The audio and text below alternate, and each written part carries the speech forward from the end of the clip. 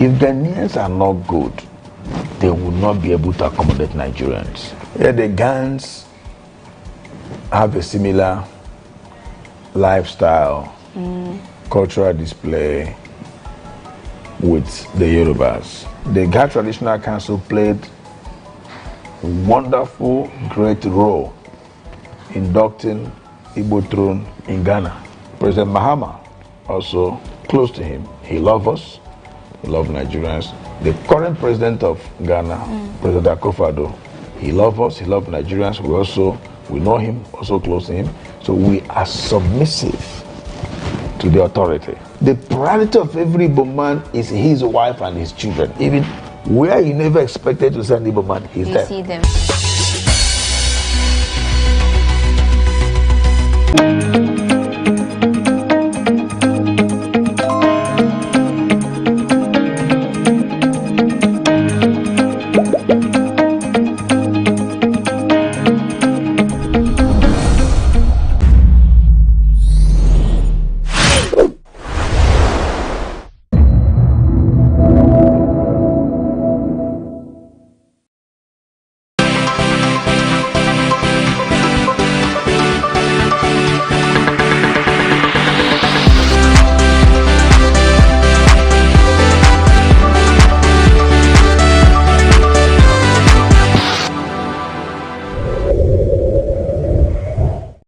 I'm seated with a man who is considered a jack of all trades when it comes to music. Some call him an industry plug, others a musician, an entrepreneur, a connector, a show promoter. The list goes on and on.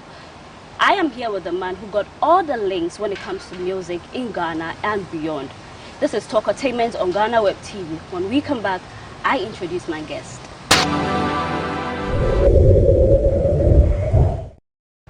Welcome back. This is Talkatainment on GhanaWeb TV. Before I introduce my guest, I would love to congratulate him for all the amazing things he's done in the industry, for connecting our artists to foreign people and, you know, being a true son of the land. I have here with me Small God. How are you? I'm good. Good to have you. Thank you for having me. Great. So we're just going to delve more into career, the things that you've achieved. You are really a big man when it comes to music industry. I don't even know how to qualify you because I cannot say you're a musician. I cannot say you're a promoter. It goes on and on. Some say you are an entrepreneur, but we're going to find out more in the course of our interview. Now, your name, Nana Apiese, it sounds like a royal. I'm very particular about that because I know in Ghana, names do have meaning. So are you a Ghanaian royal? No. No. Then Charlie, it's like every name you pick sets your side is unique. Small God. I've had people say, oh, does he consider himself as a god? But I've heard stories where you've explained the meaning of small God. Akroenyame. Yeah. So just to issue disclaimer to all those who think, oh, he thinks he's a god. No. He's good at what he does. I must tell you that. But as it says, Chief or Ekasi Akroenyame, just say all the brains. He's got a bigger brain. He knows everything. That's what. That's it. But I heard you say you got it from your grandma. Yeah, grandma gave me. Yeah. And then you decided to. Great. Now I know in Ghana when we talk about celebrities or the big men, people wonder, oh, can they do things on their own? Personally, I just want to find out, can Small God cook? Does he make his own meals or he got all the boys? I destroy the kitchen. I'm a good cook. You're a good cook. I mean, I lived with my grandma and my mom, so you know what that means. So what can you prepare? Like, I know you can say everything, but what's your specialty? Whatever I want to eat, I'm really on it. On it. Like. But then some will say with celebrities, you got people on your hand, someone who could give you, oh, you got an interview here, someone who does the laundry, someone who got everything. So of course there's help. I'm a guy that's hands-on. I do my own laundry, I do my own cooking, I do everything. Even though I got a girl, but I still do things myself. Oh, even though you got to go, I'm going to get back to that later. But then what Ghanaian language do you speak fluently? Like the languages you're good at? Chi.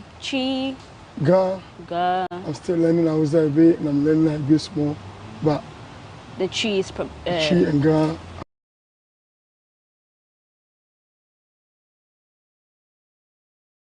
Fix it quiet. Oh yeah. near me to me.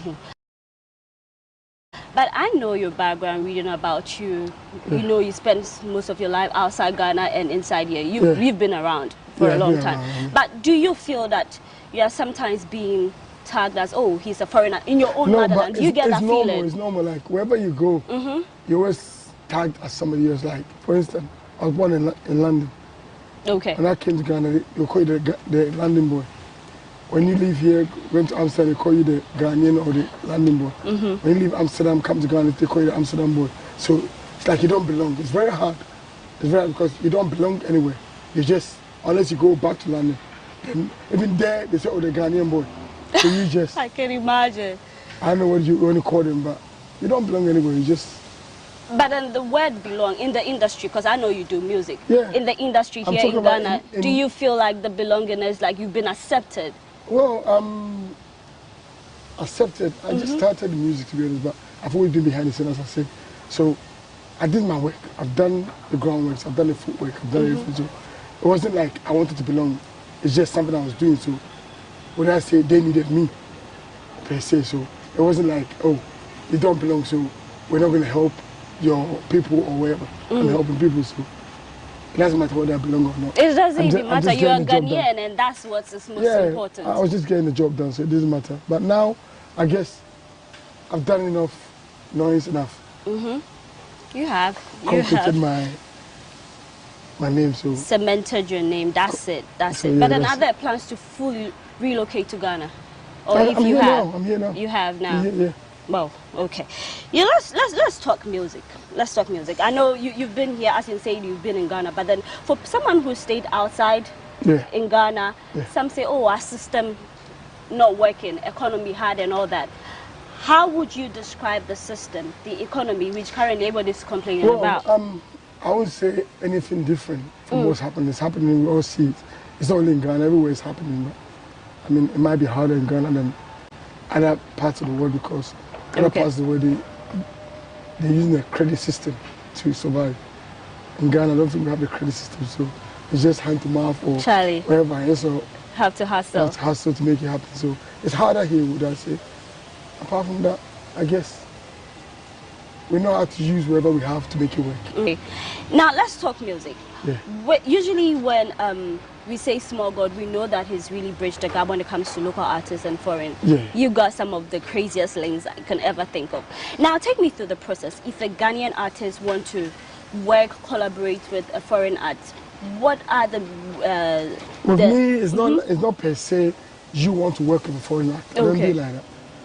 I make beats. If you have the talent, I'll put you on. If I like it, cool. Now, I search who I feel like fits sonically with you or the collaboration fits with. Then when I do get it, I come back to you and let you listen to it. Also, you have a say. It's not like you're forced to be on there. Yeah. You have a say. You listen to it. If you feel like what I've done is good enough for you, then we move forward. Okay. Do you understand? It's not like you come to me and say, I have this song and I want you to help me with Drake and it's my job to go and find Drake. No, it's not. I just make things happen. I get it. Like we're sitting here now and you say, okay, you work for GhanaWeb. You want, you're thinking of going to England, blah, blah, blah. And I'll be like, oh, guess what? I went to school with a girl that controls BBC over there. Do you want me to link you? Link it. Now link you. Whatever you guys do, that's it. Because I know you guys are in the same industry. Get it? That's what I do. Yeah. Now, my question is because I've heard people say, oh, why is it that Nigerians, they can quickly collaborate with a foreign art, but in Ghana it looks like it's just once you can single it out. That's why I want to find out, is there a process where you can lead? Like it's not per se a process, it's just you have to build your connection with people, you have to build your relationship with people. Like once you do that, then it's easier to have that conversation when it's time to. So it's all about connection and the links. Building your relationship with people. My one is just about building and connecting with the right people, and I'm in the right circle.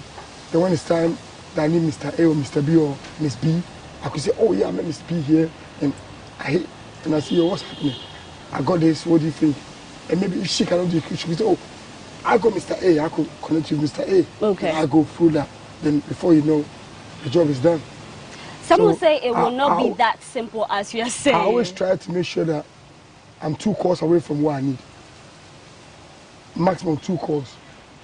So if I could do that all the time, then the job goes quicker. Smart move. Yeah. Great. So currently, what would you say is the most sought after Ghanaian artists when it comes to the foreign market? Like, which Ghanaian artists? It might not be just one. Like, can you single out some people who are like really breaking the ceiling where people want to work with? At the moment, there's a lot of Ghanaian artists that's actually kicking the doors. Okay. I mean, Sak is doing his thing. Promise is doing his thing. Black Sheriff is doing his thing. Jackie is going. There's Kiddy. All these kids. The names are a lot. But now they're all going for Kevin Boy is pushing. They're all Camidos come out now. They're all pressing. They're all putting Ghana. They're waving Ghana map. So the flag, should I say? Great. So we're waving. We're pushing. So at least they're all taking a step to go through that door. So I won't say we're not trying. We are trying. We are trying. We are trying. Great. One thing I observed is the Blue Monkey and Small God. Yeah. I cannot even say I haven't taken notice of the Blue Monkey. What is the inspiration behind it? SG is my travel partner, my companion, my friend. I mean, you know, sometimes I could call my friend and I'll be like, oh, I want to go to New York tomorrow. Let's go. My friend will be like, no, I have a date with my girl or something. Now I'll call my other friend, I have work, I can't go. So I created this thing in my head that I needed a travel partner. Okay. So how I found this little blue monkey that kept on bugging me. Like I think I saw this monkey in 4 different cities in 1 week. The same monkey. The same monkey? No lie. The same monkey, but not from the same person, but from different people. But I was in one country, but in different cities in that country. You saw a blue monkey. This blue monkey kept on hunting me, just hunting me. So I'm like, you know what? Finally, you know, I just get it. I got it and it couldn't fit my bag because my rucksack was full. I always travel with just a rucksack, so it was full. So I hanged it like I stapled the hand together on the bag, so that. So it's not a real monkey, but it's a blue monkey. No, I'm telling the story first. Okay. So I stapled this teddy bear monkey on my bag, and that was it. Everywhere I traveled, it holds on. So I never took it over again, it stayed on. So as years, this is about 15 years ago. So as years went along, I must have gone to Tamale, and one of my friends has monkeys. And I'm like, hold on, I have a blue monkey that I travel with. I want a real one. He goes, oh, my monkey's pregnant. So if he gives, when he gives birth, come back. So I said, cool. So about maybe, 2 months down, he goes, oh, I have a surprise for you. He's my friend, so he always says that I forgot my monkey. I forgot about the monkey. So he said, I'm coming to Accra. I have to come by road. I go, why don't you fly? Like, it's easier to fly, blah, blah. He goes, no, I want to come by road. Whoever. He calls me, he got to Accra maybe about, I don't know, late at night, about 1 o'clock. Went to meet him and he gave me this little cute, about this small, in my hand. Just like, a baby. Wow. Like, it melts your heart. So I took the monkey home, just trying to study the monkey, reading about monkeys, just studying it and just finding out how I could bond with the monkey. Obviously, I took it to the vets, got his injections, blah, blah, blah, find out what he likes, what he doesn't like, how he likes to play, blah, blah. So, and my son, I have a son, Freedom. So Freedom saw the monkey, Freedom fell in love with the monkey, started playing together. How do I now separate the monkey from my son? It's not possible. So now we have a little family member, SG, in the house. SG. And that's one of the family members. So the blue monkey started from the teddy bear to the real one. So that's how you see. So my logo is just always the monkey, the blue monkey. I knew there was a story behind it because I was like, I know you're very deep. So I was like, I was going to ask him, what's up with you and that blue monkey? Yeah, so that's the story. That's SG, always hanging on. Is your monkey a female or a male? A female, small girl. So maybe you can reproduce, you never know. And maybe I could come for one when it happens. Maybe we could talk about that. Yeah, maybe. Okay, beautiful story there. But back to music. Which veteran artists do you think you can partner with? We've got a lot of Ghanaian musicians, olden days who reign. I think now, my mom used to play Amachi Day a lot. Amachi Day. Back in the days when I was younger. And obviously, Reggie is like the grandpapa, I like Reggie too. Grandpapa Reggie. So those two, I mean. Amachi or Reggie? Yeah, these two are, I mean, they change or they're part of my journey. Because I listen to Reggie. Reggie started Hip Life. I mean, we're all listening to Hip Life, so I mean, it's part of the journey that it would be nice to collaborate with him too. Then, obviously, Amachi was like, when my mom was sad at home or when she's cooking and all that, that's what they used to listen to, all this old school music. I used to call them bugger music, but that was what they used to listen to. It still went in my head. I see. Yeah. I see. Great. You're still watching Talk Entertainment on GhanaWeb TV with me, Paula Amabruni. I'm seated with Small God. It's getting interesting, but when we come back from this break, we get talking.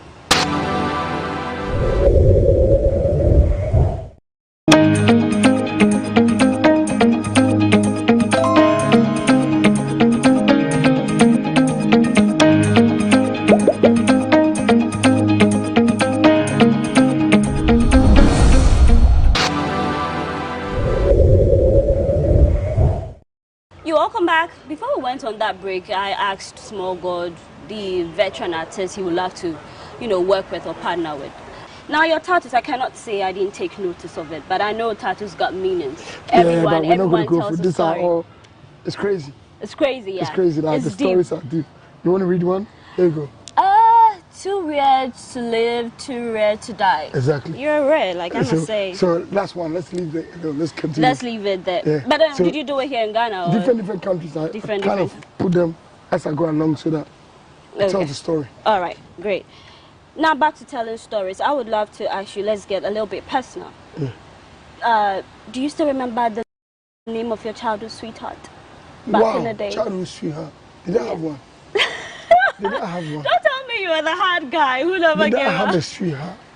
I don't think I had one in her. Like really? Childhood sweetheart. I don't think so. Maybe it was maybe the teacher or something. I don't know. I never had one. But Small God, do you have a family? Of course I have a family. I'm a grown-ass man, dog. I know you mentioned of your son. Yeah, I have a son. I have a partner. I mean, I have 2 kids. This is the sad news for all those who are eyeing Small God. He said he's got a family, he got a partner, and wonderful family. So I think this is the end of the road for you guys. Are you expecting me to be just sitting there? Oh, no, but with musicians, sometimes they say once you get there, it's hard to pick a partner. No. You don't know what you're coming in for. I've been with my partner for 15 years. Wow. That's big. I've tried. That's big. You're doing great. I know you've had a lot of success when it comes to music, but what would you consider as your biggest gig? Wow, the biggest gig? Biggest gig, like just as it in your career, in what you do. I think it also is just, if your first album is like your biggest one you could ever feel, because you work so hard on that one. It's the first one, so it's like the prototype. You're actually going through, you're going to go through your ups and downs, your no's and yes, you're going to go through all this. So it's always your first baby. Okay. So I think that's now, the rest that comes with it. Yeah. One thing I observe is that your album is loaded. You got Ghanaian artists, international, Nigerians, you work with a lot of people. Yeah, but what I represent, as I said to you, I represent Africa, not just Ghana per se. Africa and the diaspora, the world. So if I'm bringing Africa and diaspora, I'm bringing them both. So I have to tap into every side of Africa. Let's say north, south, east, west, central. So once I do that, then I know I've done what I'm supposed to do. Yeah. Then you go to diaspora, then you tap into that side and also bring you home. Yeah. Now your debut album, Building Bridges. Building Bridges. And then the second one, Connecting the Dots. Yeah.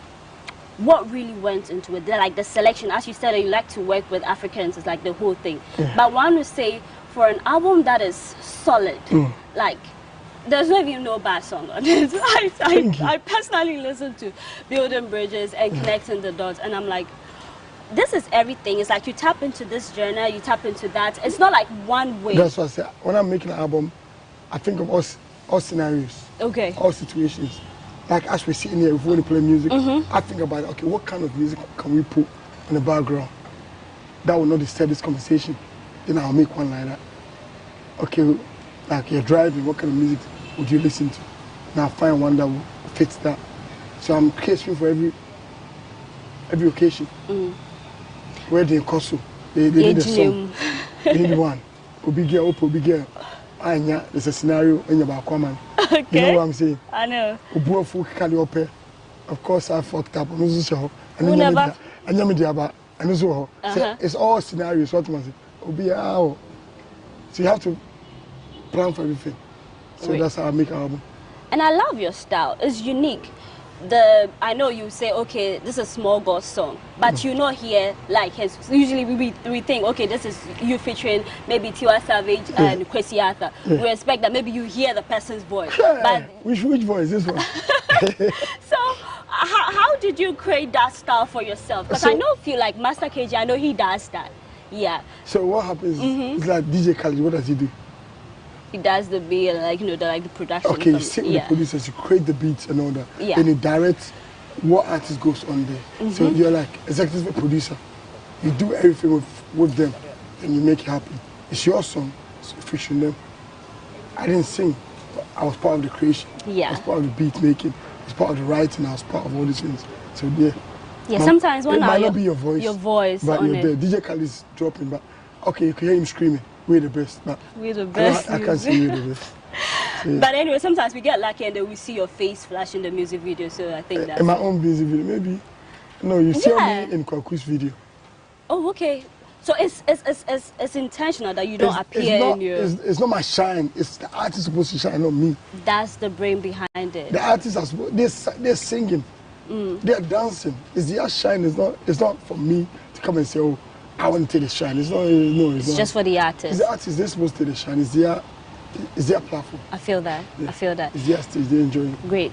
Now, if you pay attention to the names of your albums, Building Bridges, Connecting the Dots, it looks like it all tells a story. Yes, it's a story. So, why that selection of name purposely? Because I know maybe the next one will be in connection to... As I said to you, I was building bridge between Africa and the West. The West. So that's Building Bridges. The debut album. Yeah, that was Building Bridges.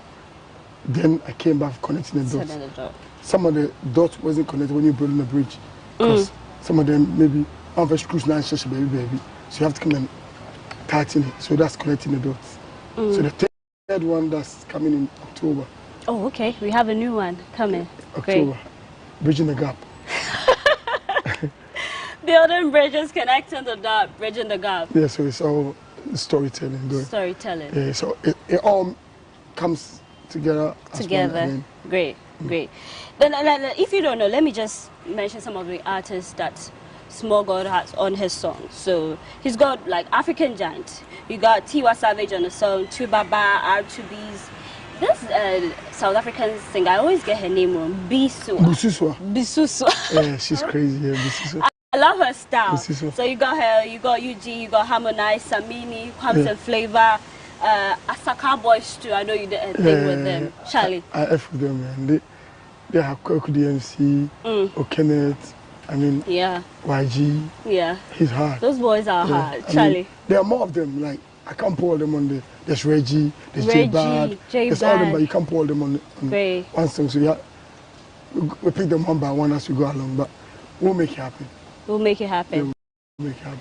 On the back of what you just said, you make it happen, would you say that in your own contributing your own quarter, have you been able to bridge the gap, or there's more work to do, more hands on deck? I mean, I can't do by myself.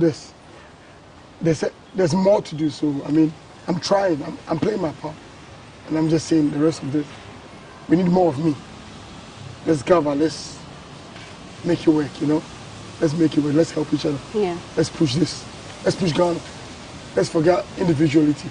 Let's put Ghana first. Let's push Ghana.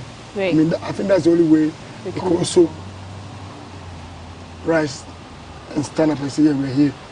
Because now at the moment we're just doing individuality, like me. Nah. I feel like we should put Ghana first. Great. Once we put Ghana first, I guess we'll rise. I strongly believe that. But one of your songs that lives rent-free in my head is Giddy Giddy. Ooh. Yeah, Charlie. I don't know, maybe it's because Black Hole is on it, that's what I'm thinking, but yeah, it's with that. Yeah. But then I know Big Arts, the Canadian rapper, and then our very own Black Sharif. How did you get that collaboration together? Like, because that is a solid one. Well, the song was done a year before it came out. Oh. I know. We did it. We recorded the first Me and Blacko did the first part. Okay. Then we kept it. Obviously, we had other songs that we dropped before that. But this one, I was trying to look for the right person to connect, collaborate with him, like to connect with him. So, I mean, we went around just trying to search the right person. Then a friend of mine called Drew in America was having a session, and he goes, "Oh, Maji, where's that song you played for me? Blah blah blah blah blah blah blah blah blah." I'm like, "Ah, why?" He goes, "Yeah, I have blah blah blah here."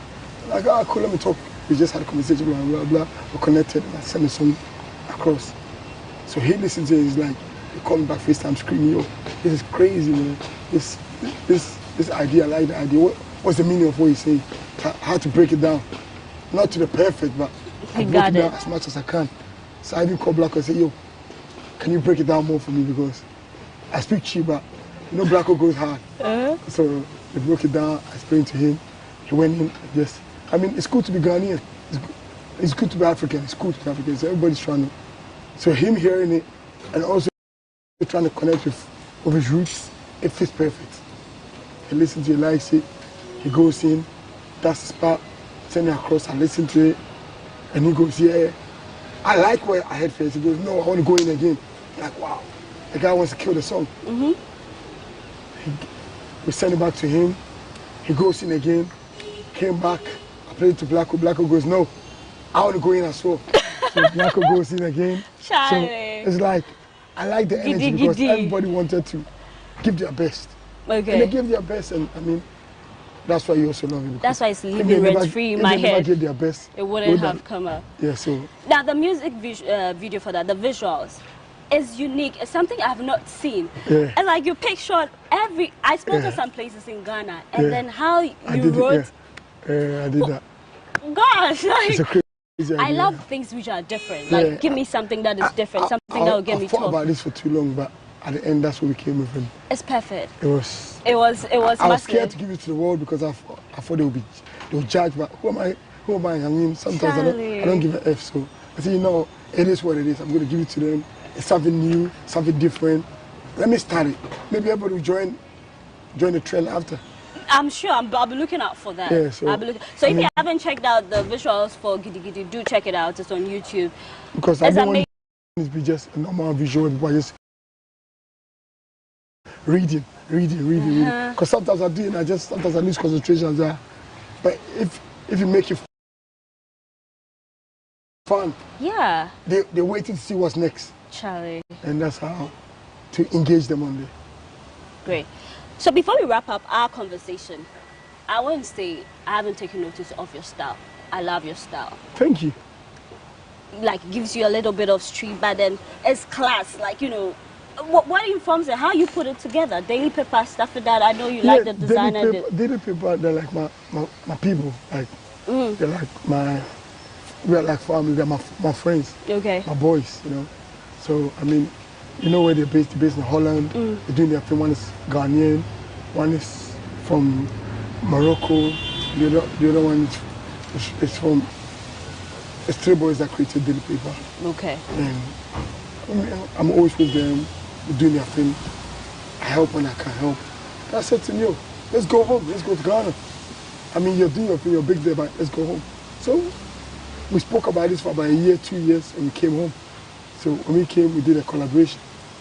So we keep on doing, every year I do collaborations with them. Okay. So, I mean, as you always see me, I always wear things from people I know. I try to promote. Obviously, sometimes you wear the odd ones you don't know, but mostly what I promote my own people. That's why I'm very strong on promoting our people. So that's what I do. So I wear them a lot because they're my people. Okay. I mean, see me wearing Free the Youth. These are my kids. See me wearing. There's so many names. I can't even mention it. You have to say Big Lomo. You see me wearing a lot of names, but they're all my people because why not? Do I know the owner of Gucci? Come to think Does he know me? Yeah. Can I talk to him? I can't. At least why can't we talk to the people we know and support them to get them out there? And whatever I can do, I do. It's about time. It's about time that our celebrities wear the things to promote. Of course, they do it, but you know, we can always do more. Yeah, I mean, everybody in their style. So what's the most expensive fashion item that you own? Ooh. Something that you really spend millions on. Maybe is it a watch, shades, sneakers? I don't know. Well, I mean, I spent a lot. I got a lot of crazy things, but it's not here to come and start having that conversation. But I do spend a lot. I do. You like the finest things? Well, you work hard, so why don't you enjoy the finest things in life?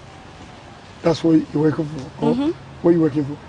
To enjoy the finest things. Exactly. So I have to play that part. I work hard. I mean, I work 48 hours a day. If there's 48 hours a day, I work 48 hours a day. I don't sleep. No break. Yeah, so I have to enjoy what I'm working for. Great. Your final words to your fans, to all those supporting you, just doing the listening and stuff like that. That's how I always say, shut the fuck up, stop complaining, keep working. Just keep working, stop complaining. That's what happened. Everybody just complain and don't want to work. They just, once you start complaining, you just make an excuse or just put yourself back. So I always say, just shut the fuck up, keep working and stop complaining. Because once you do that, you move forward. I mean, you call small God, he didn't answer. You don't see how many say, he never answers, so you're upset and you're waiting. Keep pushing. Just be quiet, keep pushing. I'll find you. I like that. It's like me having a conversation with you. I'm sure if I never pushed, we won't be having this conversation. You'll be like, who's small God? Charlie, one second, forget small God. Charlie, please not forget small God. Me now, I wanted you. If you could ask people, Charlie. Because I was making noise. Not because you're making noise, because of your works. Yeah, because of my work. That's why I say shut the fuck up, keep working. Keep working. So your work speaks for yourself. Exactly. This is Talktainment on GhanaWeb TV. Thanks for doing the watching. I am Paula Amabruni.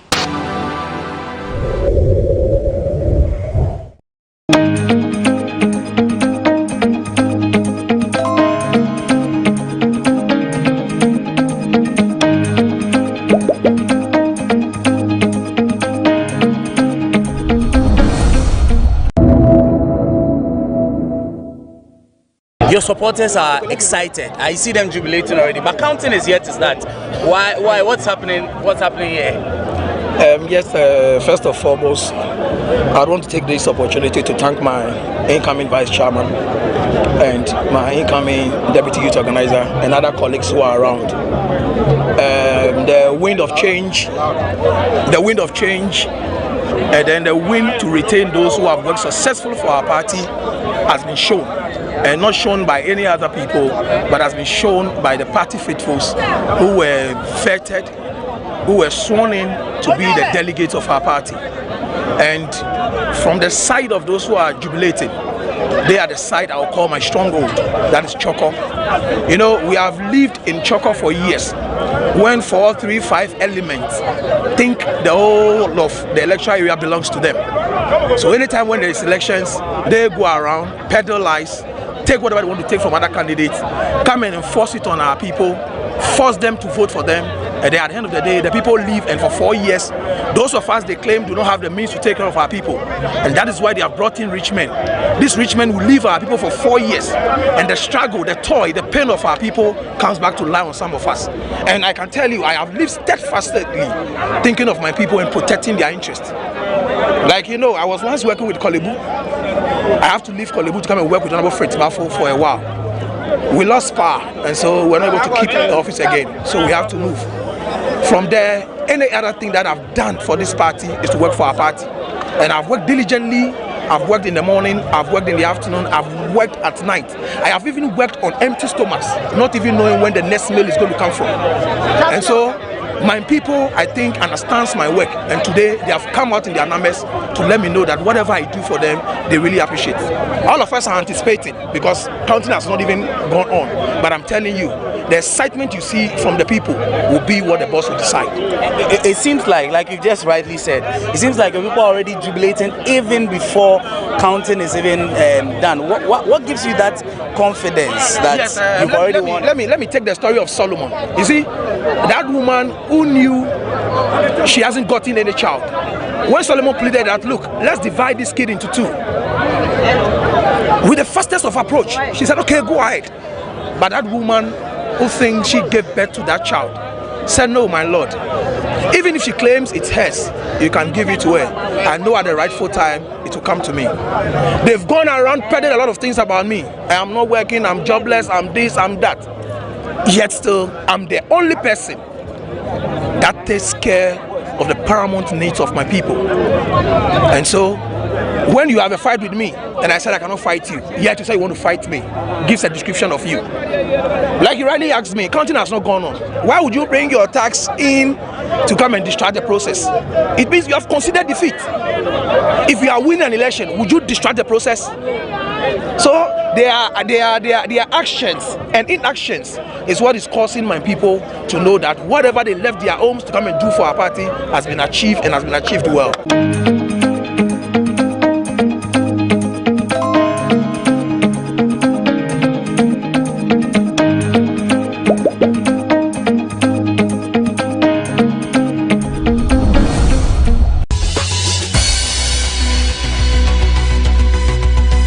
If Ghanaians are not good, they will not be able to accommodate Nigerians. Yeah, the Ghans have a similar lifestyle, cultural display with the Yorubas. The Ghana Traditional Council played a wonderful, great role inducting Igbo throne in Ghana. President Mahama also close to him. He loves us. He loves Nigerians. The current president of Ghana, President Akufo-Addo, he loves us, he loves Nigerians. We know him, also close to him. So we are submissive to the authority. The priority of every Igbo man is his wife and his children. Even where you never expected to send Igbo man, he's there. You see them.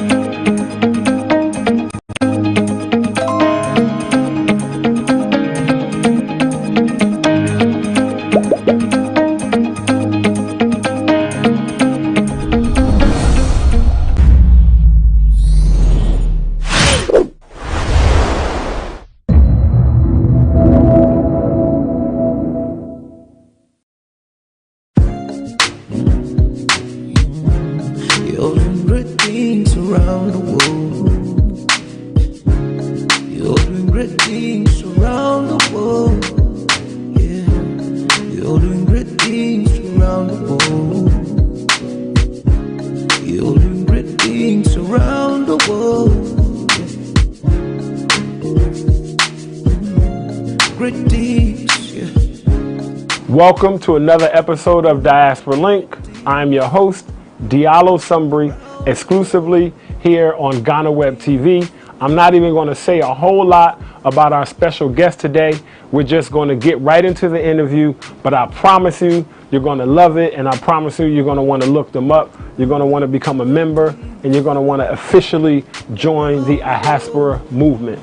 Let's get into the interview.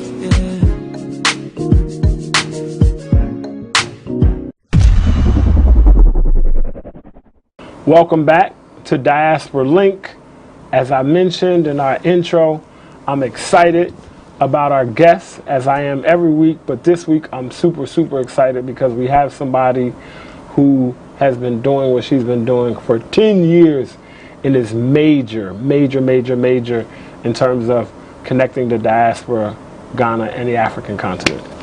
So, Christabel. Yes. I got it right. You See, did I was right. worried. I Excellent. was worried. Thank okay, you. how we start, this is called choices. I'm going to give you two choices. And when I give you these two choices, you have to choose one and say why. Okay. Okay? Really simple. Sure. All right? I'll try to make the choices as difficult as possible, all right? Sounds good. Okay. So first, let's go Ohio versus New York, and why? New York. New York. I mean, is that a trick question? It's not. No, somebody might have chosen Ohio because, okay. you know. Cornfields, grass. Hey, I like corn. Okay. New York. New York. Yes. And just because it's the city, The is world at more, your fingertips. Everything that you can have around the world, you get in New York City. Okay. As far as I'm concerned, it's the best city on earth. Best city on earth. Okay, let's try this. How Except about... Accra. Hold on. See? Hold on. Now, See, I was going to say Accra versus New York, but now that you already clarified that, I won't do that. All right. Well, since you lived in New York, and I'm sure you've eaten Caribbean food before, right? Oh, yes. Okay. So how about curry chicken versus light soup? Curry chicken. Curry chicken over light soup? Yes. Yes. Ghanaian ancestry. I'm not a big soup person. Okay, you're not okay. And I would rather do peanut soup or groundnut soup. So that's why I would do curry chicken any day. So if I would have said groundnut soup versus curry chicken, then you I'll might be have in said trouble. groundnut soup. Then it might be.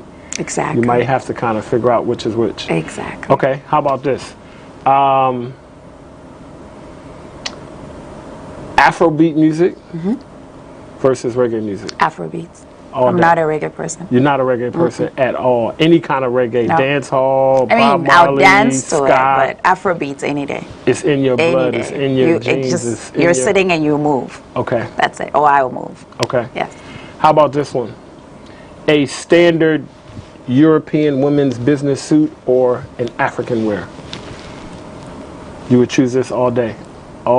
Because I know a little bit about you in terms of how you had to work in the places you go. I'm sure you can wear this. But, you know, there are some people who would choose the other. I have made a name for my African jackets. I like to mix it up. So I will do the Western, maybe a black dress inside, and I'll do an African jacket any day. I like color. I like sunshine. So no blacks, no. I joke that if I ever became a lawyer, I would just be to one day show up in court in a yellow suit. That's it. I got you. African fabric any day. All day, any day. African fabric. Okay. Mercedes-Benz versus BMW. Mercedes-Benz. Why Mercedes over BMW? Well, I think BMWs are too low. I think they're beautiful to look at, but I just feel like they're too close to the ground. I just like Mercedes. I understood. Choices. One of the reasons that we play choices is that we believe our choices do not have to separate us, but our choices can actually bring us closer together. So, as we begin and continue this effort of bridging the gap in the diaspora, it's always good to find out what some of our choices are. So now we're going to move to our next called Top 5. Okay. This is called Top 5. It's fairly simple. And in Top 5, I'll give you 5 categories and ask you to choose the top. It could be a favorite, it could be a best, or it could be the thing that comes to your mind right now. Okay. Favorite book. If there's one book that you could suggest to our listening audience that's had an impact on your life or is one of your favorites, what's the name of that book? Nelson Mandela's Long Walk to Freedom. Nelson Mandela's Long Walk to Freedom. What is it about that book? It's basically Nelson Mandela's autobiography. But there's so many life lessons in there. So for example, one I never forget is how he talks about sustaining his life in jail by boxing. First of all, exercising is in there. And then secondly, it was kind of just something that kept him going, finding what it is that gives you that inner peace in the middle. And then in another section, he talks about how it was never about him, right? So for example, he has the prison guard who comes in and has a routine, to do XYZ with the prisoners, and he never hated him. He said that was one of his best friends because he was doing his job. So it's separating the issue at hand from the bigger issue, and sometimes that's all we need to survive. Great, excellent answer. Next one, favorite musical artist or genre. So you can, if you choose a genre, you can just say this, or if you had to pick, I'm throwing genre out. Genre, I threw that out because artists. I would like for you to pick one musical artist across all genres. If you had to choose one. Ooh. There we go. I need it. See, as long as I get one woo, I did my job. And I got a woo. So here we go. I have many, so now I'm just like, you gotta pick one. Because it's a time or a place. It could be classical, it could be African. It could. I understand. 100%. You know what? I'm gonna go for something very random. So if I'm gonna get the name right, I believe it's the Soweto String Quartet. Based in Soweto, South Africa. These are jazzy-like African beats musicians. Not many people know them, but my dad introduced me to it way back. I think when I was a teenager or something like that. I heard it, and it's just the blend of Western and African. It's just amazing. It left an impression on you. Absolutely. And whenever I'm just like, I need a pick me up, I go there. Excellent. Yeah. Excellent. Favorite food or kind of food? So it could be like Jamaican food or a specific dish. Oh, this one's easy. What is it? Plantain. Period. Kelewele. Any type of plantain. Any type of plantain. Roasted, boiled, fried, spiced. Really? I don't think I've ever had anybody who said plantain as their favorite. That's it. So do you have... Oh, that and chocolate, but yeah. Plantain and chocolate. Oh, you got nan to the bone. Hear? You got Yes, I am actually. I bleed red, gold, green. I really do. Okay, plantain. Yes. Favorite sports? If you had to choose one sport, what's your favorite sport? Football. Not American football. Which one? This soccer. one or the soccer? Yes, soccer. Football. Okay. And did you play soccer? No, I did not. I'm actually not an athlete at all. I'm usually a cheerleader. Okay. So I like to swim. I do other stuff just for fun. Gotcha. I'm a horrible competitor, so I don't like going to sports, but I'm major cheerleader. It's good to know thyself. Yes, I'm a Black Star fanatic. Black Star fanatic. Okay, so maybe next year we'll have a better chance. Okay, all right. Last one. Favorite place to vacation? It could be some place that you've already been or some place that you want to go. Zanzibar. Zanzibar. Zanzibar seems to be a theme. I think we've had several of our guests say Zanzibar. So is this your go-to place when you need to get away and have a vacation? Zanzibar is your spot? I mean, I'm yet to be able to say I've seen the whole world, but I've done 39 countries, and Zanzibar is still my number one. Excellent. Excellent. Thank you so much for playing. Thank you. We have Christabel with her top 5. Again, as you meet new people, you might be sitting next to somebody on the plane, you might be at a networking event, and you might need to just kind of break the ice to find out something about somebody. Ask them what their top 5 is. You'll find out a lot about people, maybe something that you have in common or something that you don't. And that's what we need to do as we continue to bridge the gap in the diaspora. So now we're going to move in to the interview and find out more about Christabel Detsy. Did I get that right again, the whole name? Oh, if I did, what did I get wrong? Tell me, break it down for me. Detsy. That's it. Don't worry, y'all. Okay, Christabel, so you are Ghanaian to the bone. Both parents from Ghana. Tell us a little bit about your upbringing. Where were you born? You know, what was your journey from Ghana to and through the diaspora? Right, so I'm very Ghanaian. I was born in Kolebu in Accra, Kolebu Teaching Hospital, to be precise. But 6 months after I was born, we left Ghana. My father worked for the WHO, World Health Organization, as an ophthalmologist working on the eradication of river blindness. And so his work was based mostly in the French Africa regions where the disease was very prevalent. So we moved to Burkina Faso when I was 6 months old and stayed on that side till I was, I think, 7, and then came back to Ghana. I did primary school. I joined from first grade, end of first grade, all through junior high, and I did high school in Ghana, and then I went to the U.S. Okay, hold on. Can you please shout out your junior high school and your Ghanaian high school? Because I'm sure you have some classmates. Absolutely. I went to St. Theresa's School for 9 years, so that's kind of a long stretch. One of the best schools in Ghana, if I may say so myself. There you go. Yes, and then I went to Ibri Girls High School in Ibri. You know Ibri, right? Yes. Yes. I pass it every time I'm going to my village in Yamabetchide.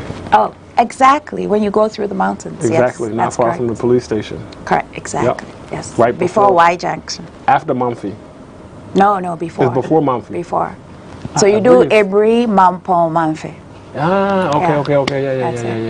Yeah. I'm thinking about a different girls' school there, but anyway, I'm getting it together. You know the Ibri Gardens, right? Yes. So you're there. Just before. Okay. Got it. Okay, so go ahead. Continue. So yeah, and then I went to college in the U.S. Okay. I went to the College of Worcester in Ohio, liberal arts college, small. And then I did Columbia University School of International Affairs for graduate school. How did you find the College of Worcester, or did they find you? No, I found them. When I was looking to go to the U.S., so first of all, I'm the last of 4. Okay. My 2 sisters did their university education in the UK. Okay. And then my brother went to the U.S. and said, absolutely, you're going to the U.S. This is what it's looking like, tertiary education for the new world, basically very more practical. So that was a done deal. We needed to now see where. So then when I was searching for schools, I went to, at the time, it was called the USIS. It was U.S. Service Information Center or something like that. And they have a counselor that helps you to go through colleges, decision-making, all of that. And what I did know, because my brother went to Vanderbilt, was that he went to a huge school. And I felt that I would get lost. So my one criteria was that I wanted to go to a smaller school. That's it. And then looking through, it's like 3,000 colleges. You don't even know where to start from. So the counselor helped me narrow it down and then mentioned to me the idea of the liberal arts colleges that are smaller, focused in, more practical, all of that. So that was of interest to me. And I went through the process and chose 6 schools, and then she added the College of Worcester. And then interestingly, in the application process, I got into 4 of them. But Worcester was the most friendly, so for the first time, although I was well-traveled thanks to my family, I was going to leave home. And so having a school that actually, before I left, already felt like home, did it for me. So that's how I ended up in the middle of nowhere in Ohio. How were they the most friendly? I'm here in Ghana. I'm not going to get a campus visit. They send me a video. Oh, okay. Literally any question I had, they would answer. They introduced me to their faculty, they introduced me to staff, administrators, they introduced me to past students. Just to know, the other schools did okay, but it felt more formal. Understood. Worcester, I felt more wanted at Worcester, let me put it this way, even before I got there. So it made the decision easier. It wasn't my top choice going in, but it made the decision easy. In Columbia? Columbia, I was already in the U.S., so it was a different ball game where I was looking for a program that fit what it was that I wanted to do, international affairs. Okay. And when I did my search, there were the Harvards and all of this, but for particularly doing economic development on Africa at the time, Columbia stood out at tops. So at the time when you went to graduate school, did you know that you would eventually be coming back to work on the African continent? Was that a focus in choosing your study, or was it something that came about as you studied? So I studied economics in Ghana, and going into Worcester, I thought I was going to do economics, which is where the U.S. education system is amazing. Okay. I was introduced to the international relations class and ended up falling in love with that. So I finished undergrad with an international relations degree that included economics, but it was political science, it was a language, it was some geography, so it was a nice mix. And then I went to grad school, so I was already intentional as I was entering graduate school. But the answer about coming back ever, I'm from a family that's patriotic as it comes. My grandfather was, on my mother's side, was the first, what they now call the special prosecutor in Ghana. At the time, it was the director of public prosecutions. He was the first African to hold that role. Wow. And taught us about, his life during Nkrumah's time and all that work that he did. So we always had home as being here. You go out, you contribute, but you come back home. So nobody really told me, but it was just kind of in me that at some point I need to make the journey back. A part of the family legacy. It wasn't like, Absolutely. oh, am I going to go back home and contribute? It was just, this is what we do. This is what we do. Exactly. And you mentioned earlier that I think you said 49, 59 countries, 39? 39. 39 countries. Yes. Are all African countries or just around the world? Yeah. Okay, excellent. What we're going to do before we go to our break is something called Africa in 60. And we do this because, surprise, surprise, surprise. We do this because, I'll tell you why we do it afterwards. So basically, we're going to give you 60 seconds, and we want you to name as many African countries as you can. Okay. Okay? All right. Countries. Timer. African countries. Yes. Okay. African countries. You ready? No, not yet. Hold on. We normally don't allow people to drink water before we do Africa in 60, but for you... Sorry. I'm ready. Don't worry. For you, okay, so, timer. You ready? Oh, so I need to see them really, really fast. Well, you can say them as fast or as slow as you like. You want me to do 60? We want to do as many as you can do in 60 seconds. We're going to give you 60 seconds. You ready? 3, 2, 1, go. Ghana, Burkina Faso, Cote d'Ivoire, Togo, Mali, Benin, the Gambia, Guinea-Bissau, Equatorial Guinea, Morocco, Algeria, Tunisia, Nigeria, Liberia, Sierra Leone, Senegal, Cape Verde, Mauritania, Mauritius. I said Mali already. Niger. I should be able to do more. Go east. East Kenya, Uganda, Tanzania, Central, Cameroon. I just watched the Africa Cup. Comoros, maybe Ghana. Go south. Algeria, South Africa, Zimbabwe, Namibia, Zambia. Stop. See, other people might say that but I've helped. I didn't really help you. I'll just give you in terms of direction. Yeah. That was about 30. You did about 30 or a Did little I? more than 30. So that's excellent. Good job. Great job. I should be able to do 52 if you give me more time. No, I'm sure. But you know, the point of it is most of us aren't thinking about it. But for some of our viewers, this may be their first introduction to Africa. Somebody might run across it on YouTube. And what we want to help people understand is that Africa is a very large, diverse, and a massive continent. Absolutely. That we're not monolithic. There's no such thing as the African country. That it's a continent with so many countries, so many diverse cultures, languages, etc. So thank you for playing. Thank you. Ladies and gentlemen, we're going to be right back, and we're going to dive more into this interview with Christabel and find out what happened after Colombia, where she is now, her traveling back and forth, and is actually how she's helping to change diaspora relations, business, investment, impact around the world.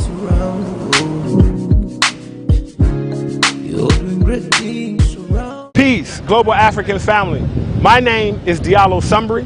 I'm a co-architect of Ghana's Year of Return 2019, and I'm the president and CEO of the Adinkra Group.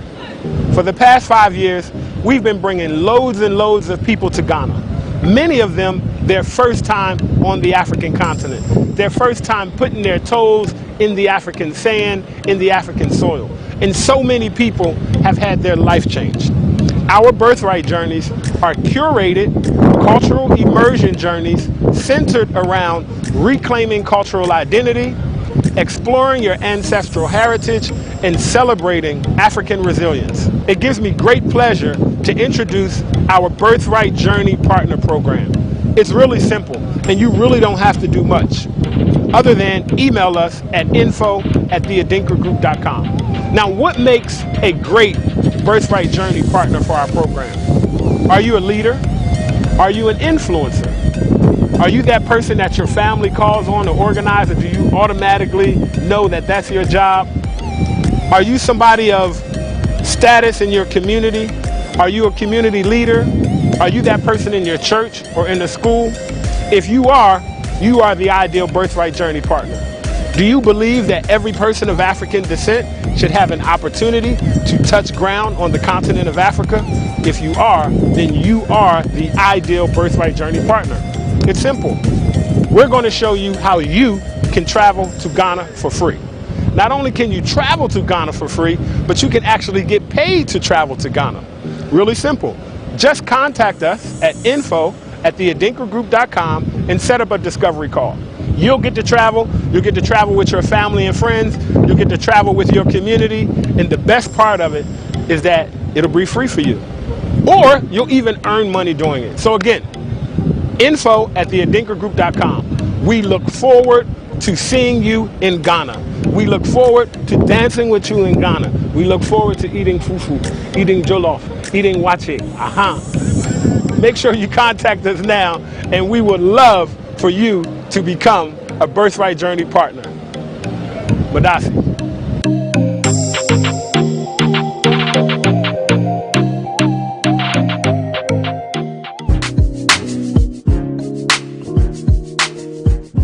Welcome back to Diaspora Link with our guest on today's show, Christabel Dotsie. When you say Well Dotsie, done. or? I said well done. Well done. FYI, when you say Dotsie, you have to say Dotsie. Just to let y'all know. Okay. All right, so You went to Columbia. Yes. You studied international relations, economics. You've had this background. You come from this family where returning home was never a question of if, but when. So from Columbia in New York, you went to Washington, D.C. Yes. So talk to me about what you did in Washington, D.C., how you created a Hasbro, what a Hasbro is. So let's bring us up to current. So I graduated from Columbia with a master's in international affairs. During the economic crisis in the U.S., if you remember, in 2007. And so it was a tough time for finding jobs, basically. And so everybody was just trying to find their feet. I did have a 1-year opportunity to stay in the U.S. because I was international. And I wanted to make use of the 1 year. So in my job search, I actually found a Ghanaian girl who told me about a job with a small business firm doing U.S. policy, actually. So I joined them and started learning things like Medicare and Medicaid, things I had no clue about. But very early on, I let them know that I was interested in international affairs and this is my background, but I'm here to learn because the technical aspect of the job is the same. And so I went into that organization, and then we started applying for USAID contracts. Fast forward to 2010, I decided for several personal reasons that that was the time to head home. So my New Year's resolution that year was that by December 31st, I'll be in Ghana. Transitioned out. By June 1st, I was on my way out. I got a job. I'm not one to do the risk-taking and just get up and pick myself up. I needed a job. So I got a job with an international NGO and headed home. And that international NGO was? U.S. International NGO actually came and opened their Ghana office. Okay. Yes. So essentially, Hasbro was born from a literal dream. Okay. So June 1, I'm on the plane, Delta Airlines, and I think I fell asleep, but it's 10 years ago, so 11 years ago, so maybe I didn't fall asleep. But I basically had this whole idea looking around the flight, how lovely would it be if everybody on that plane was doing what I was doing, which at the time I thought was a one-way trip home, because I did have a one-way ticket. But then I didn't know anybody doing it. So I started thinking through, what can we do to get more people to come home? So I actually get home and I start writing my stories. At the time it was called Facebook Notes. And I would write what I called the good, the bad, the ugly about my everyday life in Accra. So it was things like, after a few months of my stay, I would realize that I felt lazy. And I was asking myself, what's going on? So in the US, I would easily put in 12-hour days and I'm okay, I'm still upbeat. Couldn't do it in Ghana. Meanwhile, I'm working with a US entity, so there's some explaining to do as to why I'm not so energetic and things moving. So then I do a lot of introspection, and I realized there was two simple things: traffic and heat. It's as simple as that. Say the first one again. Traffic. Hey, listen. We you know what?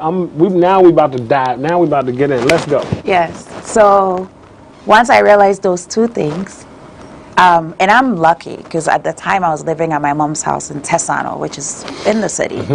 But I know colleagues now who live in Dawenya and drive to Rich. It takes them 2.5 hours in a day. Every day. So just put yourself in that colleague's shoes. Nope, I will not. I absolutely will not. But I know. But I hear you. Get it, right? So they come to work 2.5 hours. They go home 2.5 hours. That's 5 hours in the day, and you can't make up the 24 hours, right? So how much are you left with to actually be able to give your all? Then you throw in the heat. Whether we like it or not, the heat drains you. And if you're not intentional about knowing about the heat, you're not going to hydrate as much. Right. These sound really tiny issues, right? But for somebody who's thinking about coming home or has just come, when I write about that true story, they're like, oh my God, you're so right. I'd also been thinking about it. So very quickly I started almost naturally getting a community of people who would react to these posts. Now here's the catch. Those who really liked the post were returnees like myself or people who would go in and out. Those who had stayed home really did not like my post. Why are you talking evil of Ghana? We've been here, you guys go, you come back, you're not open-minded, and, So that's not just me. No. Because I've always felt like you can't really say anything, even constructive criticism about Ghana for people who are here. It's like, well, if you don't like it, go home. Yes. And then you might be thinking, but you want it to change too. Right. Go ahead, I'm sorry. No, but that's exactly it. So I started that, and then the two other points. The one was also the fact that naturally I was hanging out with people who had come home. At this time, a lot of young people had come home because of the economic crisis that I mentioned in the U.S. Folks working on Wall Street were laid off. If you have an H-1B visa, you need to come back home because it's tied to your work, and the work no longer exists. But interestingly, a lot of them came home within the private sector and started running the show in a way that we've never seen before in Ghana. My brother had come maybe about, at this point, 6 years earlier, and opened a technology software firm, and he always told me that his biggest struggle was they would go do these proposals, presentations, and they were the best by far, but because they were older, they wouldn't give them the job. So we have this thing in our culture where elderly means wiser, you know. But fast forward to 2007, 2008, well, actually I came in 10, you have all these young peoples all of a sudden in high places in the telcos and the banks. So something was changing. So I'm observing all of this, right? And I'm hanging out with these guys and we're complaining a lot. Then the last piece was, like I mentioned, my brother came home earlier, set up a software company, has his struggles, but doing really well. My sister comes from the UK, stays for a couple of years and just can't do it and leaves. So I'm doing all of these assessments and saying, if I want to stay, what do I need? So I selfishly created this group, you know, because for me, it was a win for me to find, I realized the solution was having a support network.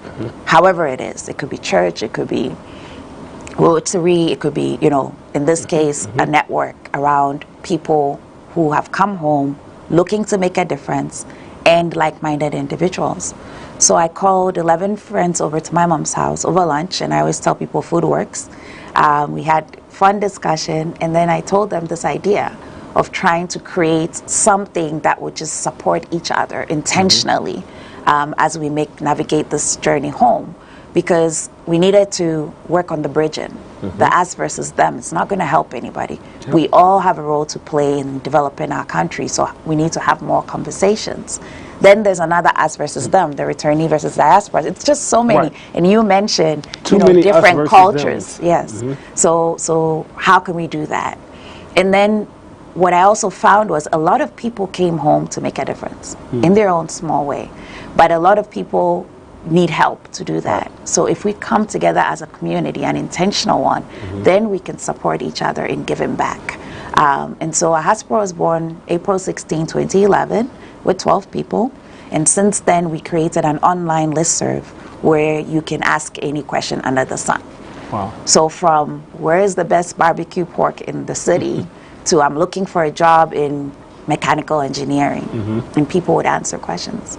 To date, the only question that we haven't gotten an answer to is where can I rent a tuxedo in Ghana? That's the only question. Only question. Business proposition, though. Yeah, but, well, maybe because in Ghana, do you rent a tuxedo or do you just get one made? But that's my point. It's a different culture. But that question has come up 3 times. No. So it's a great point. It's an interesting cultural thing because it comes from those of us who were probably in the U.S. and are used to it. I'm going to this ball. I just rent. I won't. We don't do that, right? But outside of that question, pretty much every question, because now we've galvanized 3,000 people who are having discussions. And guess what? We have people who are sitting abroad thinking about coming home, majority who have come home from abroad, and then those who've never left but are interested in the idea. And our biggest resources typically are those who've never left. So that alone shows you the bridge that we have. So we've done that, and then the other big thing we've done is we created a mentoring program for high school students. We decided that, you know, high school students in Ghana? In Ghana, yes, because we decided that when you travel abroad, whether you like it or not, you gain some maturity as a foreigner in somebody else's land, but also for the most part living on your own. You come back learning things like work ethic, being on time, and all of these things. And the question was, how do we impart some of those knowledge in the younger generation? So it's not academic at all. It's more like a big brother, big sister mentoring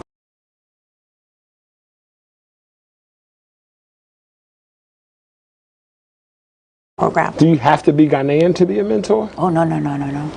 So I could be a mentor. Of course. I'm signing up. Thank you. I'm going to message you, and I would love to mentor a young person or two in Ghana.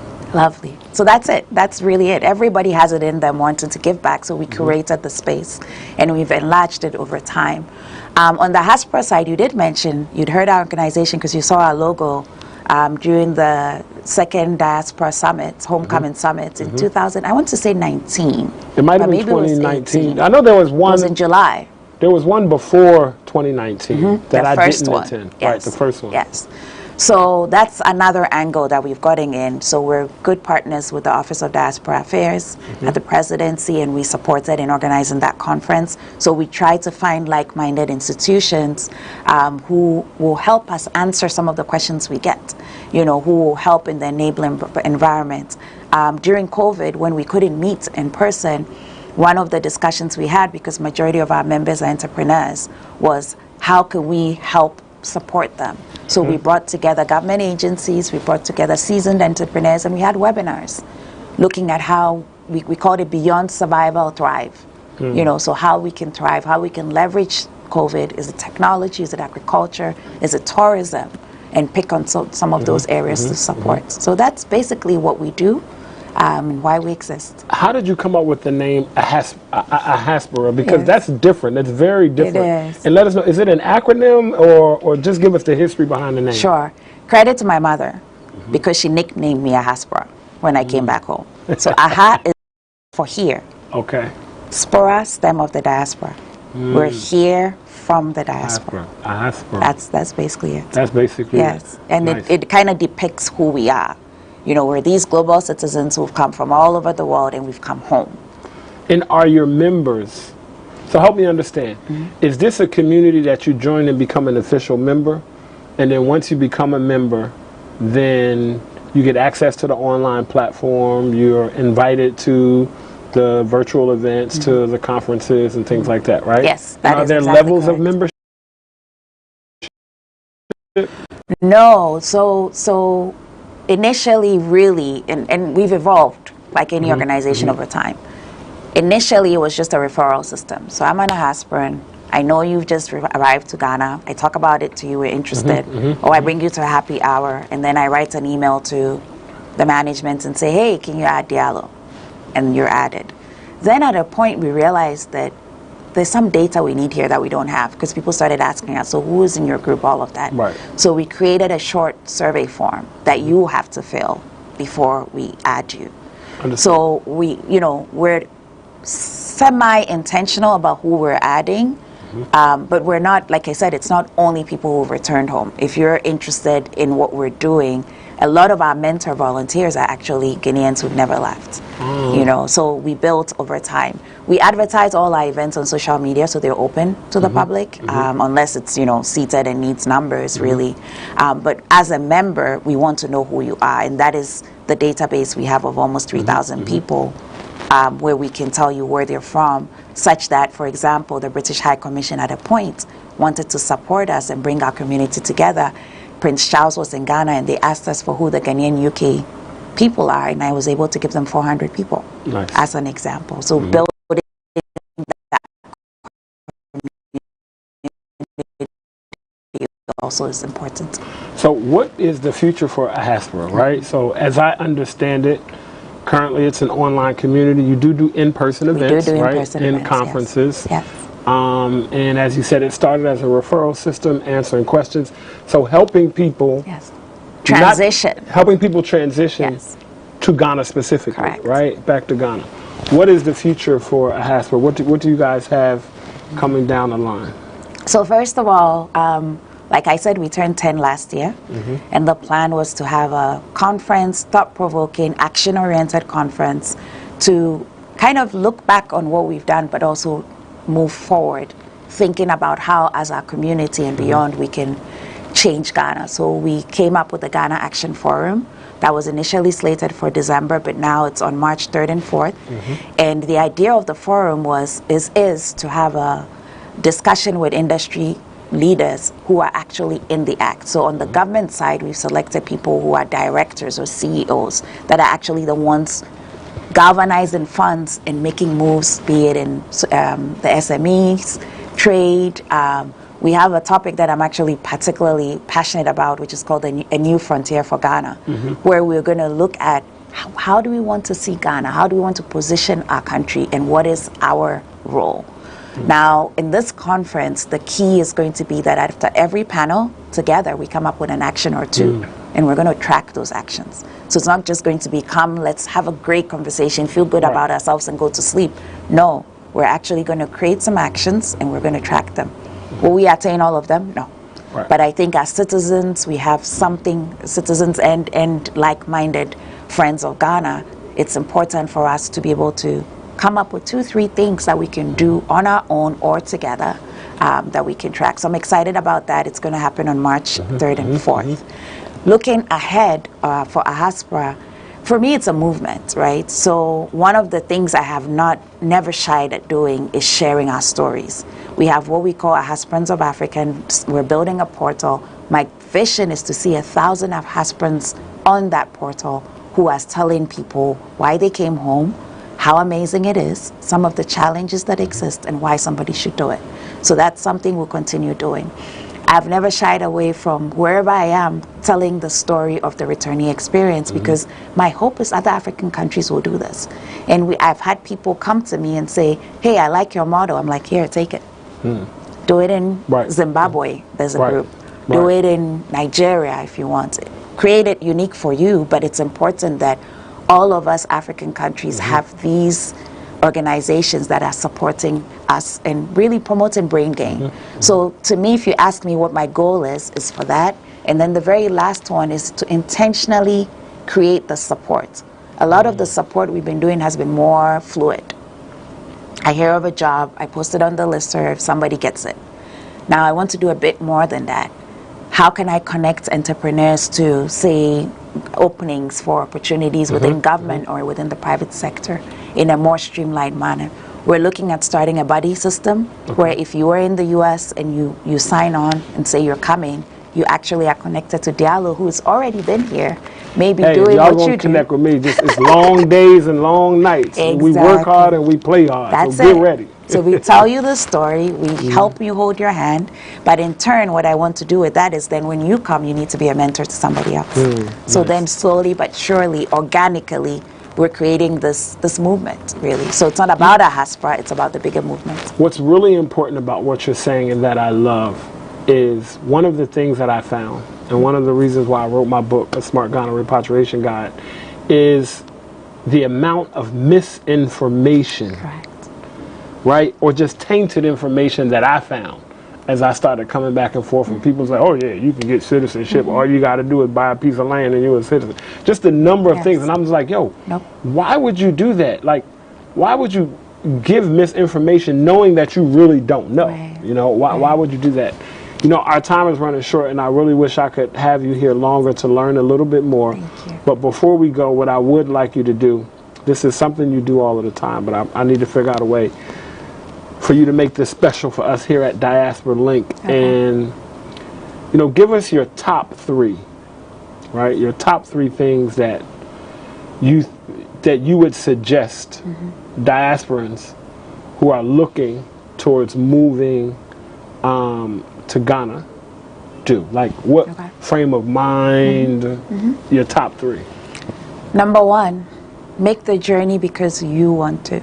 It has to be a personal decision. Don't do it because you heard it's the new thing. Don't do it because we had a blast during your return. You know, do it because you want to. And if you do that, when the going gets tough, there's a bigger reason for why you will stay and keep going. It could be a give back. It could be hiring people in the entrepreneurial journey, or whatever it is. It could be family. Make sure it's about you, because it's not easy. Like any new place, it's going to have its challenges. So that's 1. 2, come with an open mind. I tell everybody I meet that don't come in December and then think you know Ghana. Don't Hold on, say that one more time. Don't come in December and think you figured it out. Don't come to Accra and think you figured it out. Accra is not Ghana. No, it's not. Come in August, in March, when life is usual, maybe in August, July, when it's raining, see it properly, see it for its best and its worst, and then you make the journey, and then you have a better perspective. But be open-minded. Don't think you have all the solutions. A lot of people come, and to be fair to those who have stayed behind, they're right. All we do is complain. I turn my complaints into a solution, a HASPRA, right? But come open-minded, knowing that people did it before you, and your biggest asset is going to be the humans you meet here. Now, if you come that way, you will leverage them, and then you keep going. Lastly, come. Sometimes the biggest, seriously, the biggest decision is, we talk about it a lot, but it's just making the move. And sometimes, like Nike says, just do it. Just do it. I want to thank you so much. You've spoken and said so many things that are close to my heart. One of which that I'll share with you is, when I first started coming, even though I would, 1 year came 2 times, next year came 4 times, next year came 8 times. I was like, people was like, yo, man, you doing it? I'm like, I haven't done anything yet. What do you mean I'm doing it? I haven't done anything. I'm just coming here. And then I kept setting different bars. Diallo, you're not really doing nothing until you ship a container. Like, you're not a real returning to. Okay, then once you ship a container, it's like, okay, I shipped the container, else, right? Yeah. But one of the things that was very near and dear to me, that I love that you said, is come during rainy season. And what was really important for me to do, to make sure that if I knew that I could do it, was to be here for an extended period of time through December, the rainy season, and just what are the different phases. Exactly. So I appreciate the work that you do. Thank you. I appreciate the passion that you have around it. I appreciate the way you do it and the level at which you do it. Thank you. Which is a high level for professionals. I believe that you do it well, and I love the fact that you encourage people to look good while doing it, just by setting an example, and I think that's important. Thank you. So, I definitely, like I said, want to become a mentor, first, number one. I'll definitely join and become a member. I'll find out more of the requirements, and we hope that our viewers today check out AHASPRA and become a member. This may air after your actual conference date, but we'd love to share for people to get information about the conference online and do what we can do to help spread the word about what it is that you're doing. Great. Thank you so much. Thank you. Christabel Dotsie. Yes. Here from AHASPRA. Thank you all for joining us for another episode of Diaspora Link, exclusively on GhanaWeb TV. You're doing great things around the world. Thank you for tuning in to another episode of Diaspora Link. We really hope you enjoyed this conversation with Christabel Dotsie, founder of AHASPRA. We hope that you join the movement. I really love this conversation, and I really love what they're doing. So we're encouraging everybody to get involved with the AHASPRA movement. We'll end today's show, as we do every week, with proverbial wisdom. Today's proverb is, examine what is said and not who is speaking. We'll see you next week on Diaspora Link, exclusively here on GhanaWeb TV, every Sunday, 5 p.m. GMT. You're doing great things around the world. You're doing great things around the world. Great things, yeah.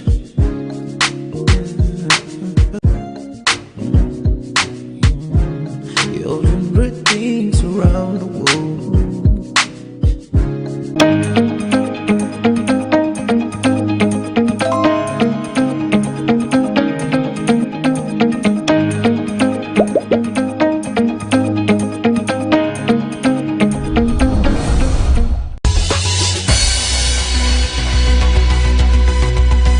If the Ghanaians are not good, they will not be able to accommodate Nigerians. Yeah, the Ghans have a similar lifestyle, cultural display with the Yorubas. The Ghana Traditional Council played a wonderful, great role inducting Igbo throne in Ghana. President Mahama, also close to him, he loves us. We love Nigerians.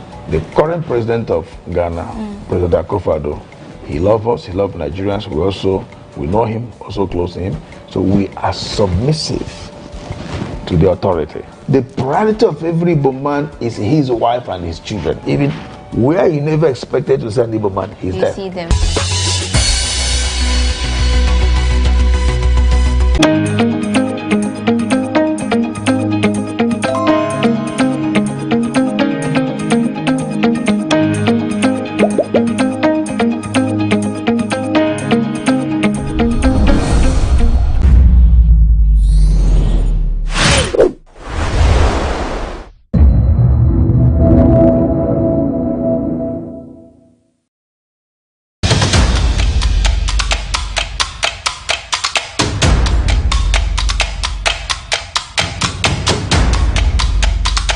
In today's episode, we are going to talk about some of the misconceptions and answer some of the questions that you've had about breast cancer and the causes, effects, treatment, and all of that.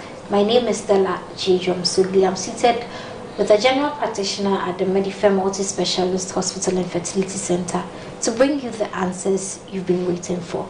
Don't go anywhere. We'll be right back. You're welcome back, and I have with me Dr. Ment Armstrong. She's a senior medical officer at the Medifem Multi-Specialist Hospital and Fertility Center. And as usual, hello, Doc. Hi. So first of all, when someone sucks your breast, does it prevent breast cancer or reduce your chances of getting breast cancer? Right. So this is something we've heard a number of times. Yeah. Especially the men interested in that, asking if sucking our breast is going to prevent breast cancer. No. So the thing about that is when a child, so it's not about breastfeeding, when a child sucks your breast, I mean it's a whole hormonal cascade and all of that. That's what we are talking about. The hormones that come about because of breastfeeding that protect you from breast cancer. So we encourage women to try and breastfeed for at least 6 months when they deliver. But for the men, no, there's not about them at all. Oh, that's a very disappointed no. But okay, sucking the breast does not reduce the risk of getting breast cancer. The breast being sucked by an adult man. Okay, no. So breastfeeding helps. Yes. Okay, so it's advisable to breastfeed your child. Yes. What about those who just extract the milk? For those mothers who use the tube to extract, yes. Yeah. How about that too? So that's just opposed with breastfeeding. Yes. So it's the same mechanism, really. Okay. The breast pump, the child, they are pulling on the nipple, they are stimulating your brain to release certain chemicals. It's the chemicals we are after. Okay. Those are the chemicals that protect you from getting breast cancer. So that's really what it is about. The hormones or the chemicals that come out from that. Should women wear braziers all the time? All the time?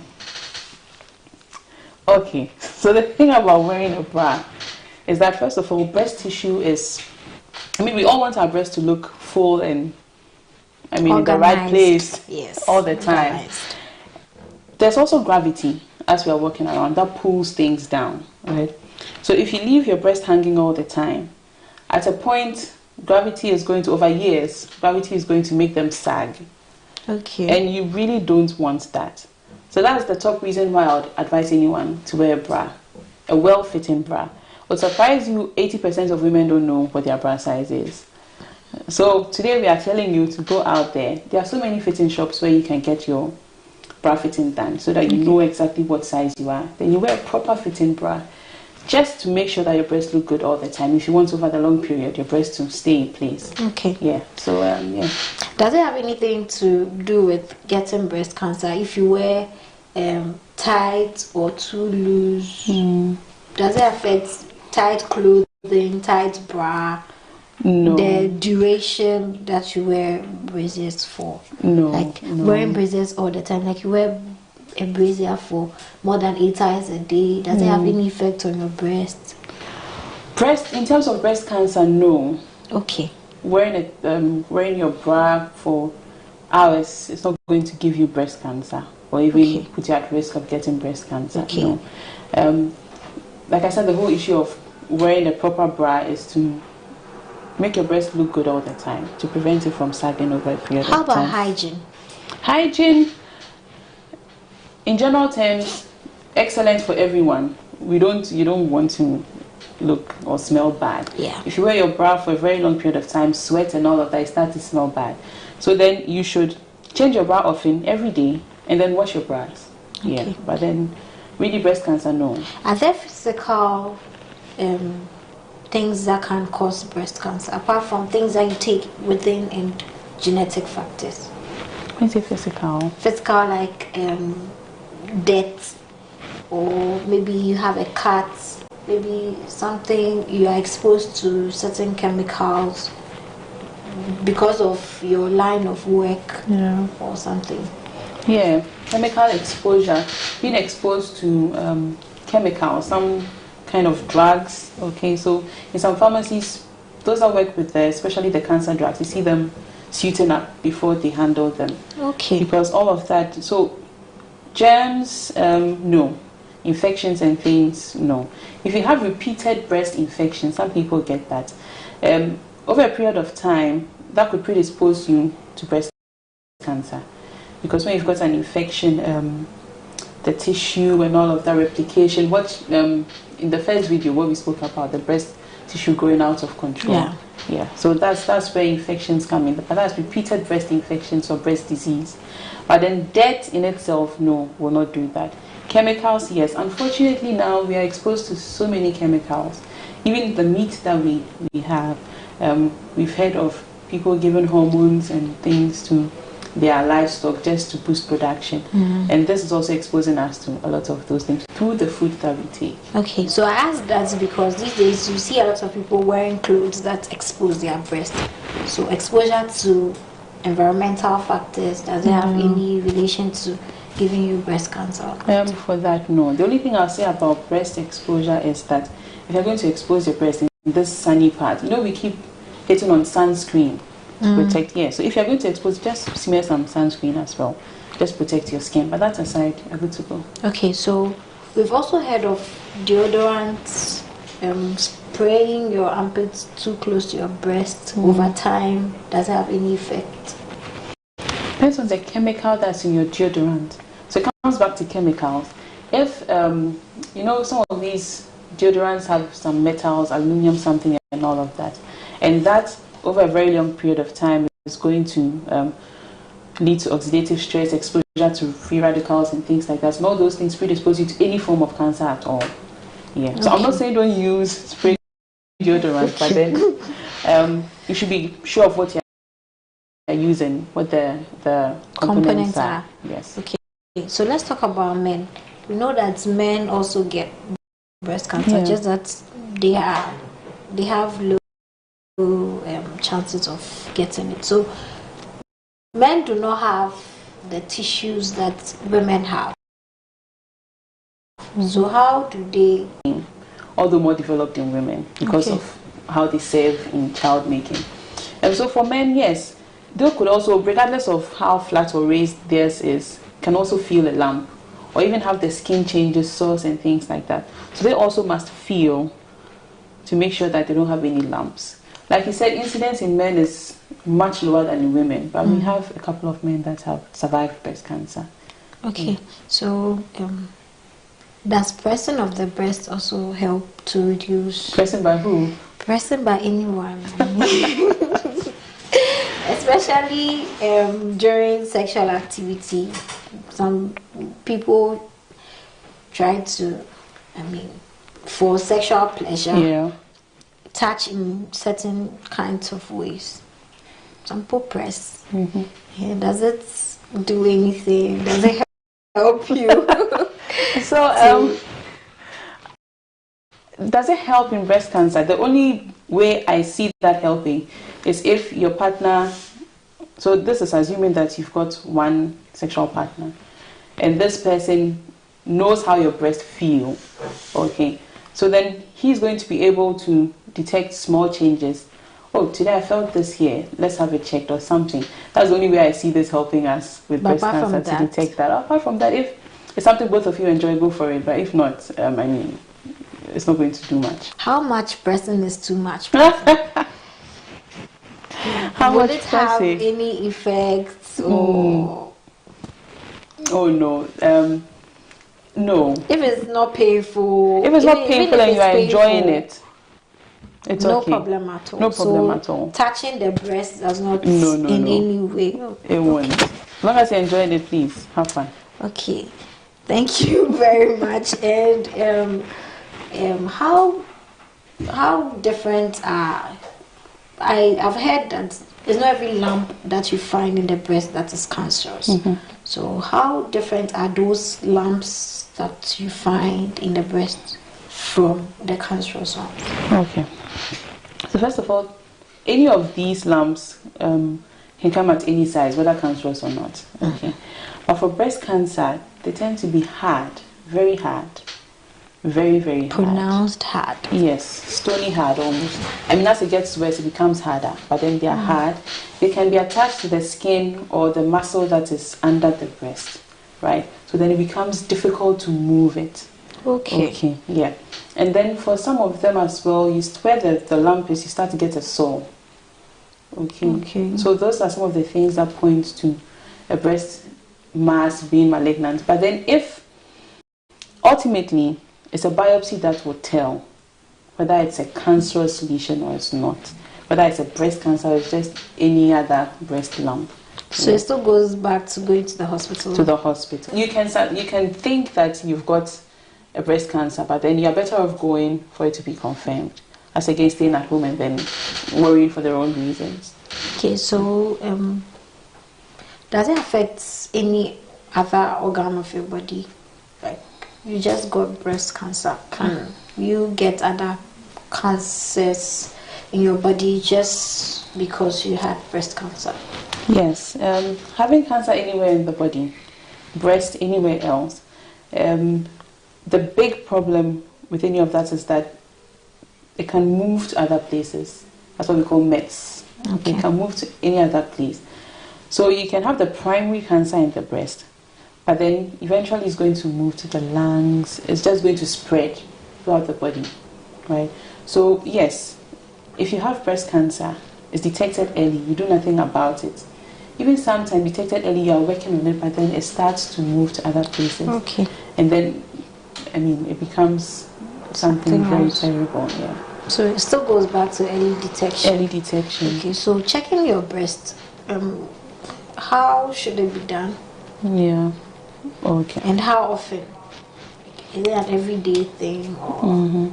Let's start with the often. So first of all, I said in the beginning that we want you to be aware of your breast, what your breast look like, what your breast feel like. So as much as possible every day, I mean, you're going to take a shower, just take a look at your breast, the skin, the nipple, has anything changed?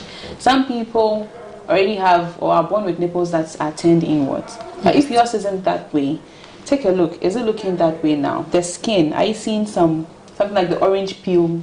Okay, food orange, as we call it. Are you seeing any sores, any reddening at any parts, any thickening? The skin looks thick. And then you feel it. Are you feeling any lump in your breast? Okay. Look at the nipple, any discharge from the nipple. Right, so these are things you have to take note of every morning. But the best time to examine your breast properly is after your period, because you know when you're about to get your period, your breast becomes a little heavier and thicker. Yes, so then it might be misleading. You might think that there's a tumor when there isn't. But after that, then things have gone back to normal, so to speak, and then you can feel properly. Okay. Yeah, but check every day, look at it every day, but then best time is after your period. Okay, and the how? The how. So if I'm going to attempt to use mine. Okay. But then if you look at any breast at all, right, you can divide into 4. Okay. Right, so one line up and down through the nipple this way, then the other line through like this. You touch, it must be flat. You are touching flat. We are not poking or grabbing, right? Okay. You are using the palm of your hand, like this side, the flat of it. And you are feeling, you are pressing against the chest wall. So let's say this is the chest wall. Then you've got the breast sitting on it.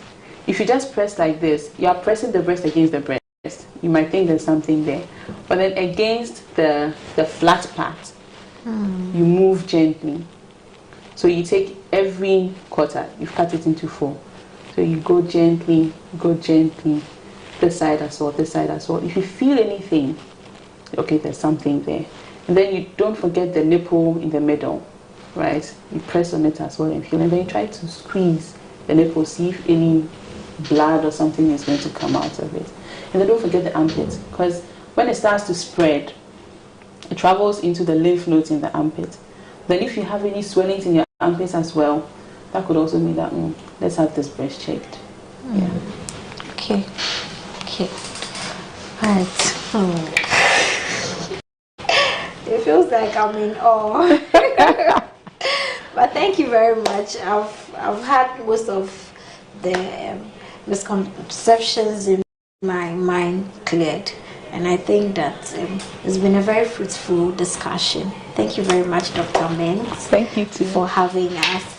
And that will be all for today's episode of our Breast Cancer Awareness Creation Month series. My name is Stella Jejom Sudley. Thank you for watching.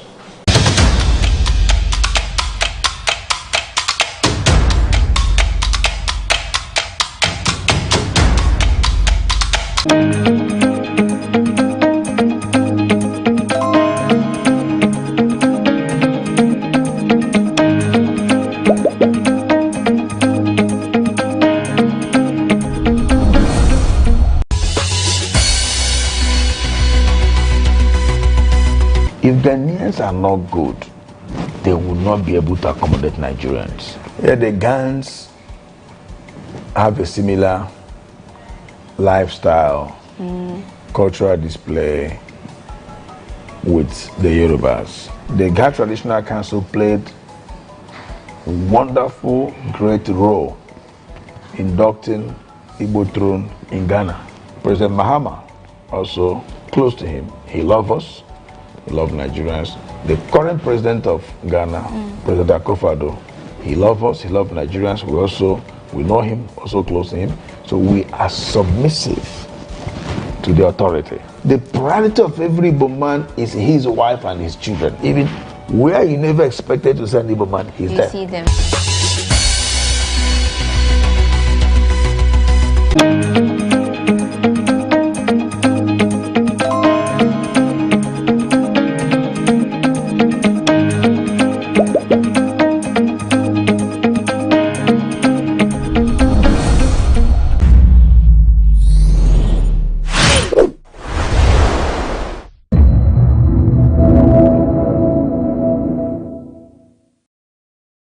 If you can take money and buy a diamond necklace, the people who support you, they don't even have proper water to drink.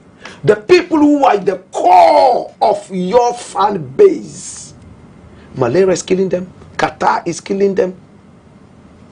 Almost everything bad is in their area.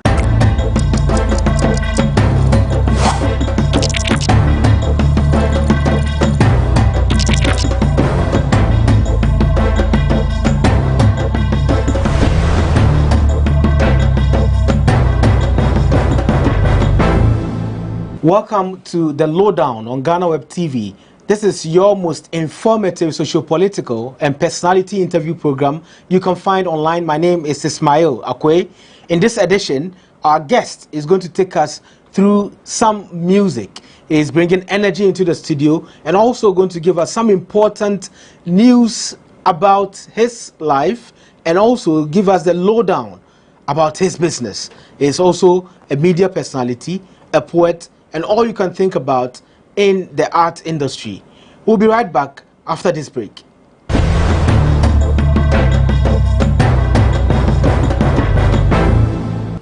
Welcome back from the break. This is the Lowdown on GhanaWeb TV. My name is Ismail Akwe, and our guest is Black Rasta. Black Rasta.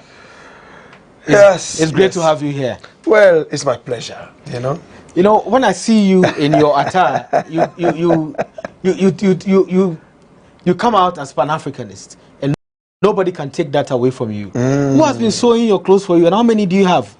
Well, I have a number of them. I mean, I've been doing this for, well over 20 years now. So, I mean, we have a number of people who, want to sow for us. And we have many more who just feel like, well, they want to support the movement. So they come on and they say, yes, so a number of them. And does anyone style you, or do you have any special accessories that go with them? Each clothes with the accessories, or you don't look at the colors? Well, once in a while, I just pick up something and I wear, as long as it feels good and it looks good. Yes, I'm okay. I mean, I move more with the, power of the environment. Rather than matching the color, I match the feeling and the environment. Sometimes I will wear red over some pink and over some blue. Some people will find that to be too colorful. But they all admire the rainbow. So rainbow? I mean, do you admire the rainbow? I do. I do admire the rainbow. You support the bill, or you are against the bill in Parliament against? The homosexuality bill that was tabled in Parliament? My rainbow has nothing to do with homosexuality. My rainbow is the rainbow I see in the clouds. My rainbow is that thing that signifies the end of the flag. My rainbow is that measure of colors that will attract you at a go. It has nothing to do with man sleeping with man, nothing to do with man sleeping with animals, nothing to do with man sleeping with babies. So that is the rainbow I love and admire. Do you support a law against man sleeping with man? For me, I first want to understand why a man would want to sleep with a man. From my readings, it is because human beings want a certain kind of freedom as to who they can love and who they would not want to love. Reading from the past, it tells me that when a man wants to sleep with another man, it's madness. In fact, just recently, in Germany, there was a hospital for gay people, a man who wants to sleep with another man. And great philosophers attributed that to mental imbalance. I live in a country that is called Ghana, and there's a chief psychiatrist, Dr. Kwesi, who says that it is madness for a man to sleep with another man. In other words, there's a mental imbalance somewhere. If I go by what he says, then I think that a man sleeping with another man is totally abhorrent, is not normal, and for that matter, these people need to be taken to a place where they can get help, rather than supporting a bill that has to do with imbalance of the mind. So no jail, but hospital? Jail, no jail at all. I mean, somebody is not well, and then you take the person to jail. It's almost like the drug addicts that we have. But because of the silly laws we have in this country, because our laws were bequeathed to us by racists who were uncircumcised, we all sit back and support these laws without putting our faculties, to the wheel. It is very sad, my brethren, that somebody is hooked on drugs. He needs help, then you throw him in jail. Same way, if homosexuality is supposed to be an imbalance upstairs, then the homosexual needs help. Rather than jailing I don't support it at all. Jail for what? No. Do you take the malaria patient to the hospital, or you take the malaria patient to jail? If I have TB, is my place the jailhouse or the hospital? We have to think. You see, it's the same thing I keep talking about animal rights. You see, a lion who has been kept so hungry, the lion would not eat until polo grounds a horse is sick, and they think the horse is dying. Then they call zoo. Hey, there's a horse here that is dying. Then they come and carry the sick animal and give to the lion to eat. A lion that can go around the whole big jungle is now limited to a small tiny cage, a prison that I call it. You see that? You have starved the lion. You have taken the freedom of the king of the jungle. You have depressed the king of the jungle. And a certain man jumps into his cave. And boom, something happens. And people are making noise all over. They are not looking at the rights of the animal. We have people who catch the animal, slaughter it, and eat it. What kind of zoo do you want to see in Ghana? Because our zoos are all confined. Hallelujah. I don't want to see zoo. Zoos are a prison. Human beings go to prison when they are culpable. Human beings go to prison when they are seen to have broken a certain law that is prisonable.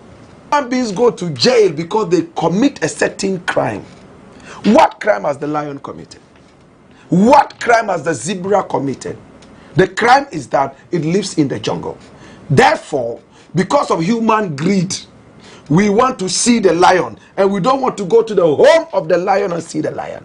So we bring the lion from the jungle into our home, imprison it, and come to look at it anytime we want. And you want to go to heaven. Which heaven? Which God is going to put you in heaven? You are a wicked, wicked sadist. We make millions of dollars from tourism. Oh, yes, they do. They call it like cheddar. There's a self-styled millionaire called Cheddar that I met over the weekend. He brought in some white lions. They call them rare lions. Rare breed. Detected them and declawed them. It was published on GhanaWeb. We all saw it. Yeah. Detected them and declawed them. The neighbors called for, because the lions were there crying. My brother, the lion's power is in his claws and his teeth. It is a hunting animal.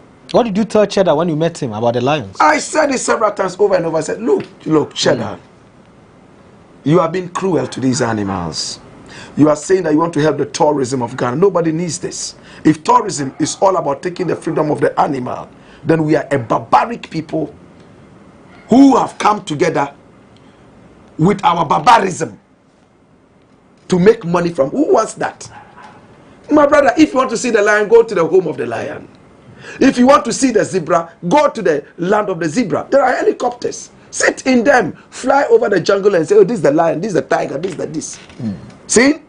You can have cameras that can capture them and you come and watch.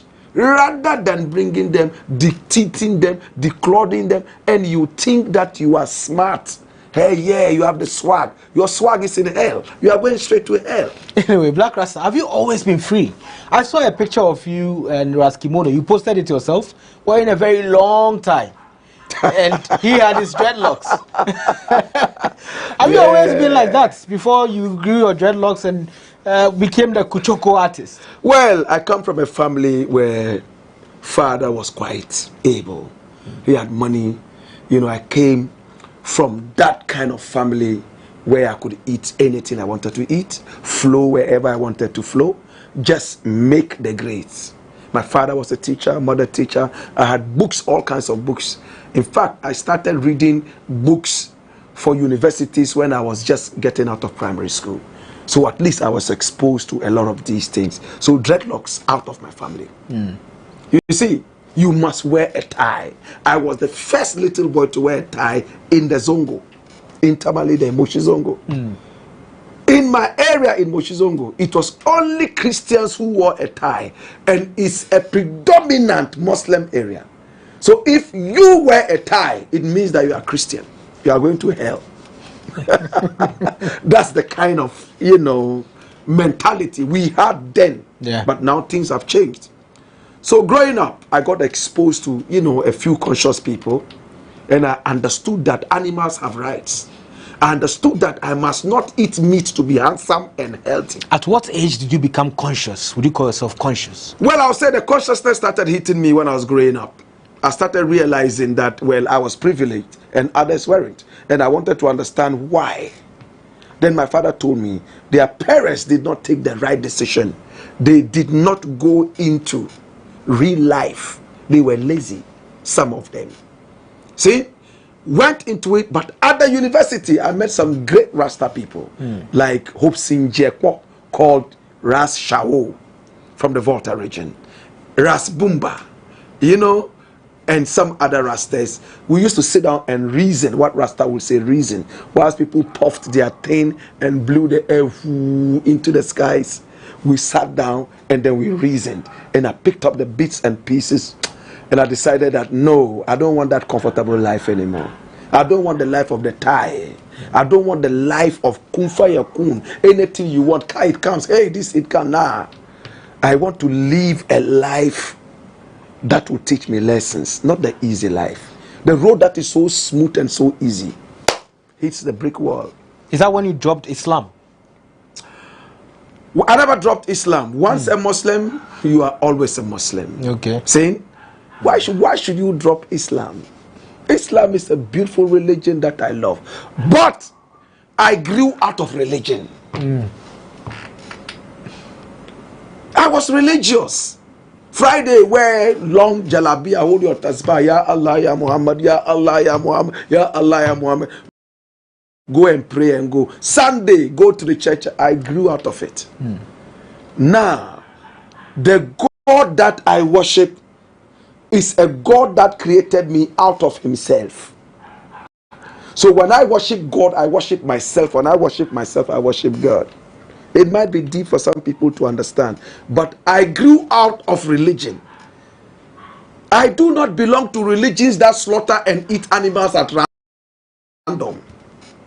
I do not belong to any religion that cannot go to God until you wash your face and you wash your hand.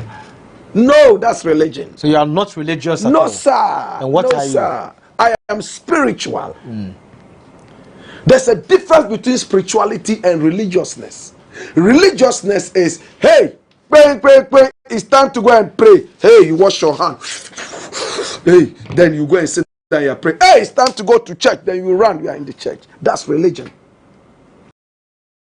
Spirituality is when inside I feel like, hey, I need to connect with my Creator. Whether I'm sitting on the WC or I'm having a doggy style with my woman, I have to start praying. Oh Father, I thank you. I thank you for this moment. I don't know why it is in me that I have to pray, but I am praying. Whatever it is, bring it out in me. Let me connect with you.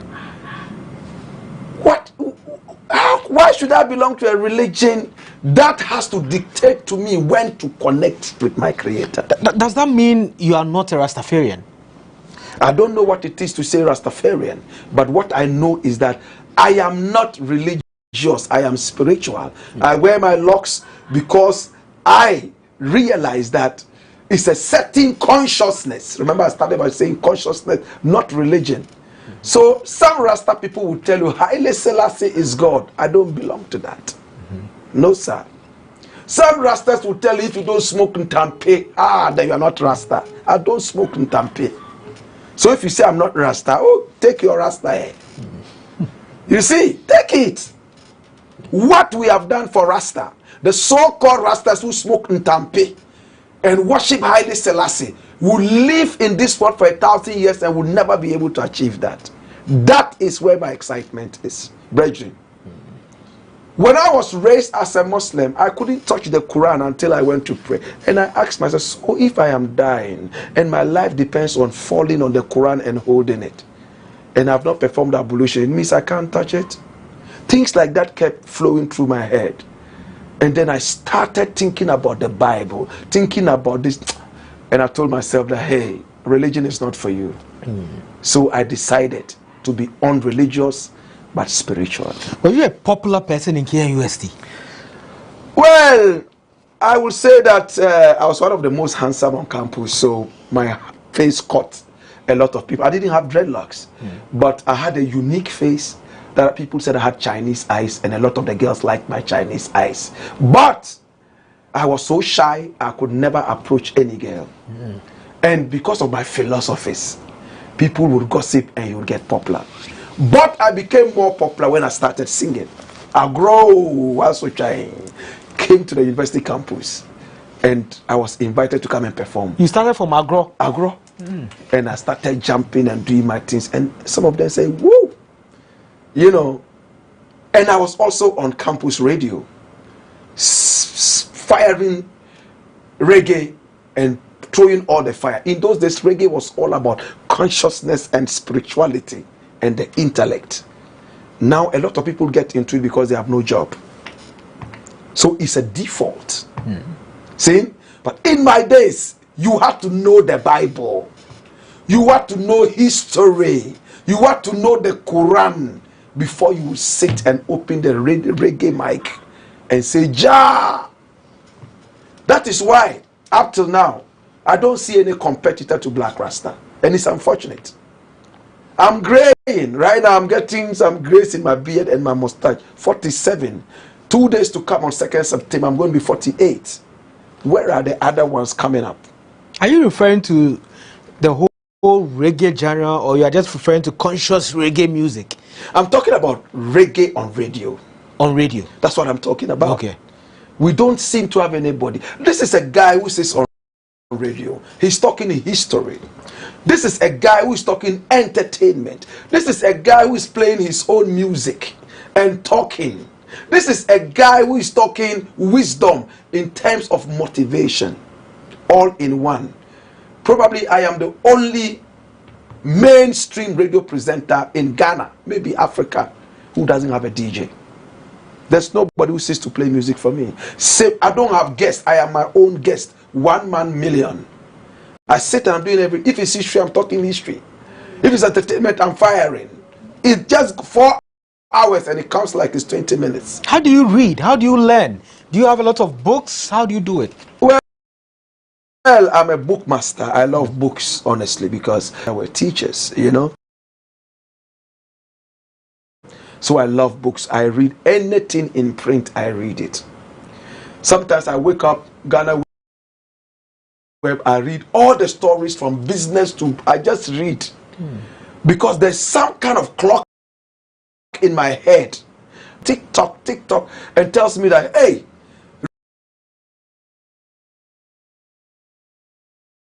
read this quickly. You are going to go out and somebody's going to ask you a question that is answered here. So finish it. Sometimes I finish and then it comes again. New story has come up, update. And I end up, but I'm a reader. I love to read. How is family life for you right now? You have your own family. How many children do you have? Well, the children that I can count, I think I have. How many do I have? I have 4, yes. 4 children? 4, yes. Sometimes are they like you? I forget, yeah. Are they like you? Unfortunately, my first child is not like me. He's a little slow and sometimes I get worried. I sit back and I'm like, sometimes I want to pick up a cane and whip him up into action. Because you must be a lion. This is a very terrible world where people eat people. You understand? It's like the Rasta man said, dog niam dog. It's a dog eat dog situation. So if you want to be more and slow, people will eat you. Your father is a lion. You must be a lion. But are you not the one supposed to give that child the training? Well, sometimes training is not enough. Sometimes orientation is not enough. Sometimes they grow into it. Because I know that I grew into it, but very early. I pray that he gets into it. We are doing our best. Yeah. But the other ones are okay. They are picking up the vibes and, you know, they are pushing the vibes strong and hot. And the music? You know, yeah, the music. Hey! You play music at home a lot? Oh my God. We play a lot of music at home. And I record a lot of music. In fact, I listen to my music sometimes and I say that Ghana is very unfair. In fact, the kind of music I record, I don't have peers. Nah. The melodies I record. But I still have some Ghanaians who say, oh, this guy don't know music, don't know nothing, so noisy they make. And I say, Father, forgive them for they know not. When I die, then they can say, hey, Charlie Paddy, he hot too. Charlie, if the Black Rasta music be that, how come I never hear? Because we're an idiot. Idiots will not dig and find the real stuff. They are listening to noise that is inundating the airwaves. That's what they are ready for. They are not ready for research. No. The ordinary Ghanaian, the average Ghanaian is not a research animal. No. He consumes what is given to him. He doesn't pick and choose. No. The music I record, my brother, sometimes I sympathize with myself where that energy comes and I record that. Right now, I've recorded like 60 songs, 3 albums. And I want to release them. Because you don't know when you go home. You keep them and sleep on them. Now, I release them. My brother, I'm doing really good music. That's great information you've given us, and we'll take a break. We'll come back to the music, we'll come back to the idiots, and we'll come back to the future of Black Rasta. This is the Lowdown on GhanaWeb TV. My name is Ismail Akwe. We'll be right back after this break.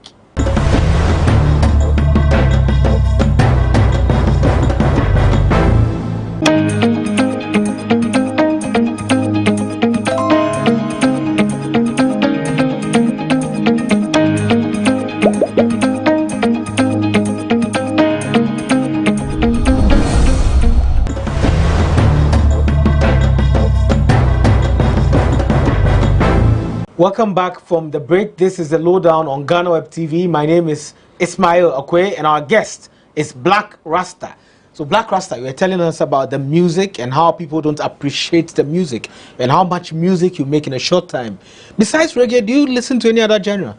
Yes, I do. I love African music. I listen a lot to African music, and I play African music on radio as well. I mean, now we have Afrobeat. I mean, I listen to Afrobeat. Fela. Without the S. Without the S. I listen to Afro beats as well. Okay. From the new generation. I listen to rap. I'm not a big fan of hip hop, but I listen to hip life, Reggie Rockstone.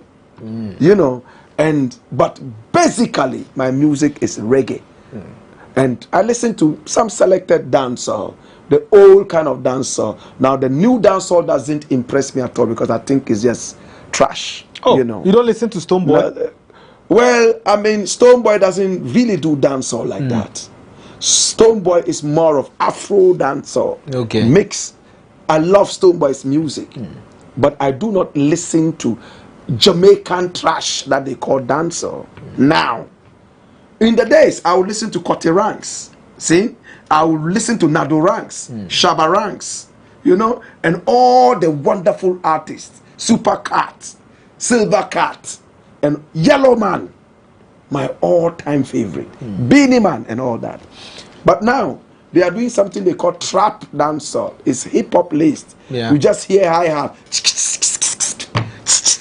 then one dead drum beat, dead as in it's not live. And that kind of music doesn't, and they put in a lot of effects, and it's like rats that are running around and squeaking, and I'm not interested. You had a lot of backlash when you released your Amapiano song, and you even responded. Is it because of some of these sentiments you've shared? Exactly that. You see, if I was lying, you would have cut these pants down. I love African music. When I travel to South Africa and I see the way the South Africans are enjoying their music and doing it, I'm a big fan of Kuom. Correct pronunciation, Kuom. G-Q-O-M. They say it with a click of the tongue. Jerusalem is Kuom. Saying ting ting ting ting ting ting ting ting ting ting. You know? That's Kuom. I love it. Amapiano is not too much my kind of music. I love Kuom. But Amapiano along the line, yes, it's easy music to make. Easy music to make. I can make 1 million Amapiano songs in 1 hour. 1 million. All you need is a small hook. You don't need verses. And hey, hey, hey, hey, hey.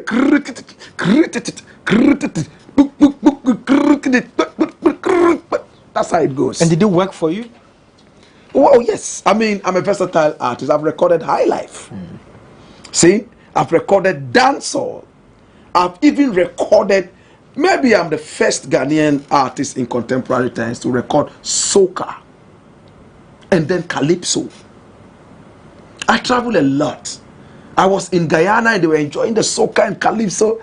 I said, hey, I'm going to record this. I love it. And when I came, I recorded 1 or 2. But if you observe me, you will realize that I just touch and go. That's not my main genre. So I drop 1 or 2. Like Bob Marley would experiment with a rock guitar. But you won't find that in too many of his songs. It means, oh, I'm just experimenting. I won't call myself an Amapiano artist or a high life artist. No, that's not me. I am a Kuchoko artist. See? I am a Kuchoko artist. Reggae music plus African music gives you Kuchoko. That's who I am. TIFF President. Is it a Kuchoko album? Yes, it's a Kuchoko song. Yes, it is. Thief president, why a thief, sir? Thief man, why a thief, sir? The people, they must suffer, but you don't care, sir. Thief man, why a thief, sir? Hear this. Mr. President, why you dey lie, so? Before election, you tell me you be in jail. When you sick, you run go a London. When we sick, oh, we die for Kolebo. Mr. President, why you wicked, so? Tell me how you dey sleep at night, oh. The album art of Thief President is very suggestive. I mean, there are very familiar faces there. Oh, yes. Do you think they are also getting closer to the thievery? Of course. I mean, you know, Black Rasta, I don't hide my things. I've said it time and again that I don't like this president. Nana Akufo-Addo is the worst president we have had in this country. And he's not ashamed of his track record. He keeps going around laughing at himself. You see, I told you that I love to read. When I was a little boy reading, there was this character I read about called Don Quixote. Don Quixote. And Quixote is spelled Quixote. Don Quixote was a man who was seeing things which were not there. He said, I've seen 10 million soldiers coming. I'm going to fight them. You pick a spear. Hey, I've killed 20 of them so far. Hey, I see a lion. I'm going to kill the lion. I've killed the lion. You see, living an abstract life, that is Nana Addo. He sees things that do not exist. Your ministers have all flopped. Oh, your own party people are telling you, oh, Charlie, do something. I'm not. No, me, never. I like what they are doing. They are the best. You are building a cathedral. Today I was reading from GhanaWeb. Said, oh, now we don't have money to continue with the cathedral. So you've stopped what? Build it. Go and build that cathedral. Well-meaning Ghanaians told you that living. You said you made a promise to God. That's the religion I'm talking about. You want to build a cathedral. When you are sick, you are in London. Your finance minister is in London treating his puffy face. We are here. Look at how Wache died. You reported it. Are you happy? The man who sat and stood and laid on your campaign stage. He died like a little fowl in one of these hospitals. It's sad. He was on my show before he passed on. And I asked him some of his sentiments. You could just see. The guy was gone. I don't want to die like that. I don't want my children to die like that. So I have to voice it out and try to change it. Without fear? No, sir. Or even summoned by parliament? Oh, Jesus have mercy. By a court? You see, where we have reached now, we grow. Where we have reached now, it's not about the court. It's not about the parliament house. Now, parliament has ridiculed itself right now to the point that people think that parliament is a joke. And I think Ghana parliament is a joke. It is a joke. Look what they are there doing. Grown-ass men are punching each other's pot bellies and chewing ballot paper like goats and sheep. Is that the parliament you want to see? Look at the judiciary. Ex-President Mahama just came out and said that it's a ridicule that they call them unanimous FC. They are interested in eating goat meat as an ass exposed. Is this the judiciary I want to see? I say this, they say come to parliament and explain what. Next time they call me, I will not even bother go. You don't believe that... Even if I go, what I would say there, Bridget, they won't like it. You don't believe if dialogue fails, force must be applied? Because parliament, they judge or they argue and put together the laws and everything. Sometimes it doesn't work out. So they have to... If you were in parliament, what would you do when it's not working? Punch. Oh my God, have mercy. I mean, it's all about the discourse. Your ideas will not be taken every time. People have voted you from the constituencies for you to represent them in good faith. Then you go and turn yourselves into bukom bankom, boxing each other night and day. Who are you serving? The people or yourselves? In our country, we are so partisan. We are only interested in the political parties and not in the welfare of the people. That is why they are busily trying to break the eight when our necks are breaking. So talking about welfare, if you were president for a day, what would you do within that period? I will not build a road. I'm not going to build no hospital. I'm not going to build nothing. I'm going to build the minds of the people. Minds. What we lack the most is not hospitals. It's this. Rewire the minds of the people. When Nkrumah fought for the independence of this country, the very first words he mentioned after saying the independence of Ghana is meaningless, blah, blah, blah, he said, now that we have the independence, we must change our attitudes. The problem of Ghana is attitude now. We do not have what is called patriotism in us anymore. That's why a Ghanaian can trample his own country's flag. That's why a Ghanaian will stow away in a very dangerous ship to America, that he will go through Lampedusa and be slaughtered like a chicken, all because he wants to enter the white man's land. I did not bargain for this. We are too blessed to be cursed. Look at the gold, look at the diamond, look at the... We just discovered lithium in Cape Coast, in those areas. My brother, this will amount to nothing. Today I saw, what's his name? What's that guy's name?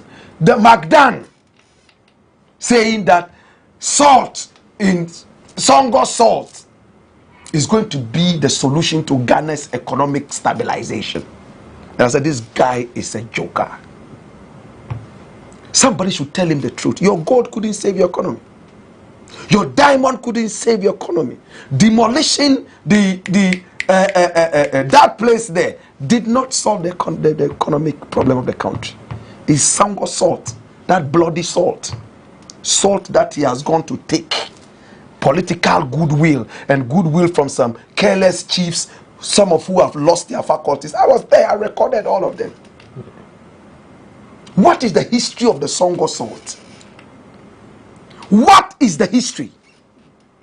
Why would one man come and divert the history of the Songo salt? Now you are saying that that is what is going to help the Ghanaian economy. I say these guys are jokers. They manipulate the people's minds. That's why I said if I was president, I would deal with the people's minds. Patriotism right from the start, like they do in Japan, like they do in China, like they do in America, like they do in England. Here we are only investing in big buttocks and big breasts. Go take an injection so it becomes big. I saw, who was that? Ajia Bintu dancing with who, and I saw comments there. I said, hallelujah, hallelujah, hallelujah. Right now, it's not about talent. It's not about what you have upstairs. It's about what you have downstairs. Won't you pay her to dance to your song? She's a beautiful girl. If I have her, I will be happy because she's beautiful. Trust me. She's a beautiful girl. Nice shape, nice face, but I think it's overemphasized. A lot of women dance to your songs and you share them.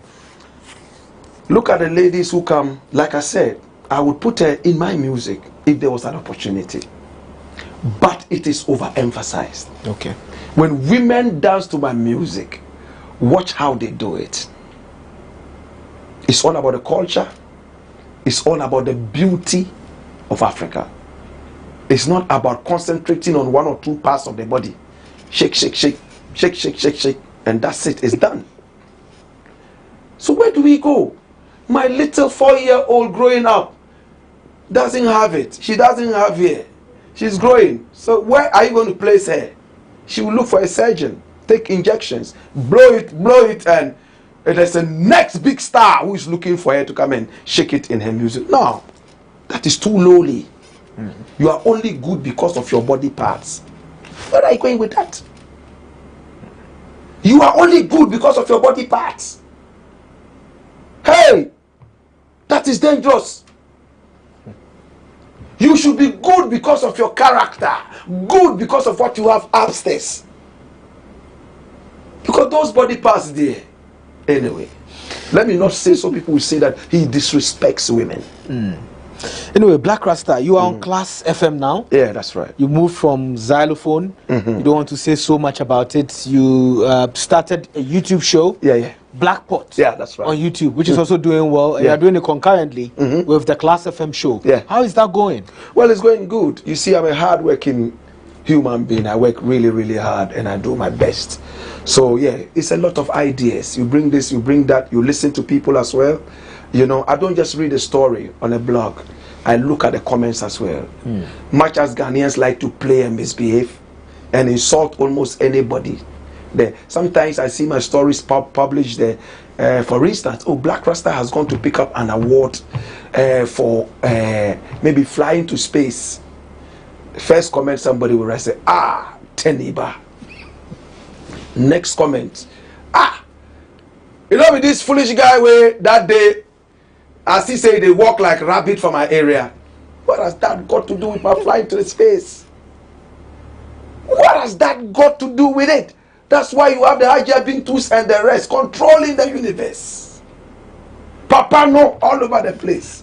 Right now, it's not about... When I was growing up, there was brilliant maths and science quiz. Right now, they have turned it into a comedy. When I was growing, what do you know was there? When I was growing, speech and prize giving days were there. When I was growing, debating and drama clubs were there. Today, it's about beauty, body beauty. What are you taking that to? No disrespect to whoever wants to be a prostitute. Continue. This prostitution, Bridget. Prostitution? Yes. Go on social media. You're dancing on TikTok? Check it out. When a prostitute is dancing, you can tell the difference from when somebody is dancing out of happiness. It's all about like that, selfie, and open it and what dancing is that? Breast dance? See, like that. shake, yeah. Hit at them. Hey, hi. Oh, nice, good. They hit back at you. Hey. Yeah. It's sad, Bridget. So, what do you know is on TV anyway? It's still on TV, on GTV. What do you know? Yes, it's still on GTV. I saw it airing there. Yeah. It's lost its steam because they will not give it the prime time that it deserves and all that. Well, it's a conversation for another day. Well, you went to the US. You taught for a while. Yeah. Why didn't you stay there with all the problems that Ghana has? God would have cursed me and put me in hell. Because my duty is to be able to raise the African youth. That's why God created me. I came here to rewire the minds of a lot of African people. The Americans are already there in their own capacity. Then I'll go and join them because I have a privilege to meet Obama. And I have a privilege to have a citizenship and some other things. No, I won't take it. I go there. If there's an opportunity to teach Pan-Africanism, I teach. Yet the university said, stay, we love what you are doing. You are an exceptional teacher. Because whilst other teachers would come into the classroom or lecture halls with, what's that thing called? Spray something on it. Projector? Projector. And then I came into the class with just a board and a marker. You know, spelling and writing everything and talking with action. And they had never seen that. It's like primitive to them, but the action, the power in it. They loved it and they wanted that kind of variety. But I told them it's time to go home and talk to my African people. And I left. And you are happy right now? Very, very happy. Being home than in America? Being home, putting pressure on the dirty leadership that we have across Africa to change. Yeah. Ukraine-Russia war. They say it's the cause of our problems in the country. You are also a social commentator. On your show, you talk about a lot of these problems and you bring the African consciousness to bear when you're talking about some of these things. Do you believe the Ukraine-Russian war is the direct cause of our problem in the country? It's a shame, honestly. When Nkrumah was overthrown and he spoke from Guinea, one of the things he said was that we brought you independence. We were just at the threshold of getting you economic independence and you kicked out this government. It's a shame. You see, why would one country be fighting? That's Ukraine, and there's no wheat in the world. Why would one country be fighting and there's a whole lot of problems? There are so many problems all over. Meanwhile, Ghana can fight Cote d'Ivoire for as long as it likes. Tanzania can come and join and fight. Nigeria will come and join and fight. And nothing will happen to the world. How useless are you? You are adding nothing to humanity. Nkrumah wanted to change the whole Congo Valley. Change its arability into food. But we removed him. It hurts me. I'm telling you. Hey! Small Ukraine is fighting. It used to be part of Russia. Broke away. And now that is what is controlling the world. Then we are in trouble. It's lazy politics and lazy politicians who say that. Well, this is the lowdown on GhanaWeb TV. We are talking to Black Rasta. We'll be right back and we'll talk about some other things, including Dr. Ewan. I don't know if Black Rasta got any of the flask for an award, and also if he is even getting awards elsewhere. We'll talk more about that after this break.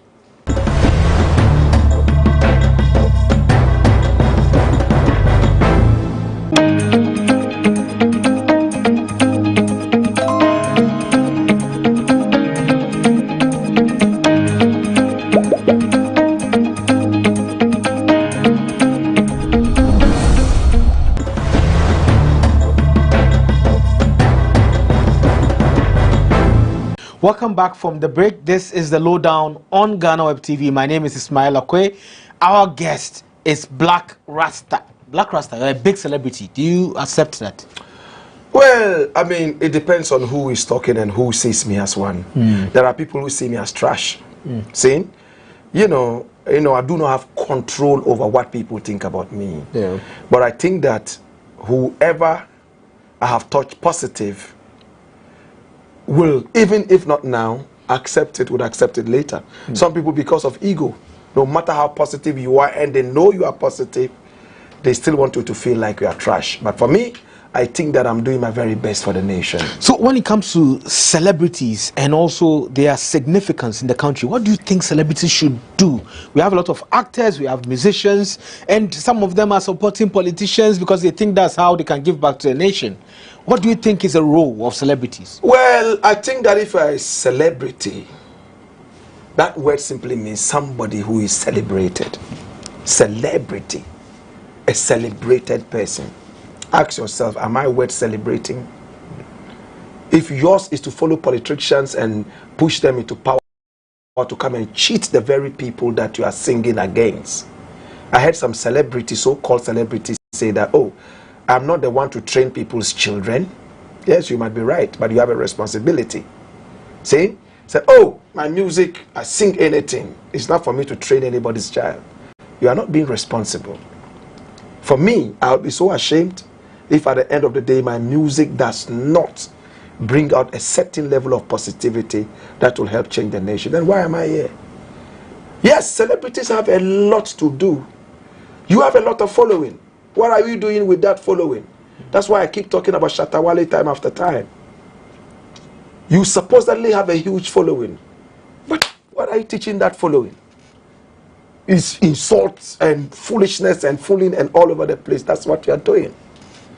You see, I have this gold chain, I have that necklace, I have this. So what? Isn't that show business? Well, show business must come with a certain level of responsibility. Yes, you are saying that the people who support you are in the ghetto. Do they have that? If you can take money and buy a diamond necklace, the people who support you, they don't even have proper water to drink. The people who are the core of your fan base, malaria is killing them, Qatar is killing them. Almost everything bad is in their area. What have you done? I would feel as a failed celebrity or an artist if I would wear a necklace that is made of diamond and my key supporters are those who are in the ghetto suffering. I must be seen doing something for them before I can do something even for myself. Have you built a hospital for them? If you ask him this question, he will say, am I the president? Why am I paying taxes? You claim you have it. You claim you are so rich. What legacy do you want to leave behind? A legacy of hoarding money, and dying and going away and living it after living comfortably? How about the core people who are supporting you? Have you cleaned their gutters? Have you brought them together to teach them how to clean their environment? Have you bought them shovels and pickaxes? It's all about, I got this, I got this.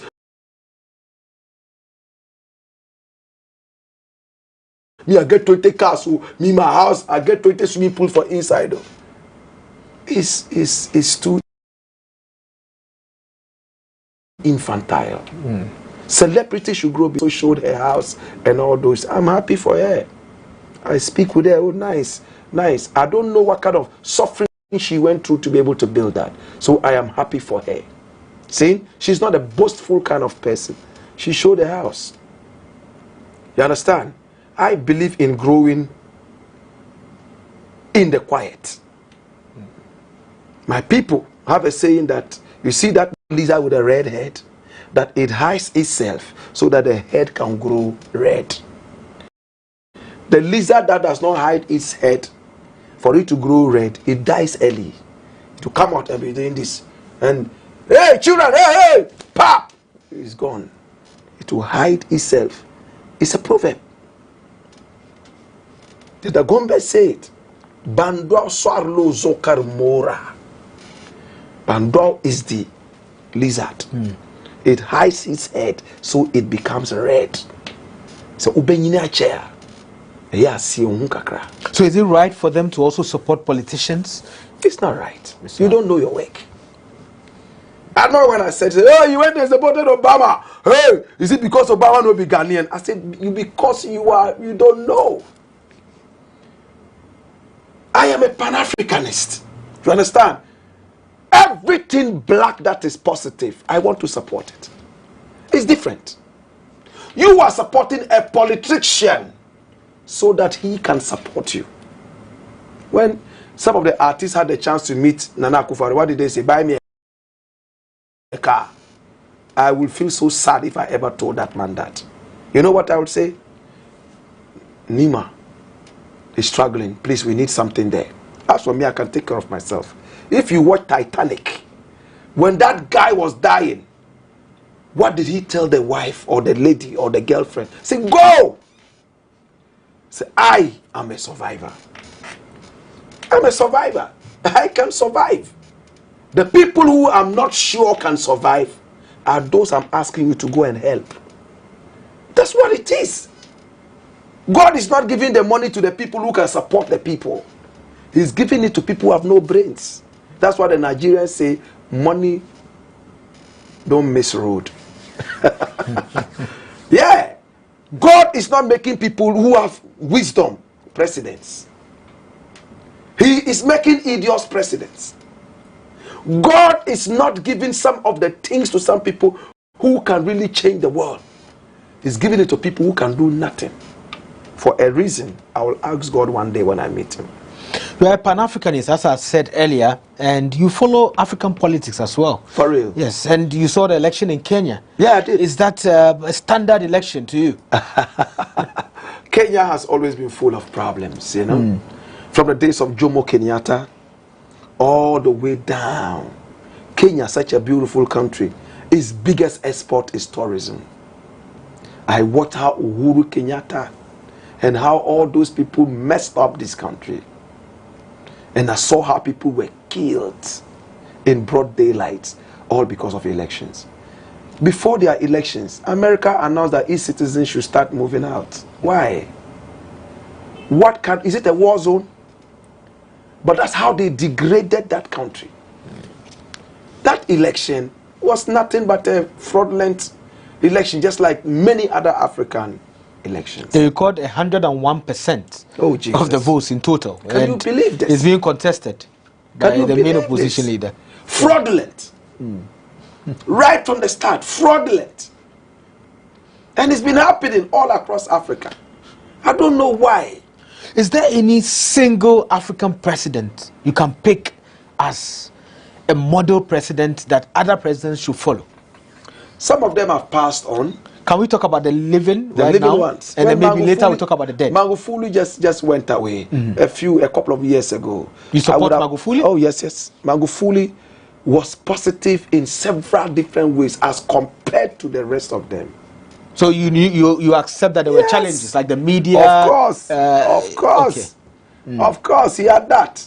Just like the Rwandan president. Kagame. He like also Kagame? has a problem with...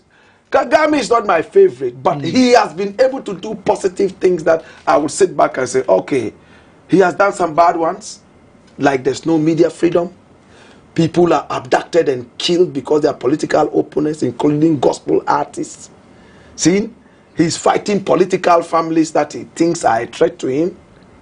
But I love Kagame for the reason that he was able to raise the country from the ashes, from the cinders, all the way into a certain space that England finds attractive to bring its unwanted immigrants to.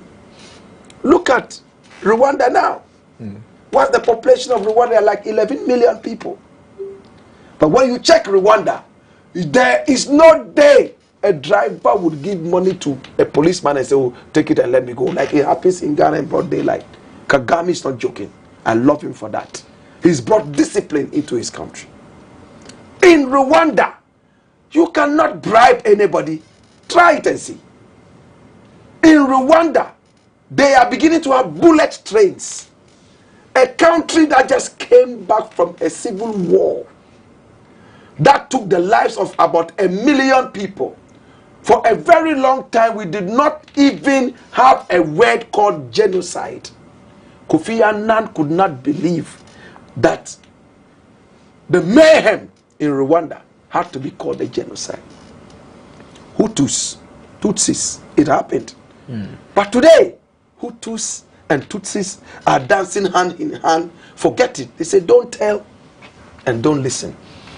Don't ask and don't tell. We have forgotten it. We are one Rwandan people. That is enough. Yes, he has its negatives. But I think that these ones, you can't find 100% president. I think that he's not bad at all. Who is your worst president alive? Worst president alive. Hallelujah. There are a number of them. Let me see. Out of the worst president, let me find the worst. They are there. A lot of them. Some of them have died and they are in hell right now. Like Mobutu Sese Seko, he is in hell, that I know. Yes. And I know that Yadima is also in hell. No two ways about that. Now, the next people to join him in hell. Hallelujah. Hallelujah. Hey, there is this guy. Which country? My God. Kai. Cameroon? Cameroon. Paul Biya. Paul Biya. In fact, he will be the class prefect in hell for all these people. I just did a song and it's called Bastard Boy Biya. We just finished shooting the video, edited. We will release it on GhanaWeb. Paul Biya, Mr. Biya. Paul Biya is a bastard boy, Dotty Biya. You bastard. Paul Biya is a bastard boy. See, I cry for kwa. Yawunde Douala. It's a very emotional song. Because of the language you speak, they gun you down. Language. You can speak English in Cameroon. Paul Biya will gun you down. How old is Paul Biya? He's heading towards 90 in a year or two. When he's walking, they have to carry him like that. He's president for 40 years. Paul Biya doesn't live in Cameroon. He lives in Switzerland. Why? He says the country is ruling that is called Cameroon. The weather is not good for his skin. So he goes to Switzerland and he's in a hotel called what? He's in there. 5-star hotel. Chilling. And the Swiss people are happy taking the African money from a bastardized African. It's sad. Now they are trying to break away. The breakaway faction is called Amazonia. They want to do it because my brethren are being killed. I don't want to go too much into the histories, but the way they came together, they thought that they would have been good. Paul Biya is killing them after taking out Amadu Ahijo, taking over the whole place. The whole place is chaka chaka chaka chaka chaka. So does Paul Biya make Akufo-Addo look good? Yes. Yes. Akufo-Addo is a bad president. But I would prefer Akufo-Addo to Paul Biya. That is true. Oh, nobody is shooting us in Ghana like that. You can speak any language you want.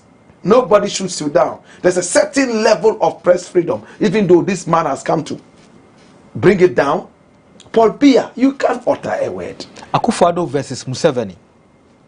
Museveni is another dictator, terrible dictator. Very bad dictator.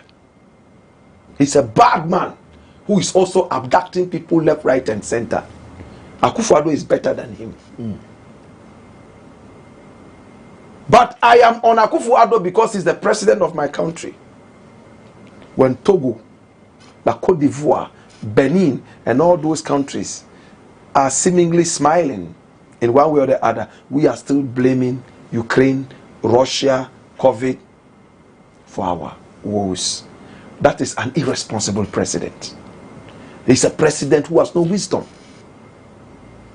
Nana Akufo-Addo is an arrogant president who will not listen to his own party people. That's why I don't like him. He's the worst president we have had in this country. How do you compare Akufo-Addo to Museveni and Paul Biya when we had our independence long before Cameroon was even born? We had our Nkrumah went all the way to Boya in Cameroon to be able to bring them together. Nkrumah was the champion of Africa. So if now people are comparing other African presidents to you who had your independence earlier, then you are a joker. You should have been long gone. But you are marking time and marching backwards. That's what it is, my prediction. Okay. So you mentioned Dr. Eugene. You are not interested in it anymore, right? Thank you very much for reminding me that. I forgot about Dr. Eugene. There's a song that I like. Dr. Eugene, Wakasa. Wakasa, Wakasa, Amagana, Sinura, Wakasa, you know, that kind of thing. And it's done by a comedian. He's a guy, when you meet, you will like. Yeah. The dental style, the uniqueness of his dental style.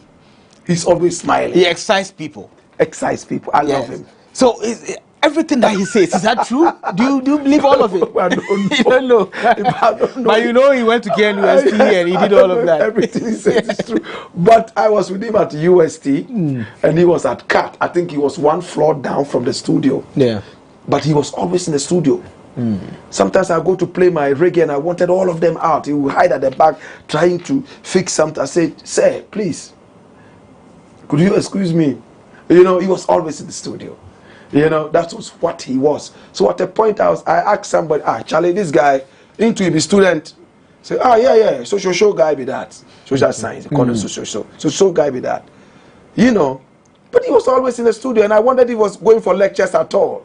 He's always laughing. Even alone, he'll be laughing. So I asked another brother, Black Uhuru, wherever you are, big up yourself. I asked him, this guy, is he okay? He's always laughing, even if he's alone, walking alone, laughing.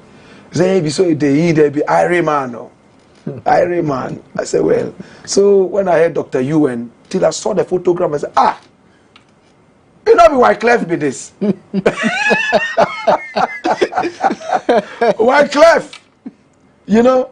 But you see, this brings us to a certain point where we prejudice people. Because he looks the way he looks, somebody will say, oh, then he couldn't have achieved this, he couldn't have achieved that. I have said it and it was published in GhanaWeb. I would prefer his award to VGMA. I will prefer his award to 4 awards, 5 awards. I would prefer that to those awards. Because those awards, you have to vote. You are buying them. up to this time, we have not come to that reality that we are selling the awards by voting. Why? Is it hard to understand? If you go to school and pi x plus sigma this and this is equal to this, and you are able to crack it and do it, and you don't understand basics that people are voting, paying money, and you are not even ashamed when they don't win, you tell them, hey, you didn't vote enough. Then what kind of award is that? Your GhanaWeb Awards is better awards. Next time award me, I'll come and take it. These are awards that will pinpoint people and say, hey, we see that this person is doing good, that person is doing. But if you guys are also voting, then it's on to you. Any award that goes through voting, especially when people pay money to vote, is a fake award. You are buying the awards. It's better to pinpoint. It's okay, we've shortlisted these people, and our panelists sat, and then they chose that person. On the day of the award, okay, the shortlisting, this person, that person, that person. But when our panelists voted, they selected this person. That's an award. Not pay and vote. So I have removed myself from any award that has to do with pay and vote and buy the award. We've spoken to them. They banned me. VGMA banned me before because they said I spoke too much. Now I have banned myself. So if you are nominated, you're out. No, they can't nominate me. I did that to RTP. I told RTP, listen, do not nominate me anymore because you guys are still voting. Of course, in the past we did that. That consciousness did not hit us. We were too excited to have the fans show that they love us, forgetting that, you know, there are some things you do, then you come back and say, okay, like this. Like a friend of mine, Shatarako, he called me this morning and said, oh, Rasta. He was all teary. Wagwan. I wanted to, you know, the happy person that I've always been. But he was sullen. What happened? Charlie, I bought a parrot last week. As I bring the parrot come, I put them for cage where they give them food where they chop. The food say, you know, they like, but they chop. Because that be what they chop. My daughter can't tell me, say, the parrot, they sick. But the day before, it do me like, make the parrot go. Because, you know, they look happy. But I don't make it go. My daughter can't tell me, say, they sick. I go look at the parrot die. Then I remember the thing they talk for, the radio top and things. Sometimes you have it in you, but somebody has to wake it up. That's how it is. You should never keep an animal, especially a wild animal, that enjoys its freedom. So Dr. UN went to UST. I saw him. He was also at Contato. He played he was like a sitting DJ. Anybody who wasn't there, he came there and sat down and played. That was the kind of person he was. Yeah. Anyway, your final words before we go. Yes. I see you read the comments on GhanaWeb a lot. I do. Yeah. I mean, GhanaWeb is a very huge platform. Ghana. This is Ghana on the web. People all over the countries, around and beyond, when they want information about Ghana, that's the power you guys have. See? Sometimes my blackboard, 100% of all the stories are from GhanaWeb. The stories are nice to read and all that. Some of the comments are nauseating. Sometimes I wish that there was a way we could deal with some of them. But I also understand that there is freedom of speech. So people say anything and we let it go. It's sad. The comments sometimes are very terrible, but I read them. And some of them are so wise. You can pick up some things out of the trash. You can find something that is nice and you can use that. So I've grown a thick skin. It doesn't matter what you say about me. My eye is fixed on the goal. My eye is fixed on the mission, and the mission is Pan-Africanism. The mission is Pan-Africanism. Thank you very much, Black Rasta, for coming. And this is the lowdown on GhanaWeb TV. Watch us every Monday on all of GhanaWeb's digital channels. My name is Ismail Okwe. Be safe.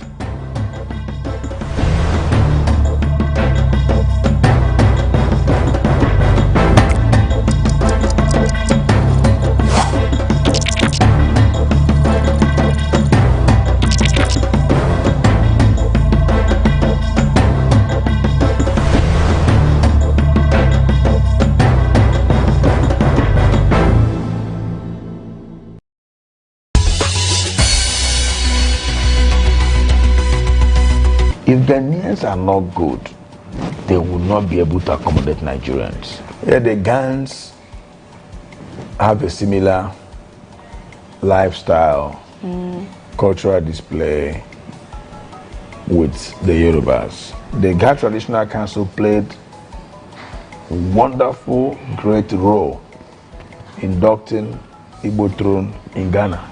President Mahama, also close to him, he loves us, he loves Nigerians. The current president of Ghana, President Akufo-Addo, he loves us, he loves Nigerians. We know him, also close to him. So we are submissive to the authority. The priority of every Igbo man is his wife and his children. Even where you never expected to send Igbo man, he's there. See them.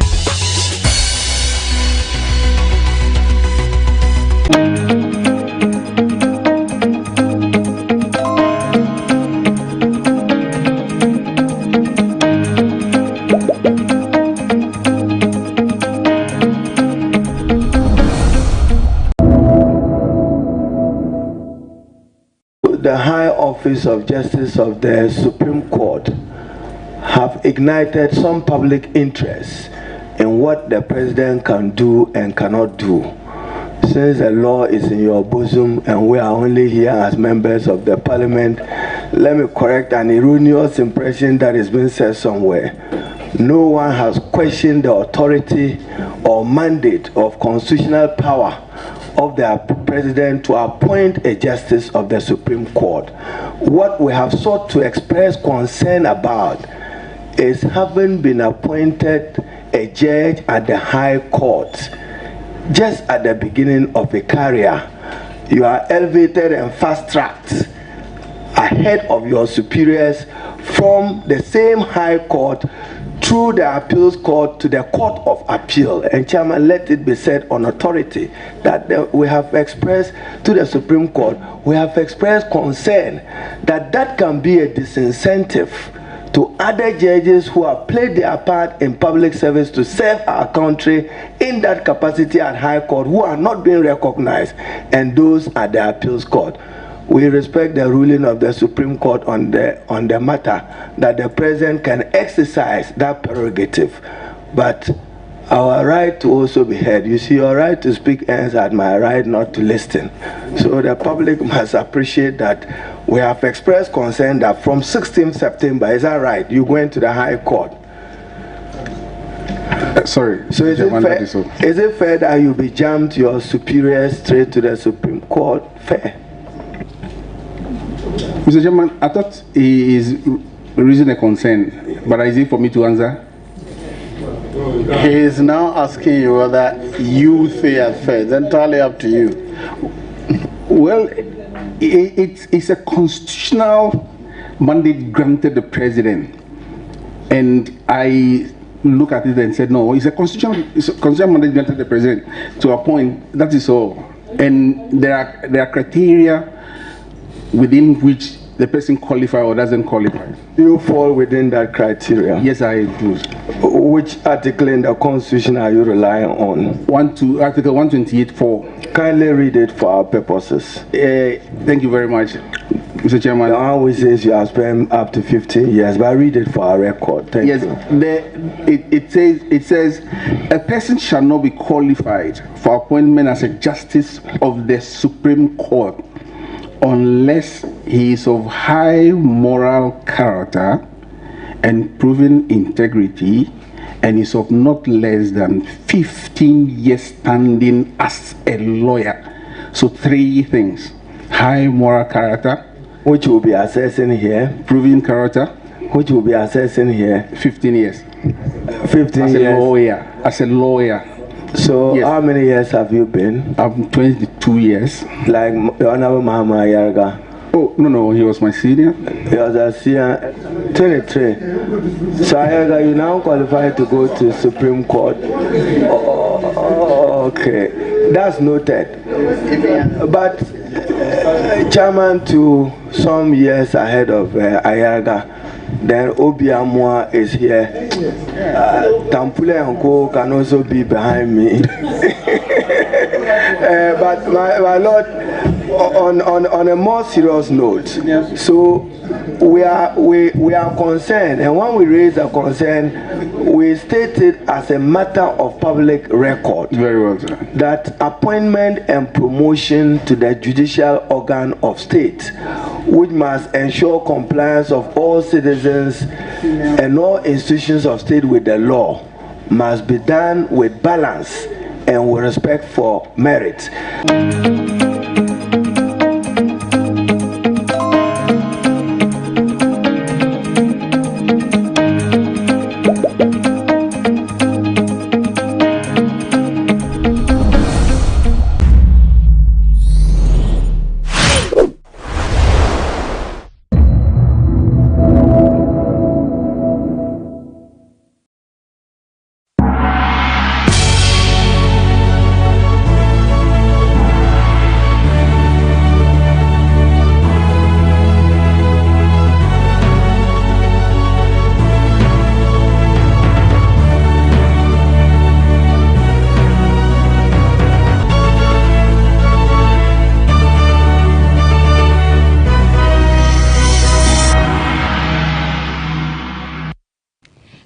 And many thanks for joining us on BizTech on GhanaWeb TV.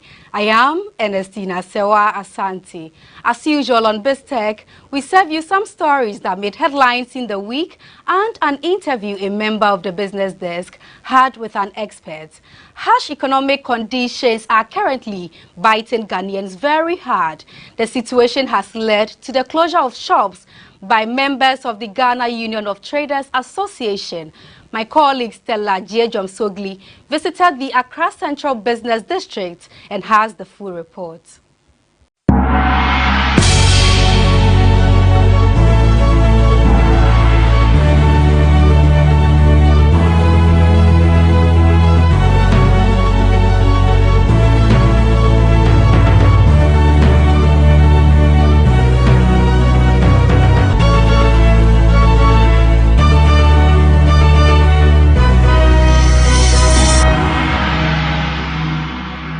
The general cost of living currently in Ghana has become a great source of worry for many Ghanaians, especially traders and businesses. Currently, I'm at the Makola market where shops have been closed. They say the dollar has become too expensive for them to be able to trade with. In this week's edition of BizTech, I'm going to talk to some of the traders on what their concerns are. My name is Stella Giejom-Sogli. Mekasa, Medika. Now, I mean, some mechanic say, you want to say, don't cost and I say, Franco Costro. Now, I can't say, maybe no. Tamana or my penny for soon. Obam, but it's a black market for no. And my safe and it's me back from, and my yet me. It's a measurement, yes, sir. About we ought to 20 minutes. I'm a cheap black market for no. And my safe and it's my friend, my 20 minutes. Madam, who is say we are singing and then your papa. We are singing us say and your gun and qua. It's not a message in your say. And Comunia Sana Comunia buying and Casa. My name is intimate to ye. Not a name peer timid in the trap. Then, moment they met me just buying a say. I bet me up one say. One share when you begin from home. Am I young? It's a say, go to quiet son. Yes, so you have bread. They say, intimate call a quiet. Shall be as if I could be say. It's Joseph. Tiastrian and I say, so people bet me up boy and dear. And you're not black market for one. One more bar, or my bet Sagana on one. One more to say for Boatino, I must have put me a costra, yet you go quiet so no. One make a baby chair warm, not if an intimate talk. Master me, we don't Pabuagana made. Say, Yamani Boyd. Yenna, Maya Cranquala, any boafo. Yes, Ranado. Sefa no akodi pepe for Zanama for his self, and I had to do my the foreman. Yes, Sefa, yes, it's our storm, yes, it's our office. Young phone call now, Yaga a man who calls, yes, Sefano, and young Martina, yes, it's so. Yes, it's son or glass. They are their mother, mamma for no man to swam a young man. Yes, Ranado. Auntie Munina Sefano was a mamma for no, no more, yes, Sania man. Yeah, bata yes, Ranado. On Titinia Masuma Kakra, Mimi Cranqualenum, me a single man, one for being no, the yes sreno ya de nyame panoche ye bi mu ya na na ye mi se ya na na do na mi su ko mi se wa ye bi ti mi sreno zamama for sefa no mo no mo yes sa na be na nim be guas why ti ya panoche onchichi o mo nyina don ti sumaye ne de ekroma e basa eno e ha na ye ti se ese ma obi an sedwan ne no kwase mi na nka ye ina no ye penisa because say the name kono too much ye nim say wiase be ye den enye mre na momo fe de e communicate dodo say for the same ko dollar first na nka o below e bank say any bank biem any below biem ni na akodi black market na wu bo mpe bia na o mo ton ma ye any assessors abane be adwuma we nkanye o mo na say ye e wo say $5 de nka wo bank ana below na ye koto ho nka bon beba from kakra we de ye bread dodo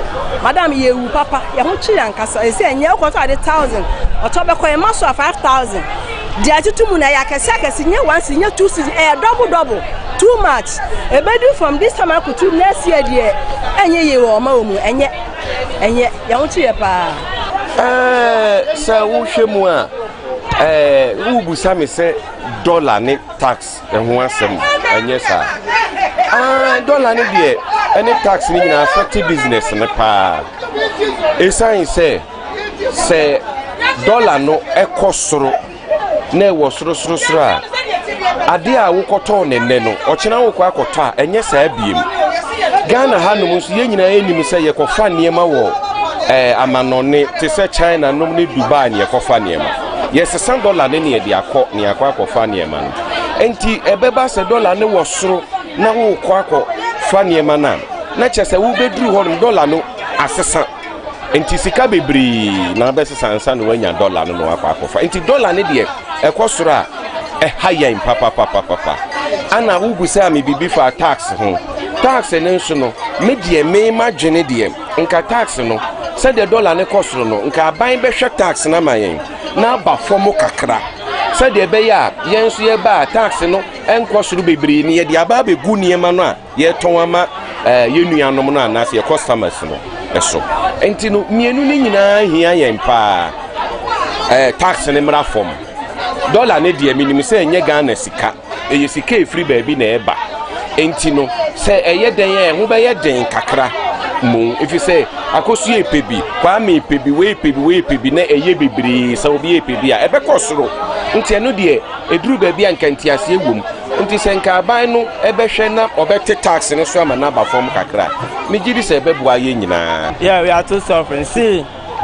like to do here today with some boys, if we here like we get small things, then we don't have anybody there to go either to play, to steal or to do anything. But where today they are talking about dollars. So we are placing our government what he's doing for us. Sake of dollars, we the citizens we will not get the food to eat. Even though the pure tax we are buying in 50 pesos. With some of us we don't have any room. We are going to buy 2 cities, 3 cities a day in a week. But when we calculate those things, where are we going to get the money? Today we come to market, no store. So where are we going to? As a Ghanaian, we are citizens. We are Ghanaian. We from Ghana here. So what? Nana, why? No. So we are placing our government to do something for us. So if not, what will come? Yes, see, I perceive I didn't cry to a mamu. Namu manu kotu nanadu say. Yeah, to a banama and yeah, bread. Yeah, bread, papa. Tama oba na sefa. 60 50 pesos. And then another bet now so 19 and $20. $12 cedi. Yeah, bread. Oba no see about 19 or buy. Now so say no buy no about yeah, bread kura say omu okunu. Eti yesrano. Ya pana chonsha $1 ne maye. Man kafu. O kafu eso be kafu. What? Mini ha me say ya pananado chow ya ne to abanama no ani ya gini di so betimi ayade na ma no afa ade ya so onyama ya de ya kra ne sesefa no e week bi etimitum be 3 times sese ye hu ne ya nye ye ni nyina ha han enti ya pane chow Oman and Nimrasifan $1 no home my and say you want shrey. Nian Cassie and Pipiabani and pay a papa, no more $1 send on way, yet 2 1 upper. Adiabachit near Santum, Adiabachit near Santum Tia Panacho. Yes, Rano. Ya papa no ye ni dan anim o ma me hu bibi mayen ni ye koma dan so so no na betimi ayen pati nana yes now ya pa u cha ye ko to gu fom dollar no yes so samama fo no o mi dollar na sie o ho no mo na mo yi kakra ba no mo ade atum no mo de kosoro yes wala wadum wala kwa yes ma dollar ne mla fom na uti biala ye pew ye ku ha na mo da bia me ku so me de mi tawa chi mi nim se be ye yi na sia bibia be ye yi nana ho ti se ye no se ho ye nana do se ni o ti bia do ye pe wo se mra na sika ndi akosoro yes rew obi e be to dia no okasa nana yes rew sika no mane mna fom kakra man zamna mafo na mo de sika na hihye da mo de brema no store o mo fe ko bang nana yes rew e bi ye nana me koma da bia nana do nana ye pa wo se me ko fo je so nana sika ndi mane ko fo mai papa boni ye tawachi na sika ni ko fo mai no na ye pe mo platform ya sika ni ko fo na ye. One of the concerns that have been raised is with the black market. According to the traders, if government is able to clamp down on their activities, the exchange rates may see some stabilization in the coming weeks. My name is Stella J. Jomsoglu for BizTech on GhanaWeb TV.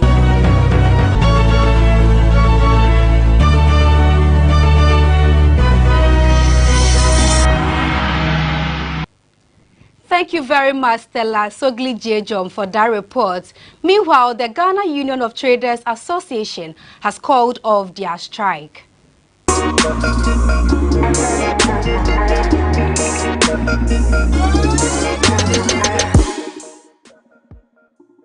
To our very first story, persons who have re-registered or linked their Ghana cards to their SIM cards but have not proceeded to fully re-register their SIM will lose the data and voice services at the end of this month if they fail to complete the process. Those who have not begun the process at all will have their unregistered SIM cards progressively blocked as well. This is according to the Minister of Communications and Digitalization, Esla Owusu Ekufu. In a statement cited by GhanaWeb, the sector minister clarified that the grace period granted to persons who have linked their Ghana card to their SIM in the re-registration process was not an extension of the September 30th deadline, but a moratorium to serve as an encouragement for them to with the registration. The Ghana cedi is currently the world's worst performing currency against the US dollar, Bloomberg has reported. The currency has continually depreciated against the dollar in the last couple of months. This has been attributed to the situation where wait-and-see investors continue to squeeze foreign capital to the West African country before its deal with the International Monetary Fund. Bloomberg has noted that the cedi lost about 45.1% to the US dollar this year to sell at 11 cedis 26 pesos per dollar.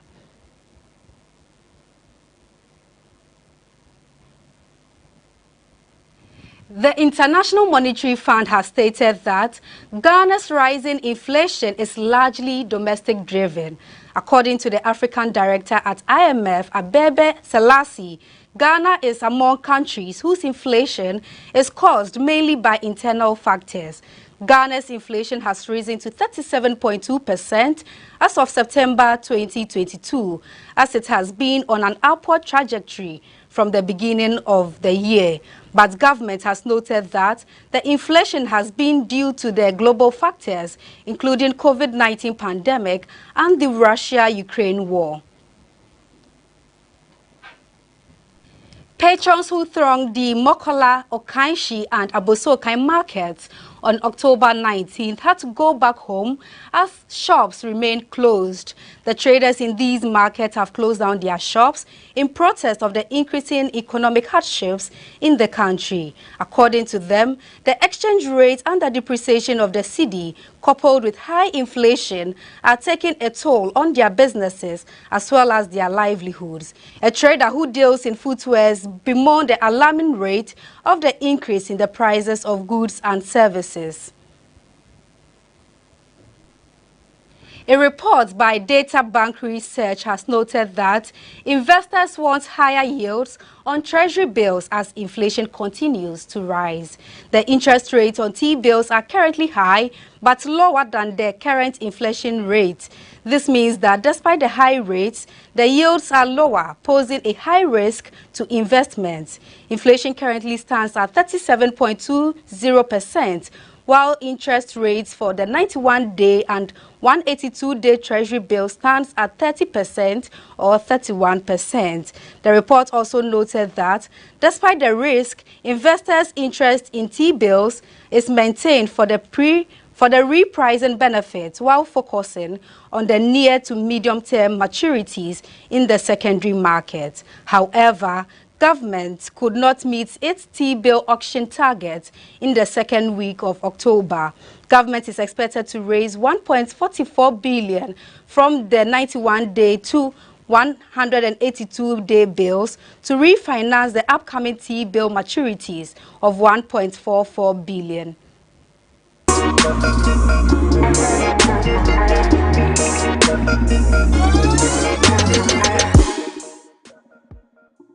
Thank you very much for joining us on today's edition of BizTech on GhanaWeb TV. Remember, this show airs every Friday on the same platform. Before we go, do log on to www.ghanaweb.com for more stories. Do well to follow us on all social media platforms on Facebook, Instagram, and Twitter at the GhanaWeb. On YouTube, GhanaWeb TV. I am Ernestina Sewa Asante. Do have a lovely weekend.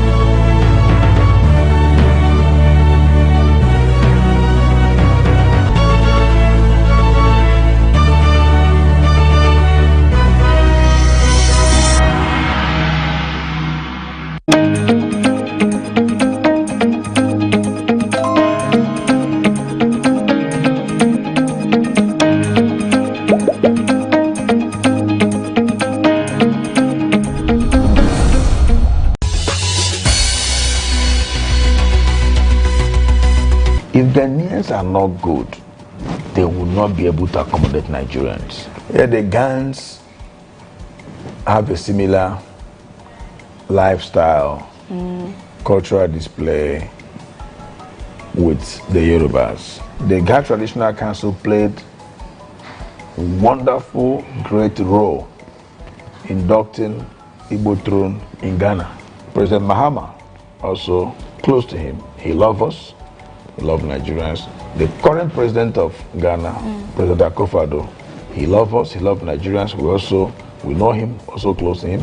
So we are submissive to the authority. The priority of every Igbo man is his wife and his children. Even where you never expected to send Igbo man, he's there. You see them.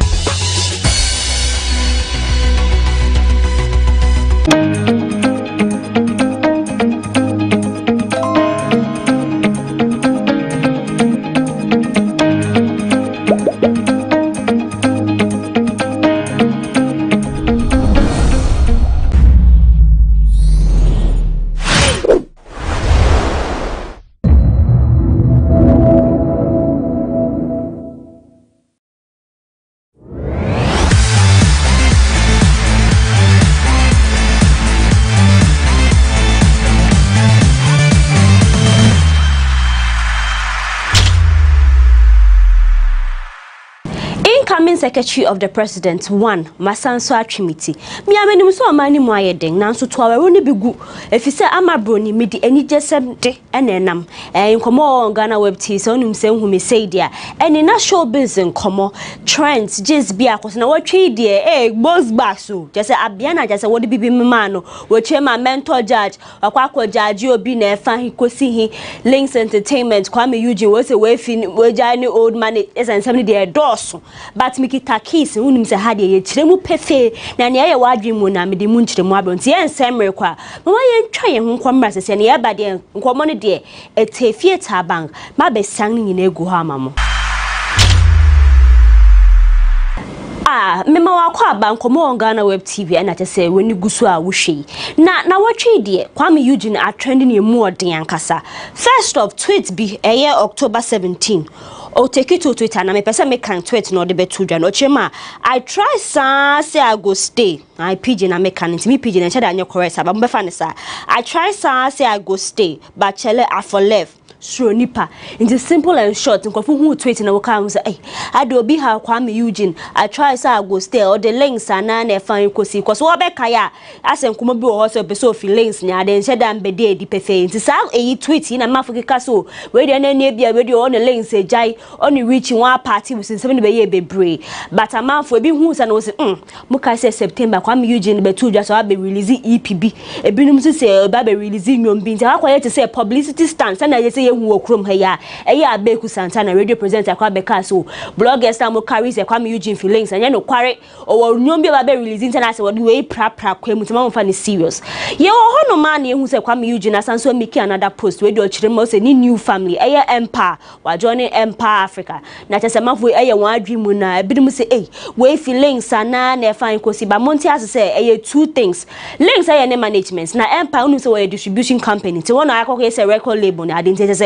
obebo na nyom ni ade nyina akum nti we de ne akoti ni say eya links ni empire say na Eugene chire mo ni empire say ni new family no empire nya official statement bia but odi abeyi da nenim say no kware nti one obetoto nua memu but no nchire say we feelings entertainment but Eugene so hawadwen new family you have to explain to fans because say say mafokeka so we feelings ni ade nti say nya no kware a kabade say say da to dwan wache say nya no kware but say na etibia no it's a big win for Kuami Eugene nti ne America nyina na say Kuami congratulations.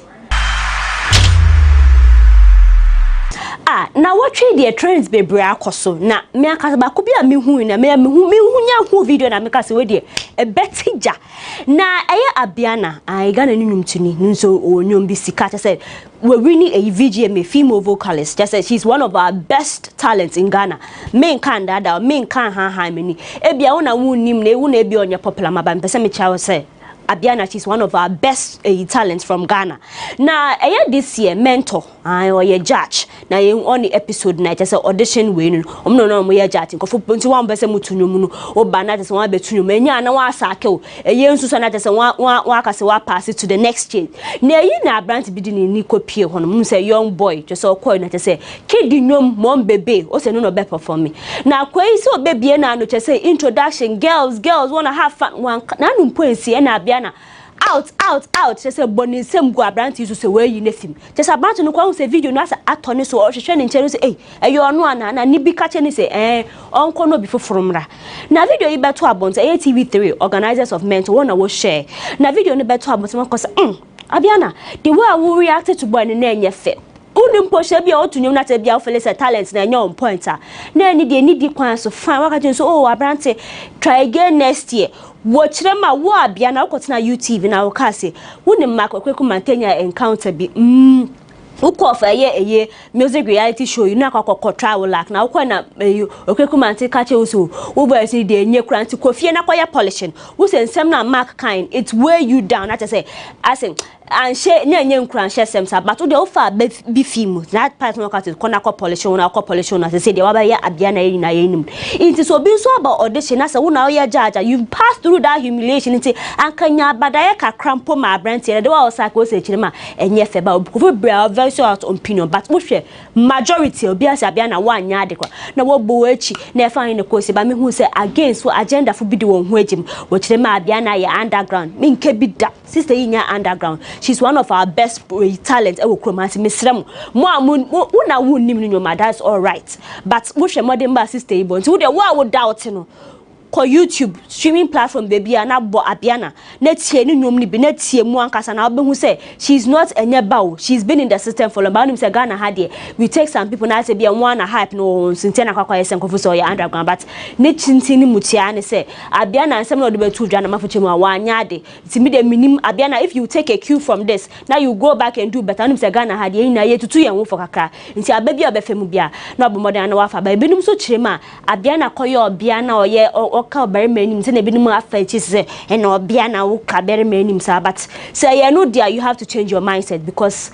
yen na obia jaje ye oberma jaje ye but we all learn from our mistake nti you dey adwebro mo amaka se mo afa ne hotan na de ne esra mara mo fancy but Abiana ni abrantepa ifom be ye interview no chema na enti I say blow ye no nya popular ne say there is no debt on her they say be a controversy ni ade she doesn't involve herself in that na mafu enim na ekoye na wo say Abiana akoye say na ne dross so no na e kan enum to mo say ne dross akwakopa akobia be kan ne ho asem but onye controversial artist in terms of chain, but check out Abiana. She's one of our best musicians in the country. Yen to aswa na eya dance on nyumtuni Shatta Wale I want done. Na watching no nya 38 years na tese October 17 na tese odi birthday sheshe so. Na member party na wo ye won glass house no so. Na wo nim say October 17 na Shatta Wale aka to word down weeks months ago. Say eya Gift of God album no be drop sa day na amanfo besi na one drop na emom de or blessing with a single I ewo eya ni album no so.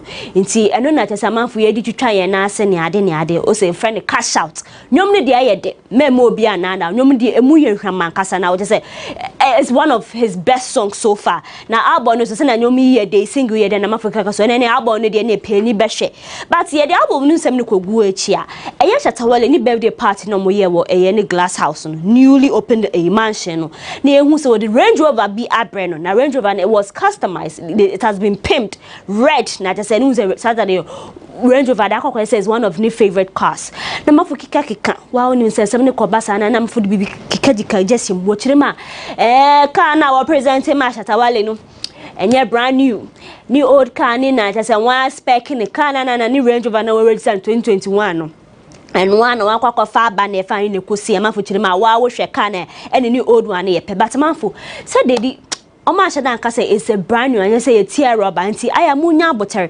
Shatta Wale kwampo be make it post be say any Range Rover na say e ma manful headache cause manful keka so enye na say na store boy release Bentley na wakofa old car in fa na mo per comparison is too much. Obi edi ni birthday is the man of the moment. He celebrate na munja isa comparison. Shadan fa kwamba Shatta Wale so wa asem just say wo na de bia ye pese ye kepi ma but the word na be na ya get money pass your father yes na say in some near kakwa na say na akakoye se bia ye bias bisa na so eye birthday Shatta Wale nya we birthday messages from a lot of people na eye stone boy e we share no chire ma wando we se we nya 38 make sure we the 15 over na just say ne ya asro so na just say nyina ye desro but Shatta Wale statements bi o make no so this we did what trending in more than but could be also he's the only Ghanaian artist okra eye mansions mako 7 and obetumi perform show at say we just show bi just show bi obeko bia oje over $100,000 na some dey be brema for chema Shatta Wale say wo brag too much Shatta Wale ya sanso ye interview e wo Joy FM no do to just say also no de Wizkid as a wako global no it could have been Shatta Sarkodie Ochema Sarkodie should have been bigger than Wizkid Ochema say now who Sarkodie then time Akon convert you didn't take advantage of who association with Akon to be big what na sia o say wow ye ba krom ase na ka obi invest money into ne crafter or the be ma Sarkodie share videos Sarkodie twa na so no nyina no she no kra hakoye say the development na aye slow na mafuche say hey wokura woni Beyonce ye na ekosin fa but Shatta Wale say modi atu do say Sarkodie should have been bigger than Wizkid. As part of Black Sheriff new album for the Abetudra, no more some private cocktail dinner be reception be omo ya Brasa restaurant. Na just say etetru for the way you copy honum. Me hu Sam Jonas senior citizen wo honum. Gabi Ochoda ko me hu no hobby. Na just say etetru Ibrahim Muhammad nyina de we ni copy honum. Na mafuche ma say na black sheriff who dom sa kwade kra ba ho bi na so de na no betu dwochemas say de ye kanum to fat say won agedin wo African continent or the black or ebeka ho na say view say videos bi be pie ho ye hu say ya haja bin to ni ko pie wo ho no we de na anya bebre was like very intimate na say won so kwati ese enum bi na say ye kan say black ye ma congratulations say we love the attention na me hu na industry mo ye is very good e wo ma say so ye for one of our artists na ye promoting na say ono so eco global because ye hu say Nigeria for they do it just say this upcoming artists be and also be what talent and bonum na just say amfa be hu say industry ni na no be supporting that is what I see you guys doing for black ones na make an say mon kwaswa na mon pushing we will surely get there we want to akọ we Grammy amayen ka ye ni just we all have to see that mo de mama ye gina black ones semi so na ye ntwa ye ho kakwa na say ye kwa bansam ne de bebre kwa ma be twemu nyina a kyeremo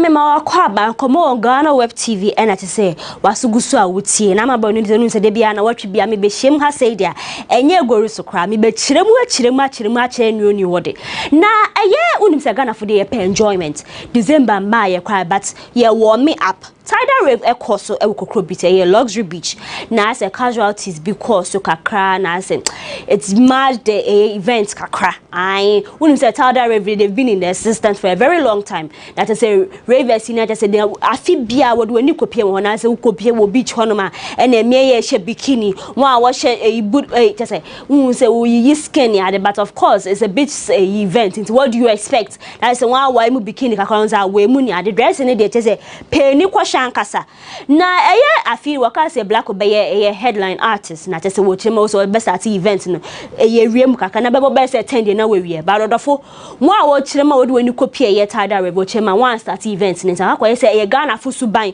ubetua ticket akwa wo artist bi wo event say ye beye no be start program na age uncle bo house shows pen na me say what the time so apart from that no sister unim say events be come was starting in tema they prove me wrong I'm waiting still no hands in the air yo mate na event e man for do any kopiem na wo chema just a traffic wo dimu ekwo ediko gu kokro bite wo kodu o se wo kakwo hwe Tidal Rave esi woni en se o ka kire traffic abo apin so say just say human traffic vehicular traffic be ache na me say ai mu say scan kroma so mu asesa mu nyina se mu kwakọ je mu ni wo Tidal Rave na wo du hono wo twema wo event yi wo a wo tumi nya abota gina won aso train match say artist be perform yes akode R2Bs dark vibes black nyina be performing mo perform area na so wo point na wo kono na mafo wo kire makwahye boys wo a wo hye won kwan so jije won honiama obia wo hye wig na wo tu wigi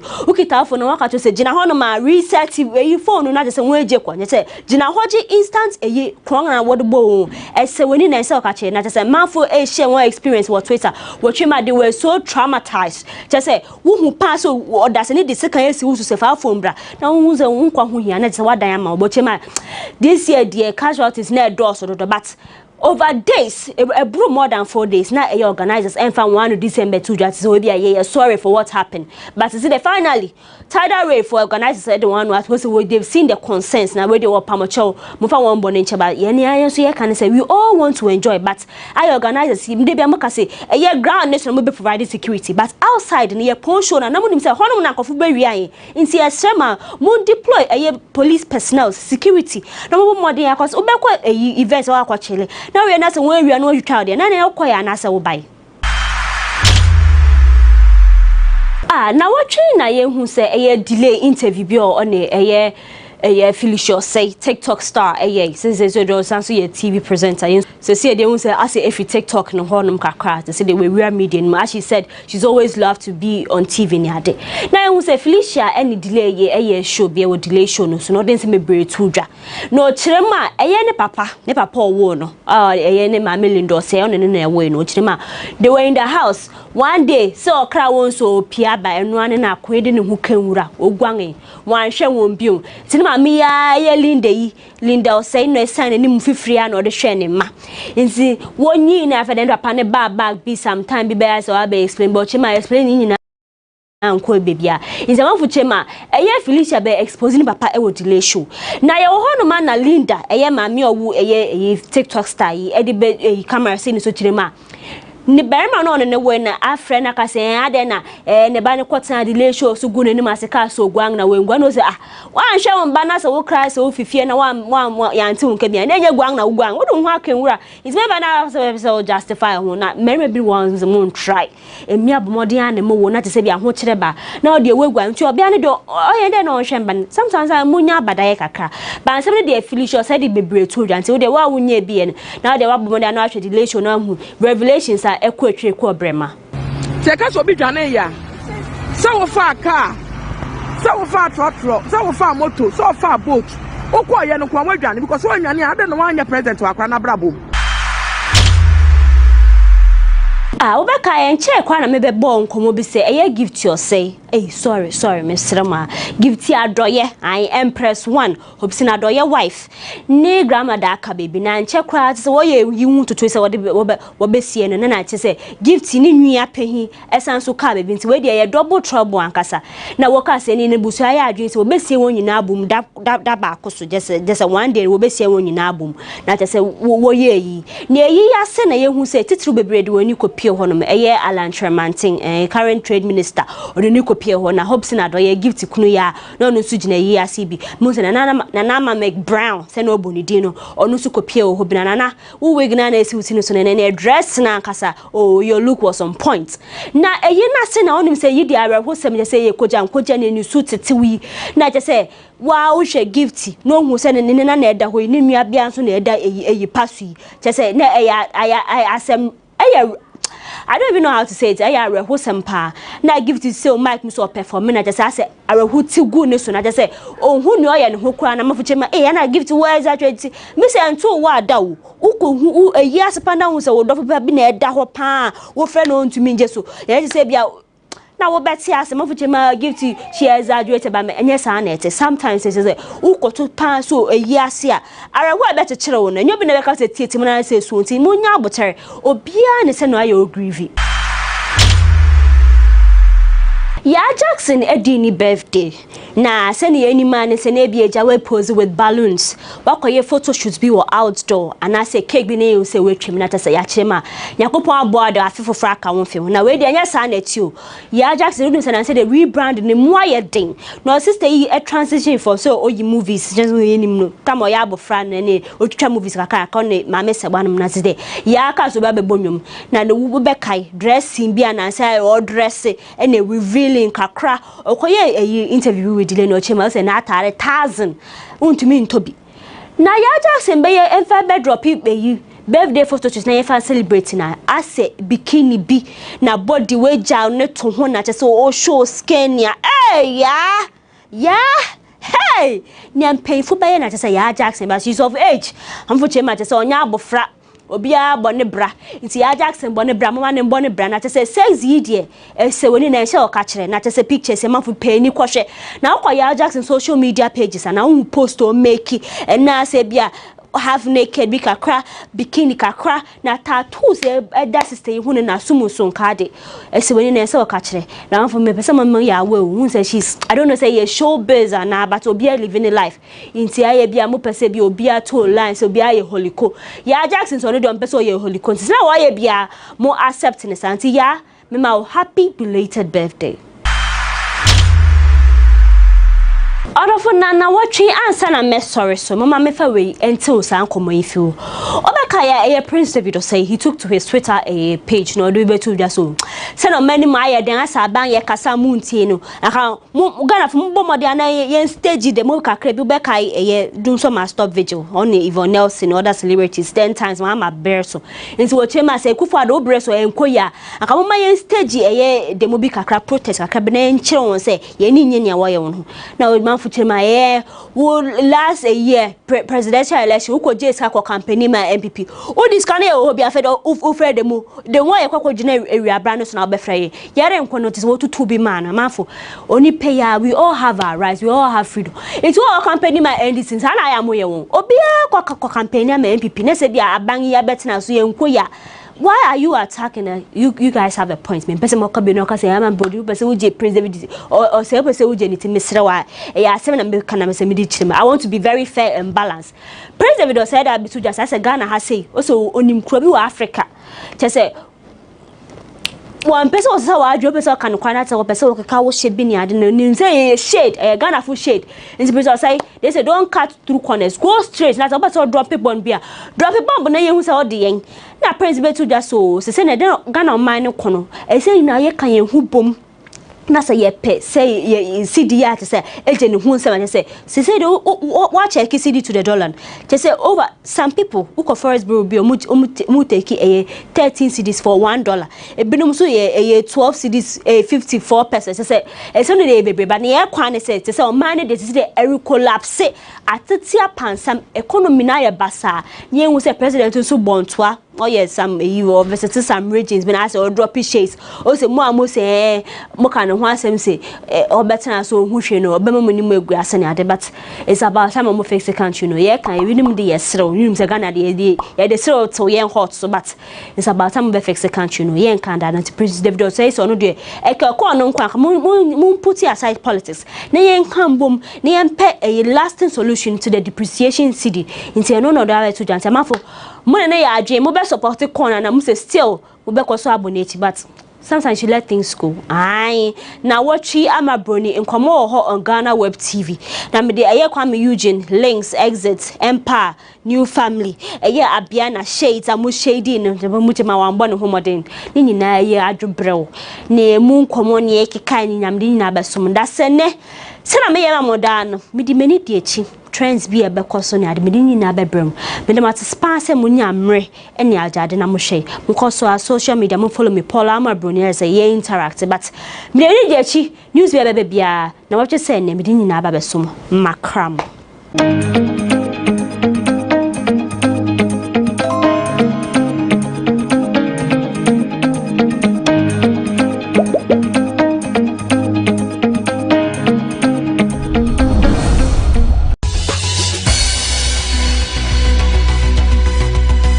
If Ghanaians are not good, they will not be able to accommodate Nigerians. Yeah, the Ghanaians have a similar lifestyle, cultural display with the Yorubas. The Ghana Traditional Council played a wonderful, great role inducting Igbo throne in Ghana. President Mahama also close to him. He loves us. He loves Nigerians. The current president of Ghana, President Akufo-Addo, he loves us, he loves Nigerians. We know him, also close to him.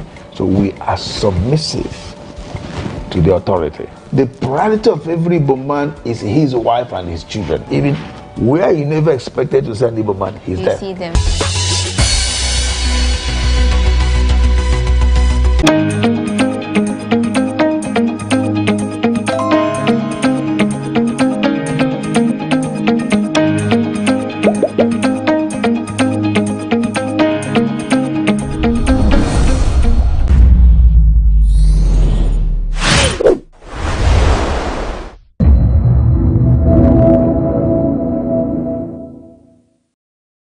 Secondary school by this government, and it will be taken off this year.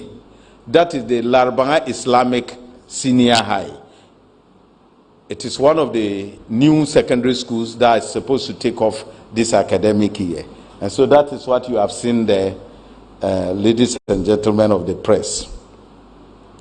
So, bringing my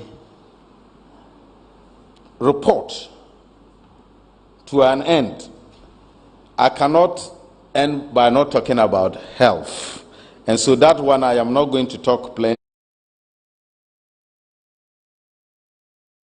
I want them to project it on the screen for us to see.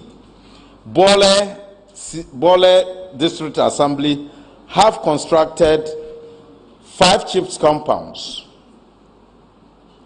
Central Gonja 6. East Gonja have constructed 5. North Gonja 3.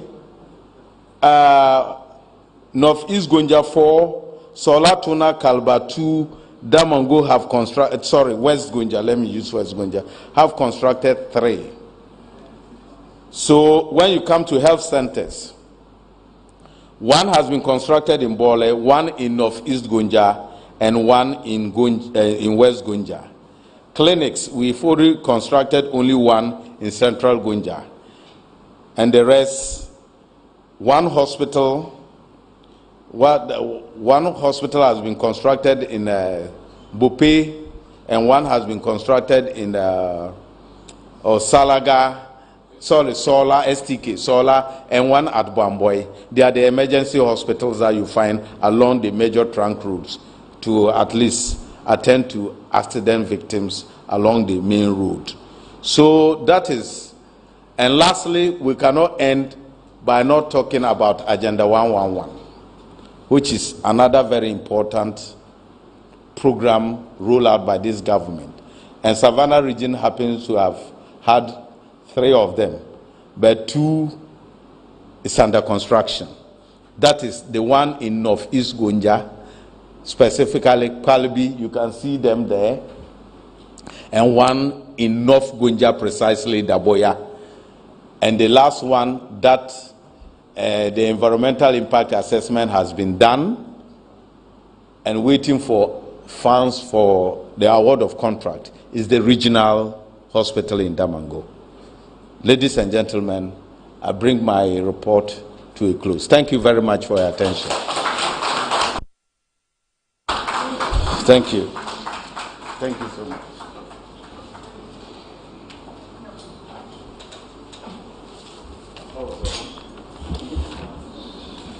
Thank you for the insightful presentation, Honorable Minister.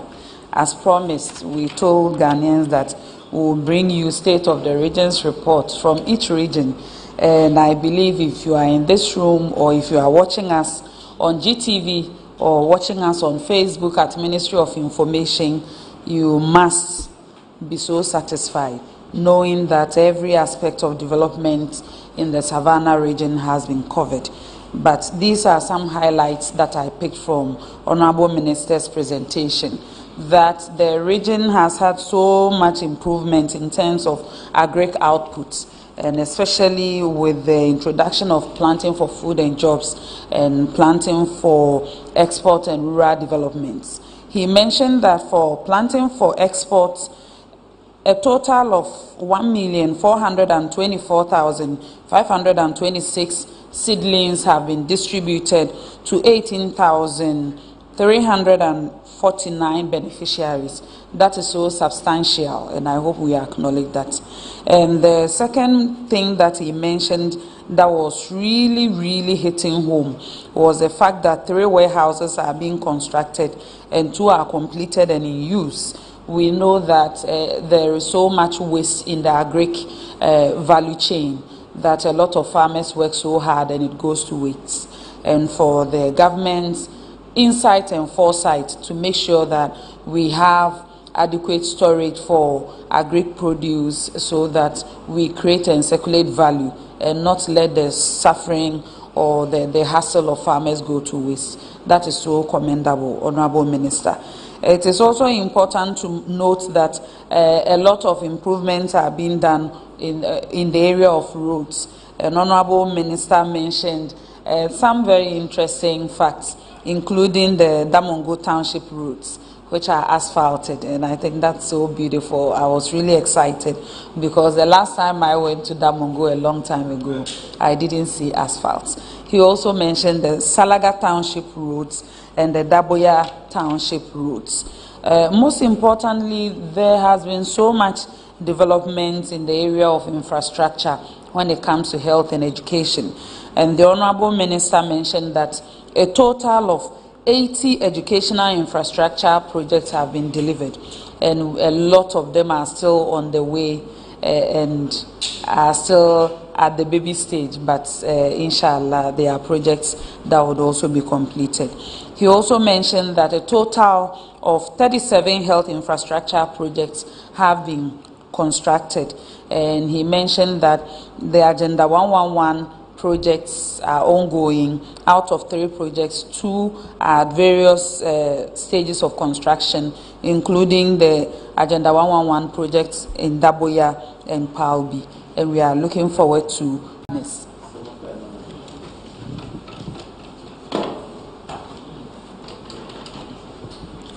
Good afternoon. My name is Agnes. I report for Chronicle. Minister, when you were talking, you made mention of some boundary issues, which once a while causes conflict in some of the districts over there. I'd like to know how these boundary issues affect agriculture in the area. And then also you made mention of the production of some tons of maize, rice and yam and others. I'd like to know if food is cheaper in the region, and if yes, that's okay, but if no, I'd like to know the factors that are causing the scarcity. Thank you. Thank you for the question. Thank you. Atamesa from Ghana News Agency. My first question is on the minister saying that the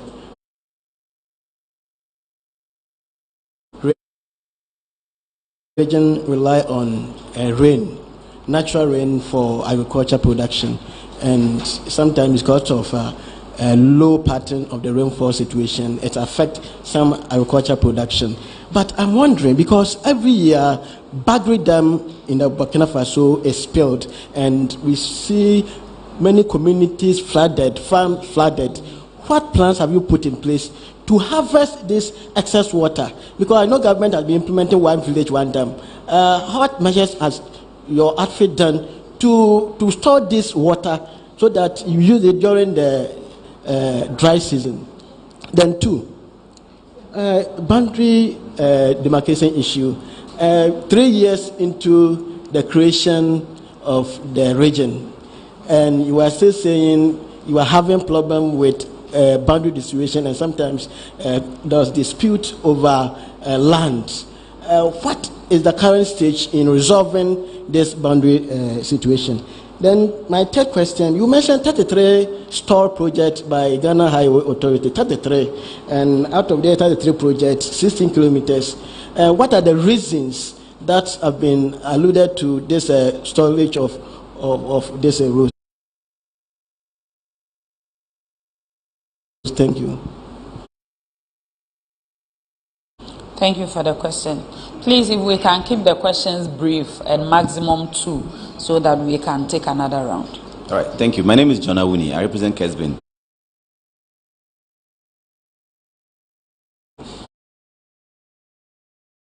I have some very short, quick questions.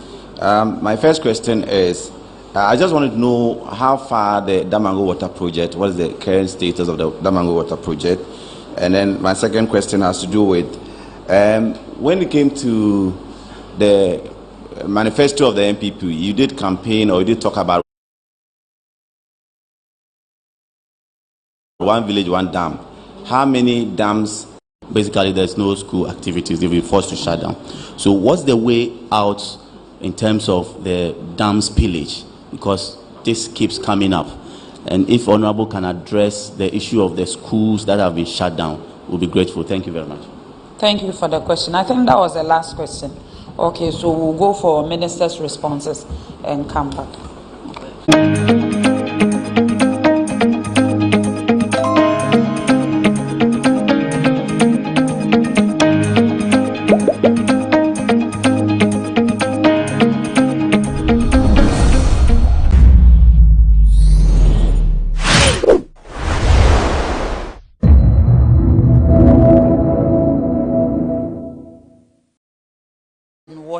The tourism ministry is doing, especially as we cruise into December, which has become the world's tourism hub every Christmas. Now, I don't know if there is any other place that people would rather celebrate Christmas, if not in Ghana.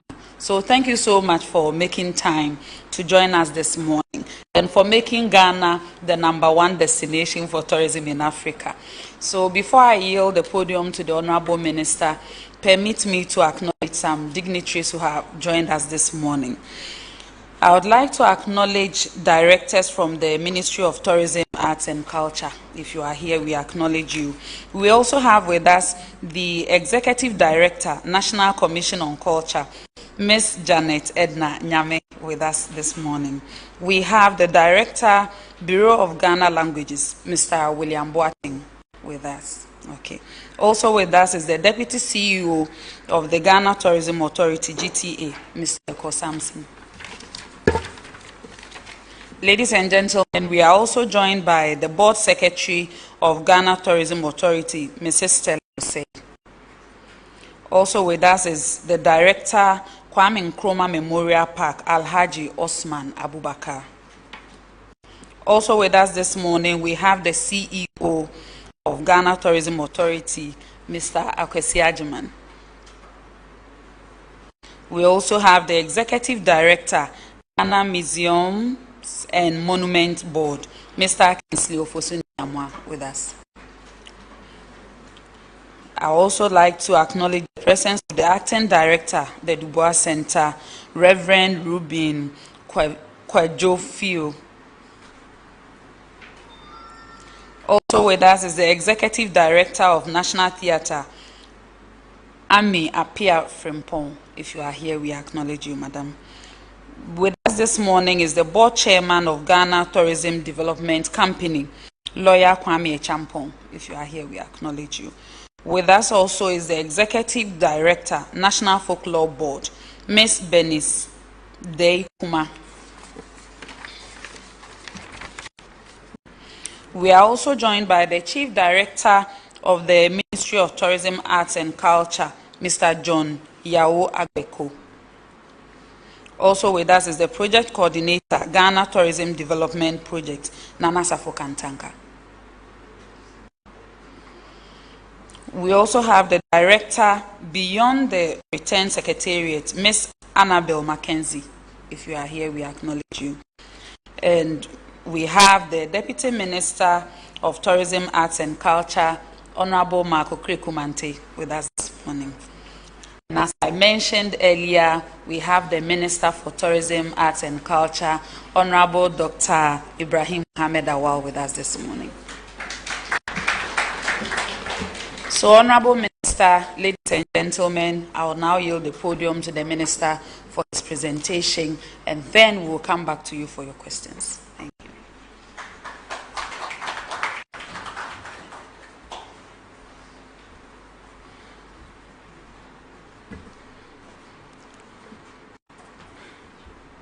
Thank you, Honorable Minister.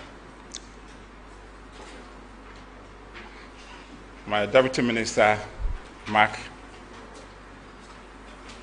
Chief Director, Chair, Ghana Tourism Development Company, my heads of agencies, directors at the Ministry of Tourism, Arts and Culture, Project Coordinator, Ghana Tourism Development Project, friends from the dismissed, ladies and gentlemen, staff of the Ministry of Information. Let me thank you, Honorable Minister of Information, for this opportunity. And also want to thank you, friends from the media, for having time to come to listen to us to render our stewardship Ghanaians through you. We appreciate your presence. Thank you so much. As said, I'm going to do it with 20 minutes max. And then I'm sure my colleagues help me with our perspectives on that. So, ladies and gentlemen, the tourism, arts and culture sector is now 10% of contribution to Ghana's GDP. After cocoa and gold, we are number 3. By 2025, we want to be number 1. And we are going to be number 1 by the grace of God, 2024-25. As a culture sector will be the number contributor to GDP. Why do you say so? We are targeting 1 million visitors this year. Each visitor spends an average of $2,400. Before the COVID, they were spending $2,600, $2,800 per visitor. They spent between 1 week and 10 days. We're hoping, and we are working towards that 2024, 2025 should have 1.4 million visitors, and to grow exponentially from there on. So if you have 1.5 million people visiting, they spend 12 days to 2 weeks, and they spend about $1,500 per person. Or they're hitting 3-point-something billion. That's the international arrivals. Domestic tourism want to get 1 million people this year. When people go around the country, there are many benefits to it. They learn about this culture. We also reduce income. People go from Accra to the region, they spend money. And we create a sense of national unity and cohesion. So this year, we think tourism, arts and culture, by 2025, should be generating not less than $3.5 to $4 billion, and that would be the number one contributor to Ghana's GDP. We would do it with your support, and the evidence is clear. The World Economic Forum report on travel and hospitality 2021 has ranked Ghana as the best destination for tourism. We've never achieved this feat until this year. So that in West Africa, Ghana is the most favorite place to visit for leisure and opportunity. We're hoping that our plan projects to do that in 2026, 4 years before we've achieved it. What means that the whole world eyes will be in Ghana. That means a lot of tourists come, they spend money at hotels, they go around and do leisure entertainments, they buy crafts, they buy everything. That brings some money into the economy, foreign exchange to Ghana.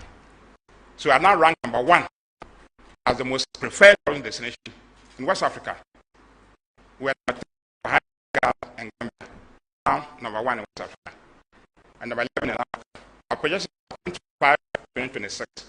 We should be getting to number 3 in Africa. In West Africa now we are number 1. That's a plus for us.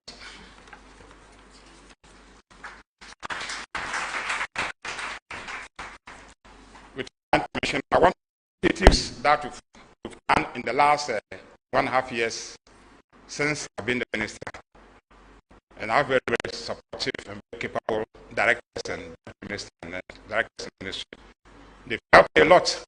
I don't glory it. It's not mine. It's a collective good of the ministry. So, initiative 1 is capacity building. In this area of tourism, arts and culture, people want to be appreciated. So I bring the capacity and knowledge for our participants. All players at the tourism, arts and cultural value chain. I bring the capacity, give them knowledge, not technical knowledge. Also, best for them to be able to, if you want to go to appreciate somebody, thank him or her for coming to the hotel or to patronize item, your goods and your services to come back. We are treating 20,000 people along the tourism arts and cultural value chain training. We've done 20,000 training. We have to build our capacity and deliver quality service to clients who come to Ghana. For culture, for arts, and for tourism. A satisfied customer would not only come back, will bring a lot of people next time. That customer will spend more time spending money in your country. And that means that they're creating jobs to your people. So, capacity of people in tourism, arts, and culture value chain is a serious component of our work. We're getting 20,000 in the next 3 years. We've done 3,000. Hopefully, by 2025, we'll have done 20,000. Build our capacity and deliver quality service to clients and travelers along the value chain of tourism, arts, and culture sector.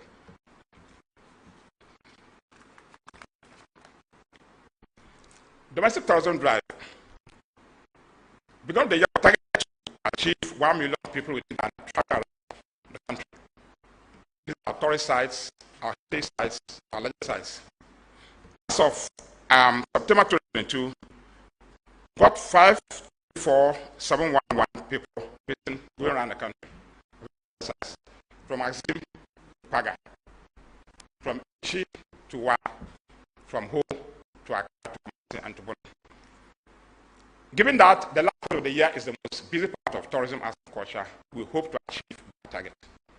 The gives us 15% of our target. December is a very good month for tourism. So domestic tourism, we of course achieved that. But compared to 2021, achieved 60% growth. January to September this year against 2021, the growth in domestic tourism is 60%.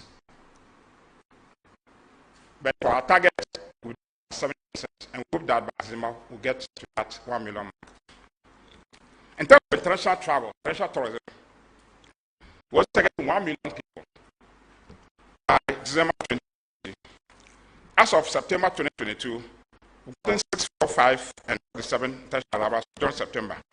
Compared to the achievement, we achieved 50% of international arrivals. So domestic tourism got 60% achievement over last year, and then 57% international arrivals over last year. We are not there at the million, but the last quarter, like I said, is the time for everything. Is the peak of those domestic travel. Because Ghanaians love Christmas, love activities, and foreigners will come and do things. And to achieve all those things, there are a number of initiatives to make us achieve that. But before that, we're hoping that with both domestic and international tourism, we should create about 150,000 jobs by close to. Because like I said, when tourists come, whether for art courses, for culture, or for leisure, they mix it. They go to chop bars, they go to restaurants, they go to cinemas, they go to festivals, they eat, they drink, they make contacts. All places they are spending money. And that's the economy, the rural economy, where they spend money, and we have to reduce income. They move from crowd to rural, that's where they spend money. And that engenders in the rural settings by creating jobs and opportunity for rural folk. So that's all. December in GH, as Deputy Minister for Information, December is our peak in terms of tourism and culture. The GTA has approved 50 events for December and GH alone. We launched December and GH. I'm going to launch it about 3 months ago. And around the world, the hotels fully booked. All hotels, the major ones fully booked for December and GH. So the Airbnb and co-house, we are calling out our people instead to go into the right areas to stay with the people. As a plan, and when that way, we take $50. I'm not for $50 for every day. $50. And eating well for them. So 50 events have been endorsed by the Ghana authorities. For example, some activities include Afro Afro Nation, Kwaba UK, Rhythm Sunday, Cape and Tourism, which was a Jew way and ethics of Ghana. All this will be done in December. Artists will be taken good care of. There will be a lot of performance for the artists and contract resources. Then we have product development and component. To achieve our competitiveness, Ghana has really competitive advantage in West Africa. Are very peaceful. The global peace has rated Grand Ghana as one peace. We're the best place for doing business. We are hosting the African Free Trade Area. That means we are a center for meetings, activities, conferences, and events. After Secretariat has given Ghana opportunity to be a mass center. So for us to achieve 1.5 million visitors and 2 million visitors over the next 5 years, we are dropping. Like I said, when visitors come and they don't only stay longer than money, they come back with family friends. So to that, we are dropping enough tourist sites. In the World Bank, we're spending $350 million this year and next year to make them track and retain people. 350 million cities that this year and next year to improve forest practices across the country. These are some of the things that the money will go into. Kori Heritage Slave Camp East Region. It's an area that developing. There is one camp. We're going to develop our documents to an attractive tourist site. People go there, the rare areas, they live with the people, they shop, they enjoy, and they spend money. can't give all the names. Give you some worry. Kente Museum. Kente is one of the biggest things that Ghana has. One of our attractions, folklore.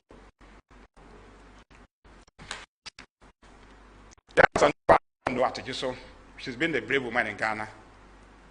Very powerful. The colonial history. Been done, and then it for years. All this will come in the first quarter of next year. Then our National Museum, that Excellency President opened a couple of months back. 7 years the museum was closed for lack of maintenance. When we came back with the present directive and support, we rehabilitated it and opened it on the 10th of June. Kinsley, 10th June, eh? Good. 10th June, rehabilitated open. And in the last 4 months that the museum was rehabilitated and open, we've got nearly 30,000, 29,293 visitors. The 4 months visitation, raking nearly 300,000 Ghana cedis. 15, before the place was shut down in 2016, the highest visitation was 12,000 the whole year, bringing us only about 27,000 the whole year. But in 4 months of the present house of rehabilitation opening, we've got nearly 30,000 visitors, raking nearly 300,000 Ghana cedis.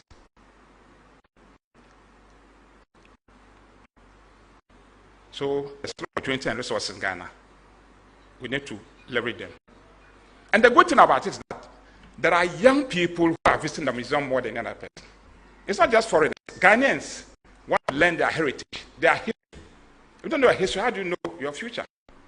Students, young people are patronizing it. The data is there. So we opened the museum. For 1 year, 2015, only 12,000 people visited, number 27,000. And 4 months into opening, we've gotten nearly 10,000 people visiting, with nearly 300,000 Ghana cedis accrued to the place. We are not only expanding our cultural heritage, we also building resources. And let me assure you that as long as we have the opportunity and is in power, the museum will never be shut down again. It will happen. We would ensure the museum will never be closed down. We have a business model that will make sure the museum is going. The CEO is here, Mr. Kinsley, very effective, very business-like. Like most of my CEOs, most directors, museum would forever be open and go.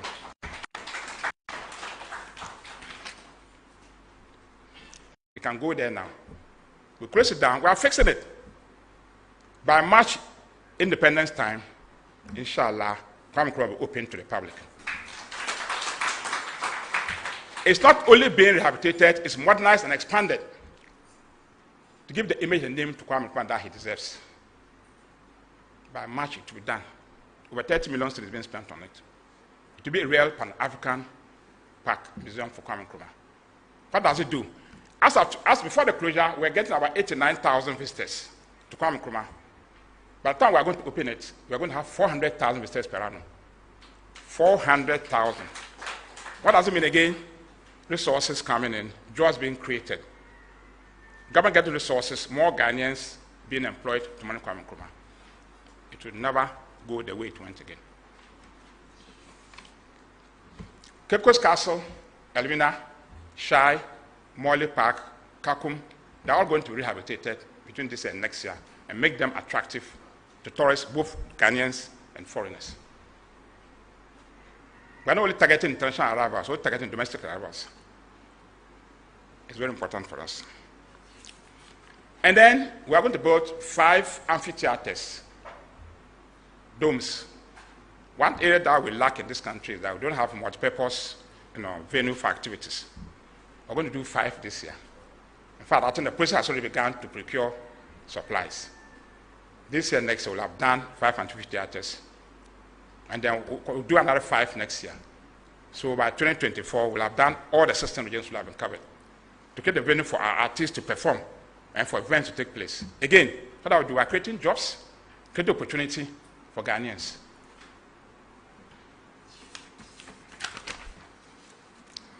To make international arrivals even more competitive, Mr. President Akufo-Addo launched Destination Ghana UK.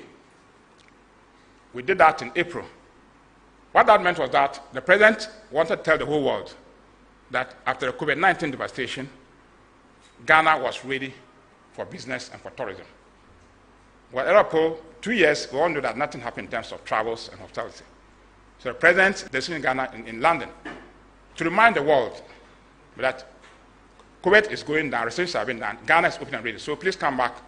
And for us, we see tourism not just for leisure, as an opportunity for trade and investment. When people come to have leisure and they stay, they identify opportunities for trade. They come back to invest. So tourism is not just for leisure, it's an opportunity for investment and trade.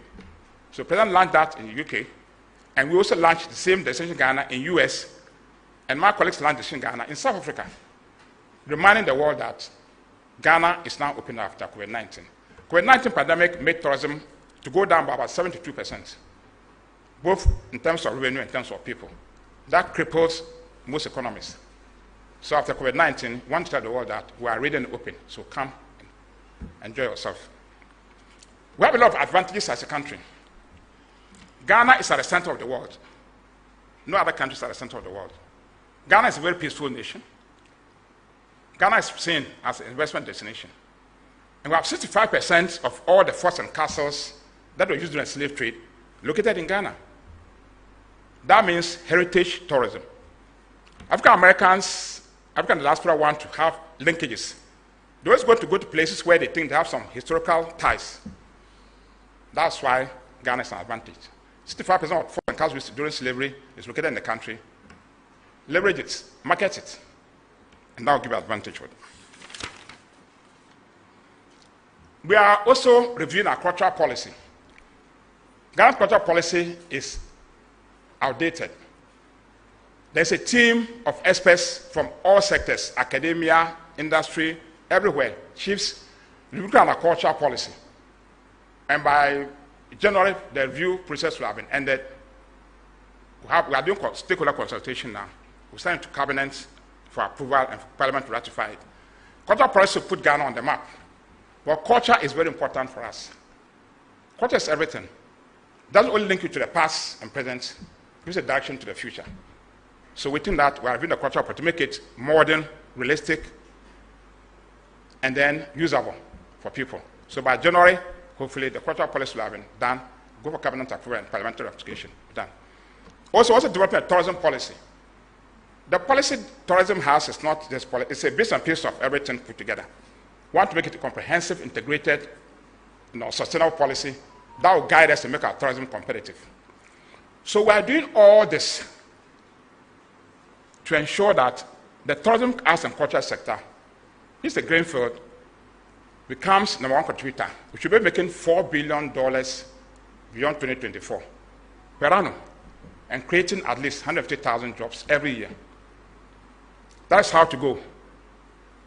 It's an area that government's committed and putting all this money. That's why World Bank is supporting Ghana government, spending 350 million Ghana cedis over the next 2 years to revamp, modernize our culture, tourism, and artistic sites.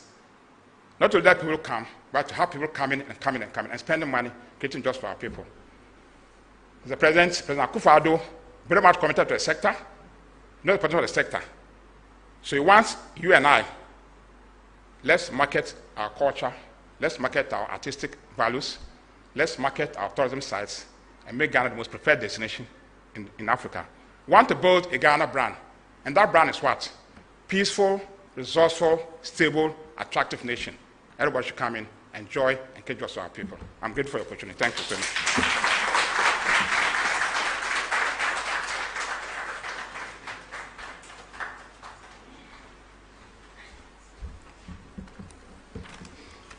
Honorable Minister, thank you so much for the brief but very, very insightful presentation. Ladies and gentlemen, if you are watching us, we are live on GTV, we are also live on ETV. If you are on Facebook, we are streaming at Ministry of Information. We are also streaming at Happy FM Online and also at ETV. I believe the minister's presentation was so good that there is no need to even give a summary before I invite questions. But because of the quality of message, I think it is important that I give a summary in another local language so that viewers at home will have the benefit of all the good news that the Honorable Minister has presented to us.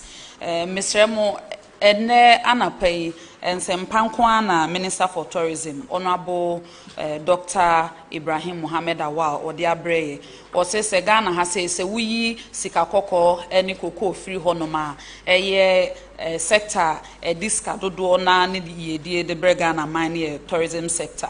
Na sa sector non so say sector bia ahoho any adehia omo pese omo kwa ahomegye obi pensra hwe obi pese obeje nani obi fra monane ba opese obeye bibia ogana opese obedi dwa omo na omutimi etu anamo nhyehyeye a eboa ema sa niema ni nyina akoso wano na edi enti na nde wabahase a obebo daru da uboni nyina pese o kire ye niema papa ekoso o sector num na osre ye nyina se ye nko omomoa na ye mboa ministry no mommo daru because utie ne minister na kan ya or say direct and indirect jobs enam anamopo matu ye de abrega na nurse adishie polypoly be say 150,000 and no more benefited from the sector fi say ahoho bedru krom ha say ya ebia nipa na bepe baby obeje na home obeko hotel na Airbnb sikani bi beko adishie botom obi nso so ho obeto aduane obefa car obefa trotro obefa uber ni nyina ye sikani bia na titru kra ne adwadifonya obi ohonom a wabedru no afi na okope akuaba bi ayasene obeto ahwene obeto kente obeto ntoma obeto aduane obeto to niema bebre ama dwadie nso so Ghana ha ama ne homene so enti enhyehyeye o ma nyina ene mpuntu omode aba site bebre ebi a minister bobo so say okọ Pikoro Heritage and Slave Camp project a omo ye adwuma ho sanso na okọ bonwire nso so a obo nso omo esiesie ho sanso na se okọ ejeso a ya Santoa Museum eno nso so omo ye adwuma ho na National Museum no so omusiesie ya beye mfie nso na enye adwuma bia mfaso mrega na man no minister chemu so omu bi ebosume nan ni mfaso bebre na Ghana man na die free so na afi nso so o kire se omu ye nhyehyeye nsiesie ekoso ye Kuami Eugene Memorial Park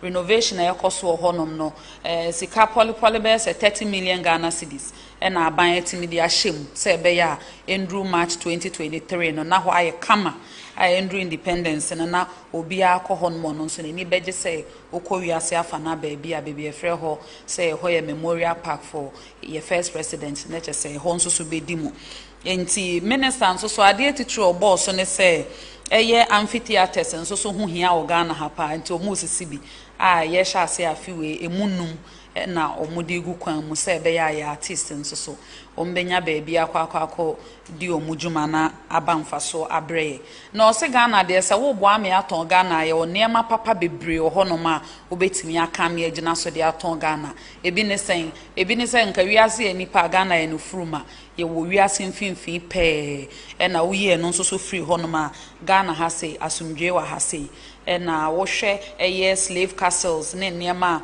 na tete omde na nanom konko asomo baby a na omo eboaboa slaves ano a dodo na so Ghana ha say a West Africa ha wo say about 65% de bi wa ha na say wo niema papa bebre a wo ye Ghana de hye a obetimi aton bi amatema mufo ne ahoho no maboa ama omo mpeso omo bansra hwe no so mani age Ghana ho no mabasa babio. On that note, ladies and gentlemen, we invite your questions. If you have any question, this is the best time to ask. If we see your hand, we'll bring the microphone to you and you mention your name, media house, and proceed to ask your question. Okay, so we'll take 5 questions for the first set. So let's start from the back. 1, 2, 3, 4, 5. Okay, we'll come to you. Thank you, Honorable Minister. My name is Fred from ABC News. My question has to do with the plans the ministry has for coming December. Minister, in December 2021, inflation rate was 12.5. As at this year, that's September this year, is around 37%. Now, here is the case that the cost of living as an affordability is one of the main keys people consider in choosing a tourism destination. Here is the case that cost of living in the country is rising, but the minister made mention of the projections you've made for December. Did they put into consideration this, and how are they going to mitigate that? Thank you. Thank you for the question. Okay.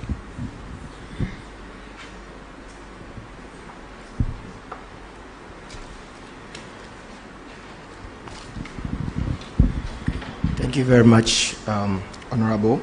My name is Julius from the Finder newspaper.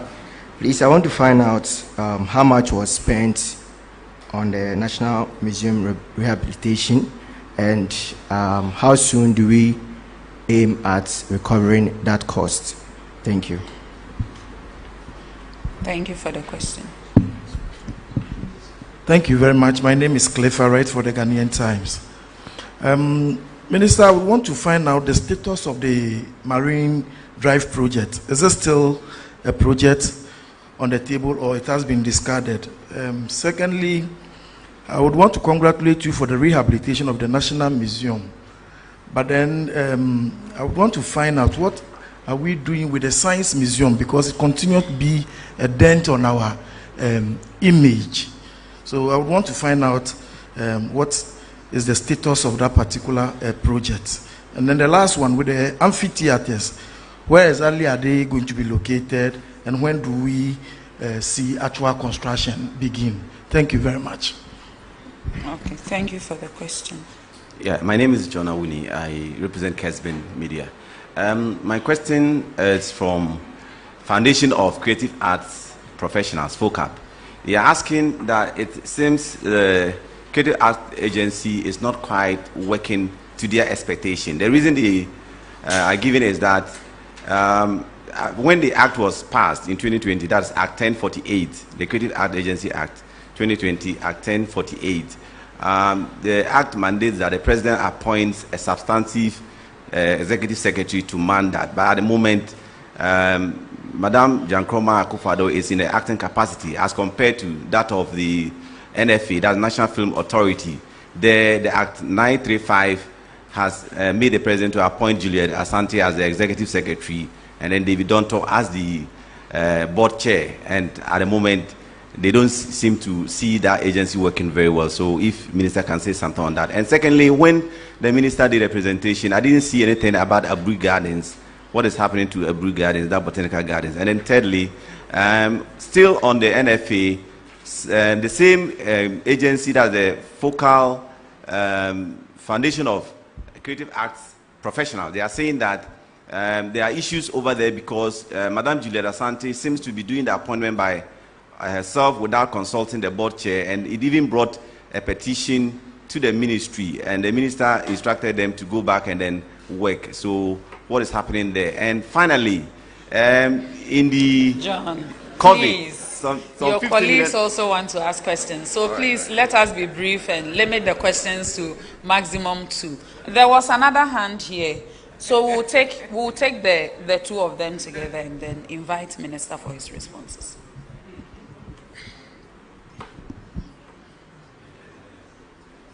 Okay, thank you. My name is Patrick Ofoinuji. I report for Ghana News Agency. My first question is that there have been incessant calls for the creation or for the establishment of a national arts gallery.